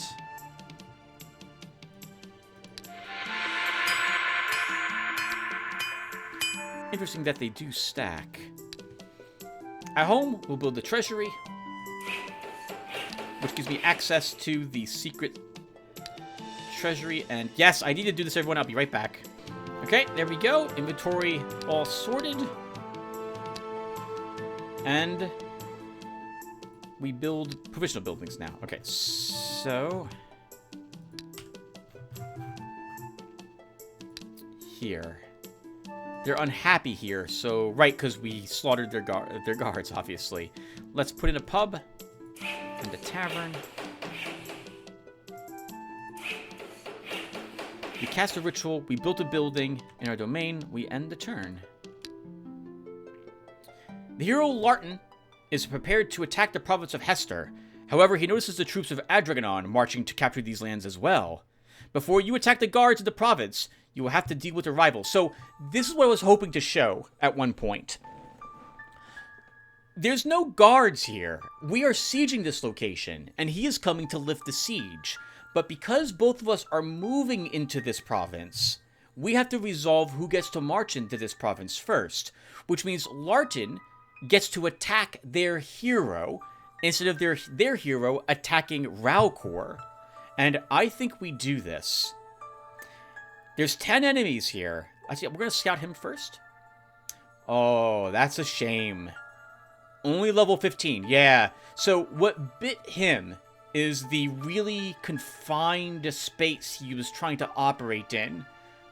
Probably a great deal of these location battles were too strong for his heroes to do, which is why they were all lower level. I would have expected his archer to be at least level 18, but he wasn't able to break free from the tier, tier 3? He wasn't able to push into any tier 4 province, and his archer, I guess, just wasn't lucky to do any of the other battles. He does have a tier 3 unit, an executioner. That's more than what we can say. We don't have any tier 3 units, but I still think we can win this fight. Let's attack. Ah, and he is withdrawing. Quite a sound decision. Wudo is found in Order Citadel. We're just going to continue exploring, because we can't do that. An ancient crypt for Orangol. Adventurers here. A decent group of them. Elf, dwarf, halfling, monk, thief, sorcerer, fairy, guardsman, assassin, and a duelist. I believe we can win this fight, so we'll do it. We get to go first, which is also good. Let's start. We will poison the water. The elf is by far and away the most dangerous thing I'm almost always concerned about.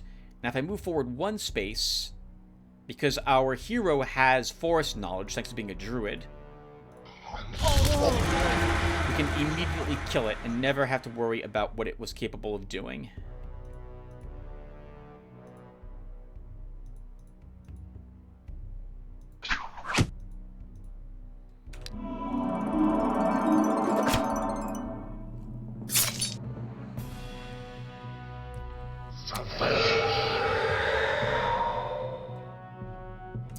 Let's raise a Reaper.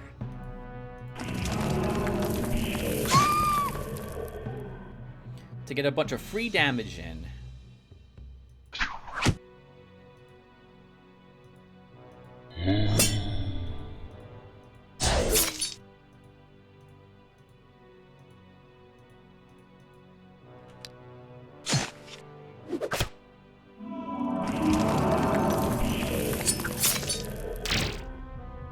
We don't particularly care about Narnars and their morale effects.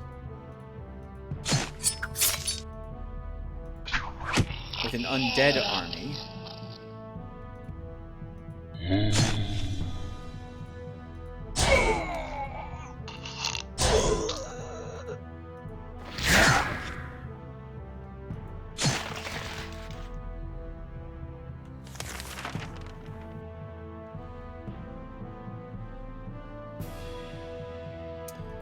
We don't need anything cast.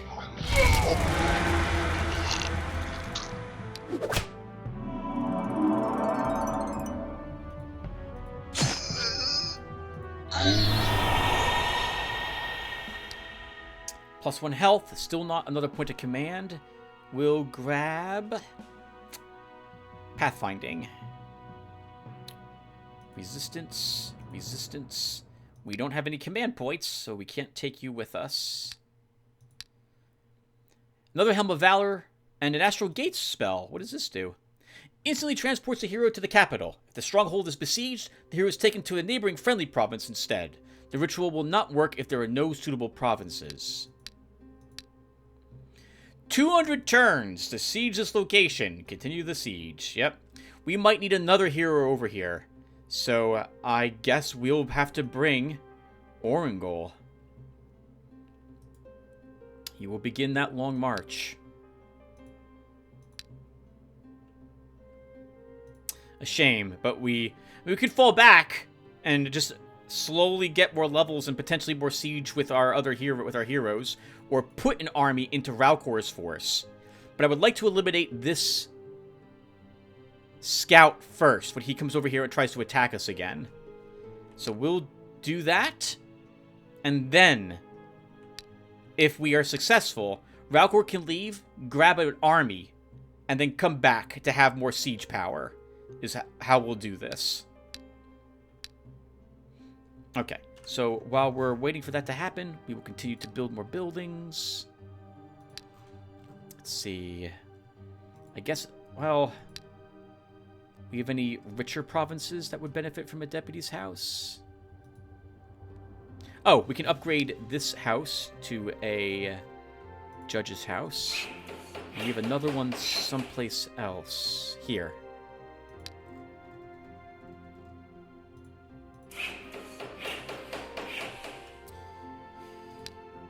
For rituals, auction, harvest festival are off a cooldown, so we'll put a harvest festival in Stonelands this time.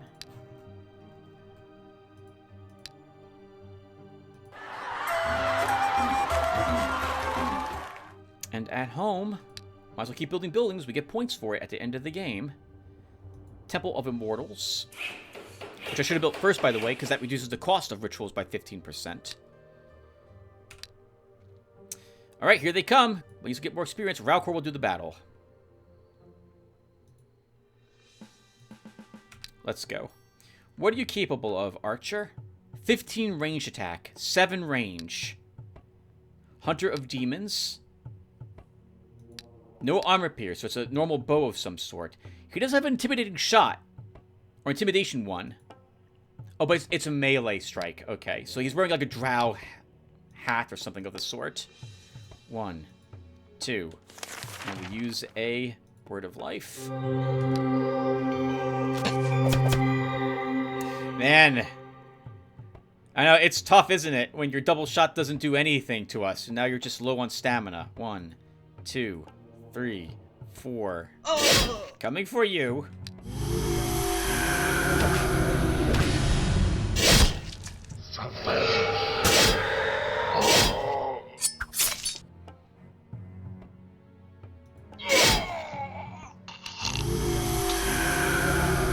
I love that all the heroes summon demons. It's so thematic. That's like or not.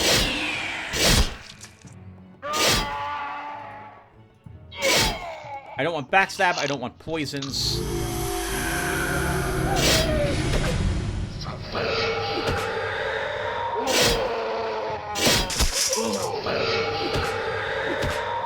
If you're wondering why they're dying on the start of their turn when they're very low on hit points, we do have a little bit of wounding damage thanks to a pair of bracers we have on our hero.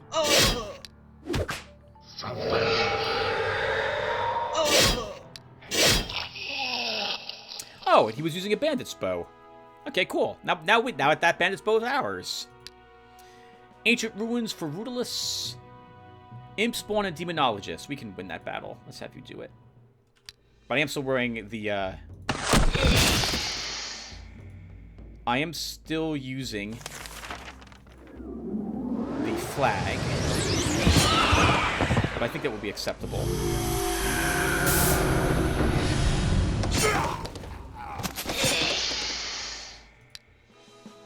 A Dwarven Shield! We were using one of these for the longest time. It's $162 and 13 gems. Technically, this shield is good for our hero, too. It's another piece of the Dwarven set for him, since he already has Dwarven gauntlets. 199 turns left. Continue the siege. Okay. So Ralcor is leaving to gain an army. Larton stays here to hold this location and make sure the enemy can't resurrect anything. Orangol's on the way, because we're going to need his help to do that siege. And Rulus keeps exploring. So it is over. Viewer, it is over. All the enemy heroes have been defeated. All the strongest scars they had either fled before us or were annihilated when we arrived. We could take all the provinces as well from him. And arguably, I guess we should consider doing that, but Ralcor would have to be the one to do that. We've explored the entire province as well, so that's some extra points for us at the end of this shard. Let's now just end it. It's been a lot of fun. I've really enjoyed leveling Ralcor to 30 and then seeing all these incredible treasures that I've never seen before. But it is over. So, in other words, what I'm trying to say is that we're done with location battles. We just need to focus on claiming this shard. And I guess Rudolus should get over here too. But I'm a little nervous about who will actually siege this location when we're successful.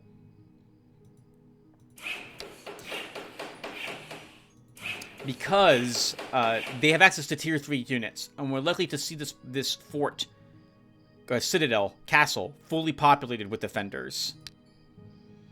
We'll build a that's expensive. Chainmail make. Oh, do I want to build that?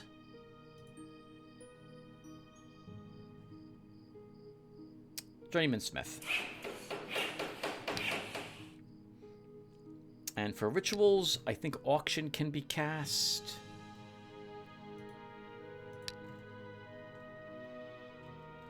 I was just checking, by the way, right now, and I was wondering, like, hey, can you cast Undead Uprising on your own province? But no, you're not allowed to do that. Be a neat way to give some more experience points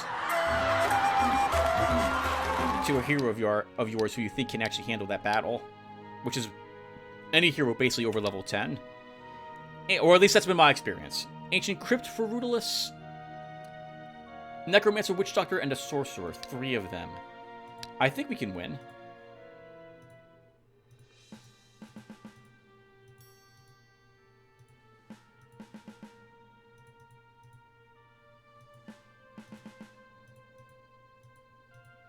Let's go. Okay, perfect.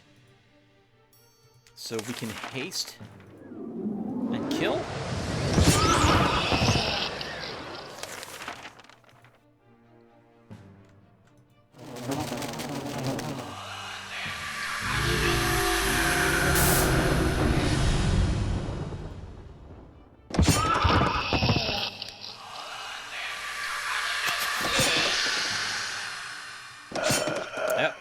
This arm apparently is the delivery system for Nora to reach the enemy lines and Vipera and destroy it. +1 magic, interesting. And I guess we'll finish up the range tactics. A merchant's hat. Okay, let's see if that's better for him. 198 turns left for Larton. The adventurers defending Hexville have left.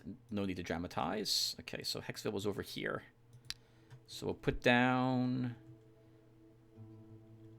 Man of War, I suppose. Valcor is moving back there to pick up an... Oh, you know what? We'll just do it here. So we will destroy the storehouse. Actually, first we should repair his gear.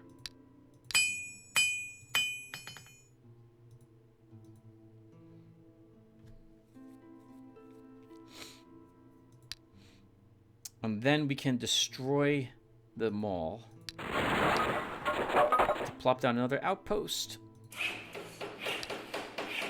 We'll put a few halflings in it.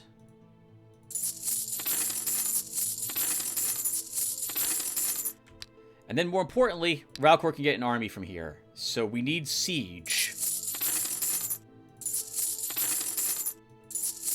Which means ballista. Each ballista adds 4 siege. So you can see it right now, we're up to 33.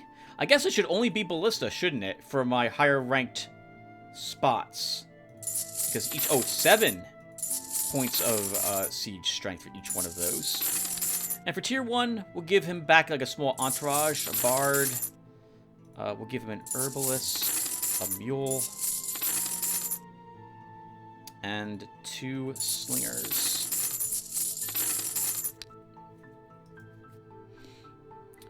59 siege being added to the siege strength, so hopefully it's a lot faster than 200 turns. We do want as much siege as possible, since more of it greatly begins to reduce how long you're sitting there. So we will pull over Orangol, even though it would be fun to have him do a few more battles. Illusionary battle for our hero. Range attack for that crosswoman. Force march for that one. We'll give you a stamina Vipera.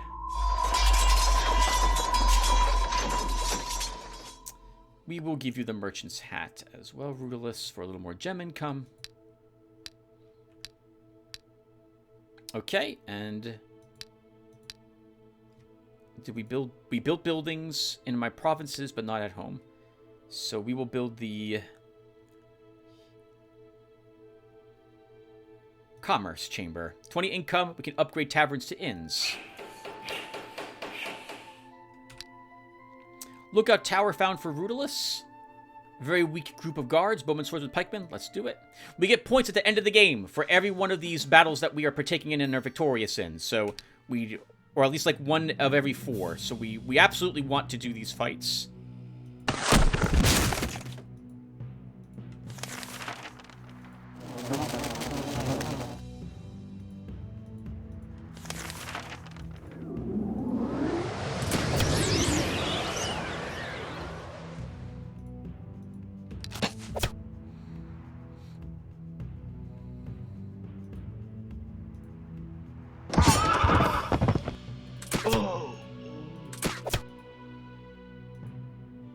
Should hit it with this first. Oh god, good kill.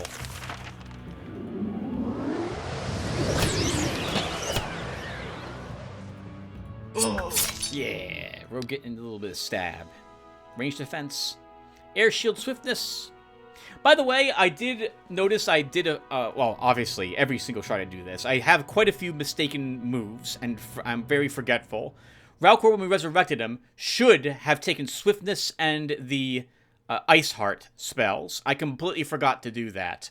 And of course, I didn't have time or didn't think to do it in any other turn, but it would have been handy for him to take those right then and there. 197 turns left. So I believe Ralcor's additions to his siege will apply as of the next turn. If it's still 197 turns, this becomes rather difficult to do, because our morale will be 0 by the time we've lowered this castle's fortifications to nothing. We will instead have to alternate heroes who are here, so that we keep the place sieged, while making sure our heroes' morale can be restored in between turns.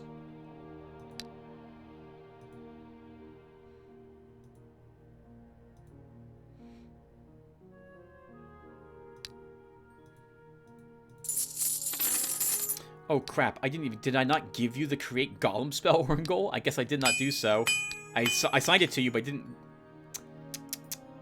Oh, what the heck? You gave him a heroism? Why? How did that happen?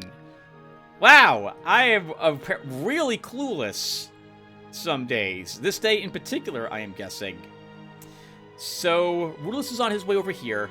We're going to destroy the fort we have here. And I guess we'll disband all the guards we have here, too. Thank you all for your contribution.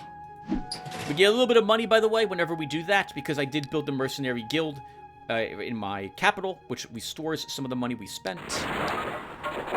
We'll put down a library.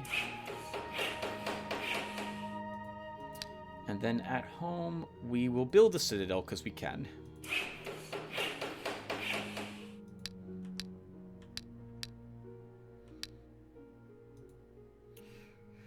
Rudolus, keep exploring there. Rituals, we should always be casting. ABC. The ABCs of Eador, always be casting. Auction. $23. And we can end the turn?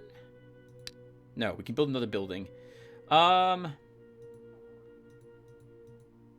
Oh, yes. Let's put a crystal pit here.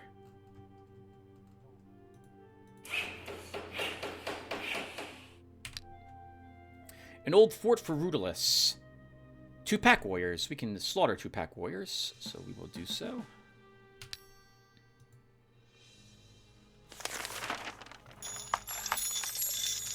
Once again, we'll have the Nora delivery system.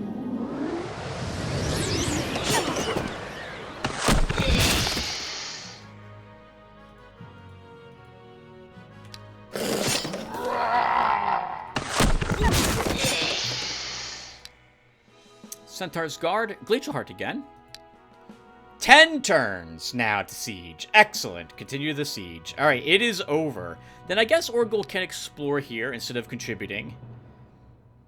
By the time we get... no. It will take a few less turns, so he will arrive. Good.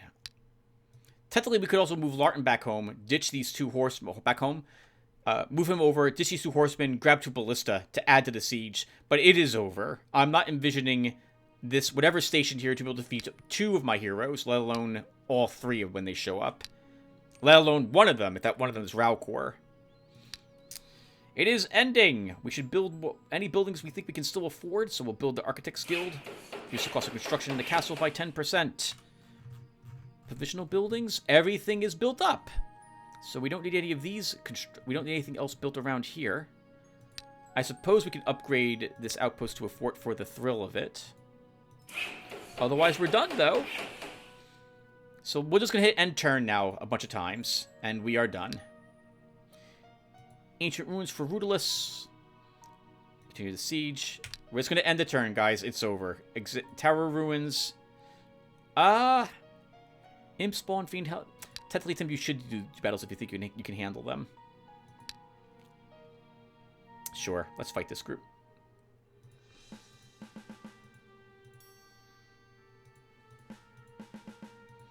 And let's go. Oh, fun! Fun fight.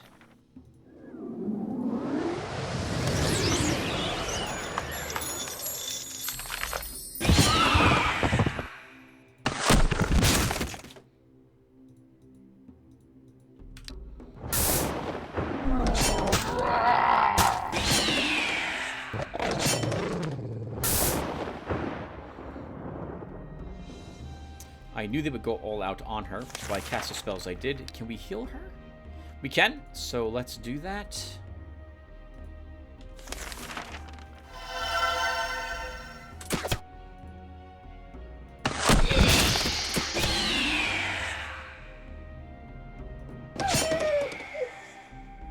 That's all we should need to do.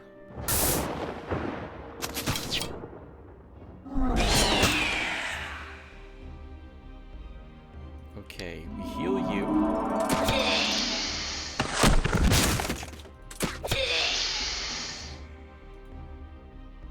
Just barely can't reach him. Oh no, you can reach the spawn. Kill it then, Dora.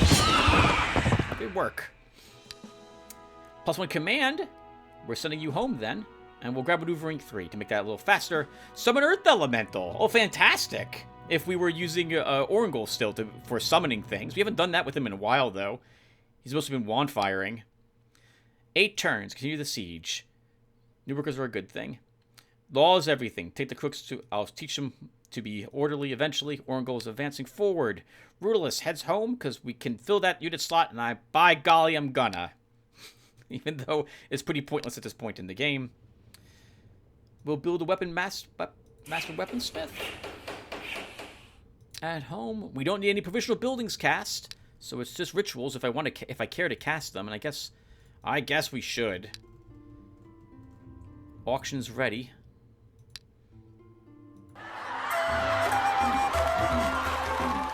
And then we end the turn. 7 turns left for the siege. Continue the siege. With Orangol added, we might only have like 3 turns left now, saving us about 4. Earth Elemental spell. Glacial Heart. Actually, we already have a Glacial Heart, so we don't need this one. We already have a Swiftness. Don't need Air Shield. Don't need that.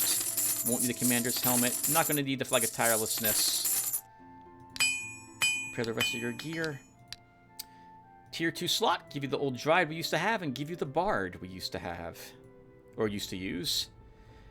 And I guess we'll put a few more troops here now that we're leaving this place so undefended. Not that it really matters.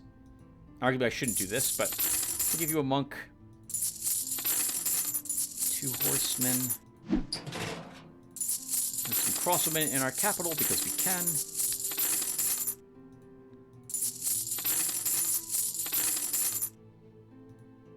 You know, let's check this really quick as well. So, 53 bucks and 26 gems. 53 bucks and 26 gems. Because I think these guys have Workaholic, don't they? One more time. 53 bucks, 26 gems.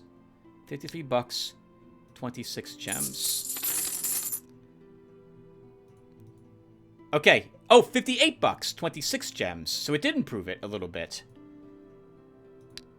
So we'll hire another one of them. Sure, why not?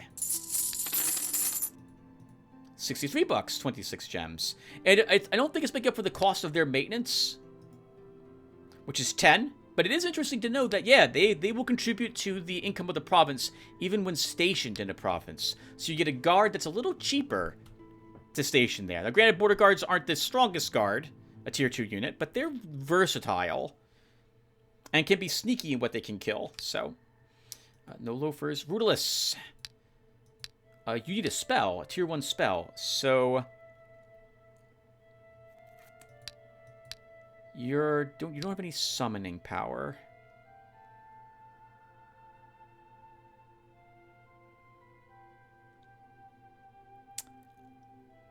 I guess you'll just take an astral energy. And then we move you to a location that needs exploring. Oh, there's none of those places nearby. Let's send you... Let's see, 80. Do we have any places near 100% that I didn't fully... Oh, Hexvale. Sure, let's bring you there. 2 turns. Continue the siege. Rudalus. Let's have you been exploring. 2 more gold for Hexvale. 1 more turn for the siege. Rudalus will move you here. End the turn. Okay, so Orangol, I don't want him fighting here. Actually, maybe we do. Yeah, let's have him do it. Oh god, there's 2 battle towers! Oh, wow! Okay, that's a bit awkward. Let's start. We will poison that water.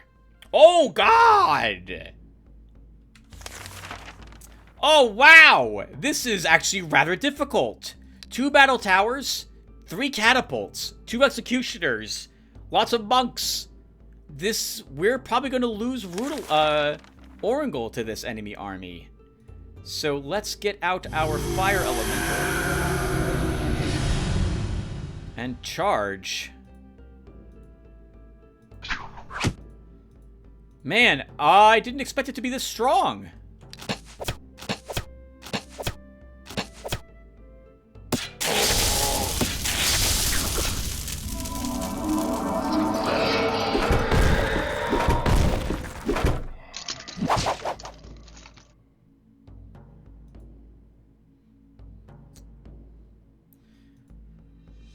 Resistance. So we could detonate the fire elemental to hit 12 damage to everything and set everything on fire.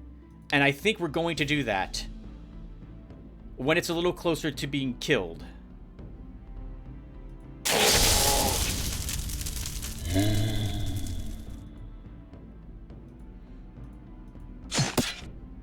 Yeah, because we're going to lose everything else that's here.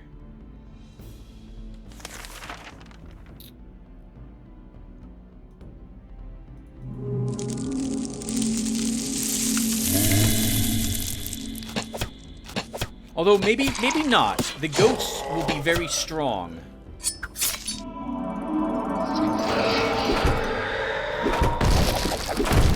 Oh god. But they can reach my hero with those catapults. Okay, let's get a spirit up. So we can death bell.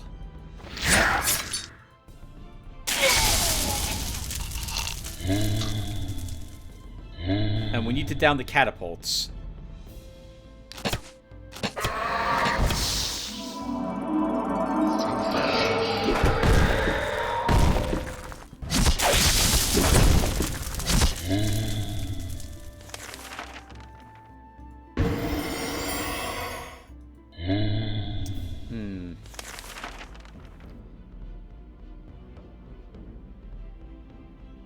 I can't do this to an undead, or I'd have my 1 ghost attack again. I have no webs or anything of that sort either.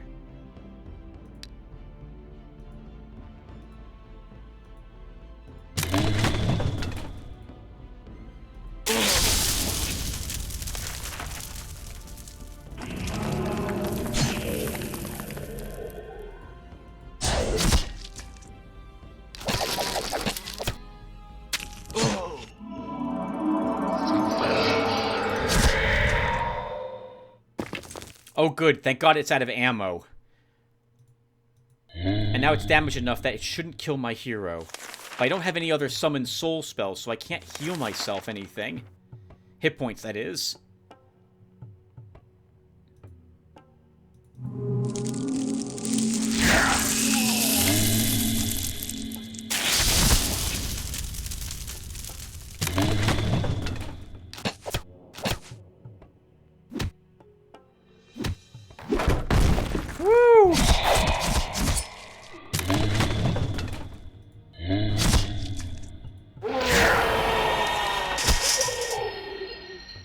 did it. That was super close, though. Oh! They still killed them, but it doesn't matter. We have ghosts around. The ruler Adreganon has been defeated and banished from this shard. It serves the bastard right. You have won, but the hero Oracle was killed in action. You can resurrect him right now. The cost to perform the ritual, 441 gold, 100 gems. Resurrect the hero. Okay, we've obtained a guard's crossbow as a reward, which is not very good. This is not the Springle that I was hoping to see here. We've earned 658 glory. How badly were we over? Not so bad. Looks like they expected me to end this about turn 100, not turn 80. Alright, not bad! We did it! Holy crap! The mortals of the shard call you their Lord of all creation, Lottery the Blessed. The legends of your deeds will be remembered and passed down from one generation to another for 658 years. We gained the Cartographer reward. Tons of points. That looks amazing. Look at that difficulty level bonus. 131% for playing incompetent at this late stage in the game. Good for us. Not bad. Alright, let's go back to the Astral. Here's what you asked for, boss. Oldagon schematics and parts. All perfectly safe. Note that I brought them into the Astral. That's more evidence of the fact that something amazing and truly valuable can be assembled with them. Great, Tsar. You are free for now. You see several elaborate schematics, some notes, and some sinister-looking parts in front of you. What will you do? Examine the schematics. Having studied Oldagon's schematics thoroughly, you conclude that all the parts Tsar brought are components of one mechanism. By using the schematics, you will be able to assemble this machine if you have all the necessary elements. However, the purpose of the mechanism remains unknown. Study the journals. Most of the journal pages are covered with incomprehensible formulas and scientific calculations. It's very unlikely that you'll be able to figure them out. However, in between the calculations and formulas, you manage to find several interesting entries. Read the first entry. Damn! All because of that stupid haste! The Iltons are supposedly creating some talisman capable of stopping the Destroyer. Naturally, now the Chaos Minions are blaming me for everything. I warned them that the machine wasn't ready for use yet. At very least, they should thank me for what it did. The Iltans were virtually exterminated, and it is much easier now to bring chaos upon the Shattered World. Besides, the Destroyer did annihilate the sun. Of that much I am certain. I have no idea about where the new one came from. Alright, I don't give a damn for chaos and its promises. I'll rebuild the Destroyer once again. Read the second entry. Damn. Failure again! I can't create the new Destroyer without asking the Dark Creatures for help. Most of its parts contain the essence of chaos, and it's virtually impossible to obtain some of that without ending up in chaos yourself. I'll have to rebuild the old mechanism. The explosion shattered it into pieces, and hell knows where to look for them now. But I'll try to get the help of other masters, those who aren't smart enough to figure out what these parts are for. According to my calculations, there are only 6 necessary parts.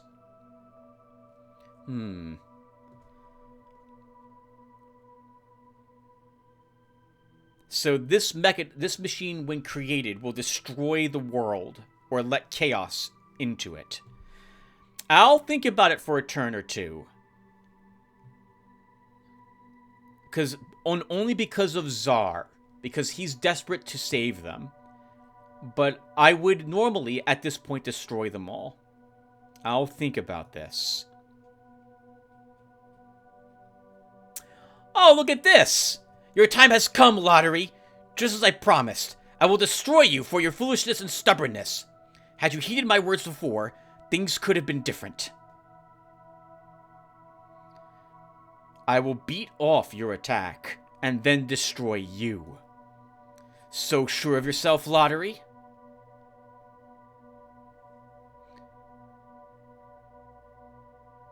Oh, we might have a chance to convince him not to do it. Attack me, and you'll see that I'm right. Wait, Lottery. It looks like we were both overreacting. let's forget this embarrassing misunderstanding. Sure, it could happen to anyone. Oh, thank God! Oh, thank God! Oh, Belith, I was so worried after I destroyed you on my shard that I'd then have to attack you. Because that's what I do to anyone who actually attacks me. So, I'm so glad we could peacefully come to an agreement here. Oh, Belith, you sniveling coward, I love you to death. You are the best Astral Master in the world. So, we still only have one other shard, by the way, to attack. Which, as far as I'm aware, means that if we fail to take it, it's game over for us. So, oh man, the next shard we go after, the only one we can go after, unless we want to attack another Astral Master, is Eador. And we better damn well beat it.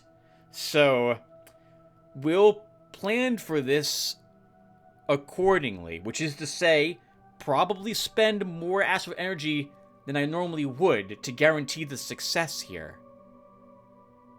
It's super awkward. I thought we'd just have more shards show up, at least one more.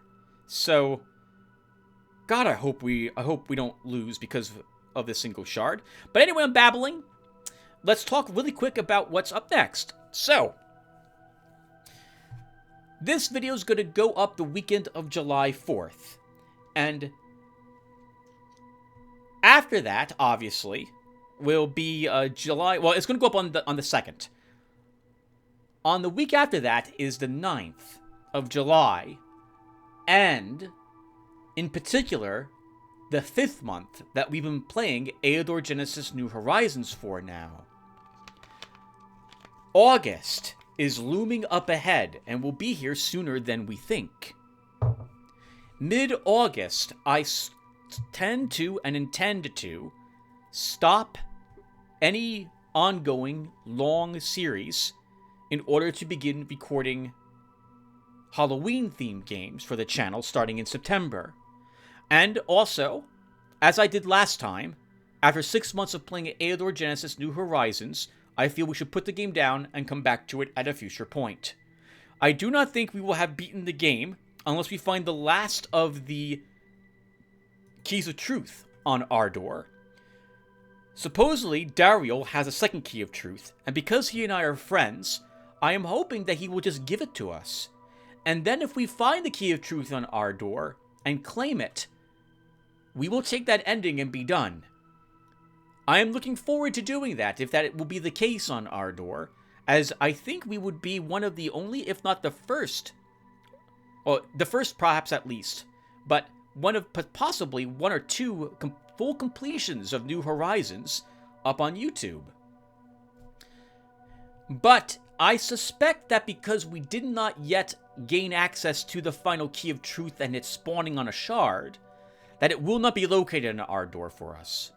This could end up, and most likely will end up, that Eador, being a large shard, will probably take us at least 3 videos to complete, which leaves us 1 week until it's the middle of August, which is not enough time, I feel, to start another shard, especially if there's a new version of Eador Genesis out, because that has to be started from the Astral. So, what I'm hinting at is that this next attack is likely to be the last one for this series this year, and unless we get extremely lucky with how the game's going to spawn another Key of Truth, this might be the last, and this ends up being the last shard we can complete the game.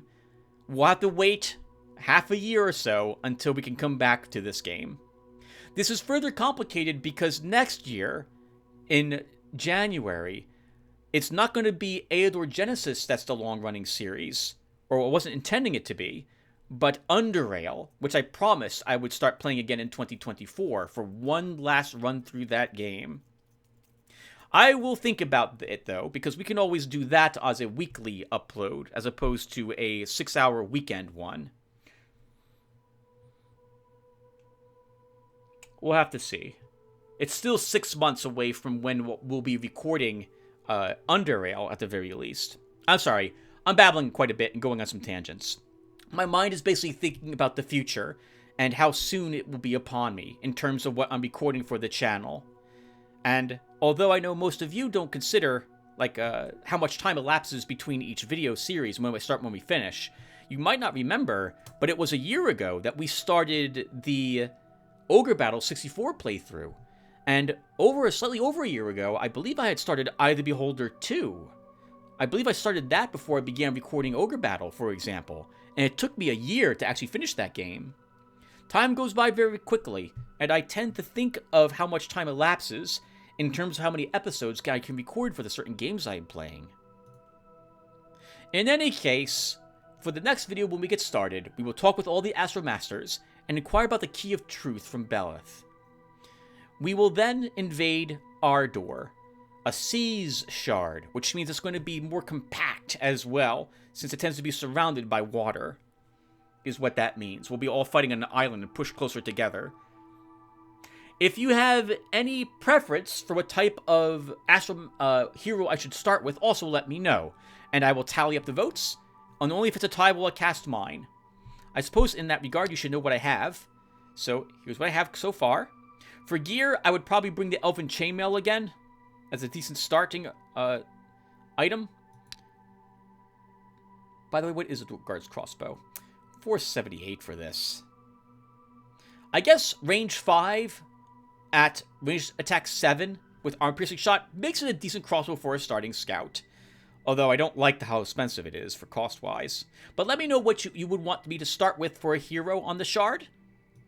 And assuming when we'll bring treasures with us and we'll start with that hero. So obviously Commander, Wizard, Warrior, Scout. We have good starting gear for any of them. Or at least starting gear that would allow us to have a decent start. Just as we did when we attacked Adragon. Alright guys, so thanks for watching. Hope it was entertaining. I had lots of fun on Adragon Shard. I'm glad he's also gone. And I will see you in the next one. Take care everyone.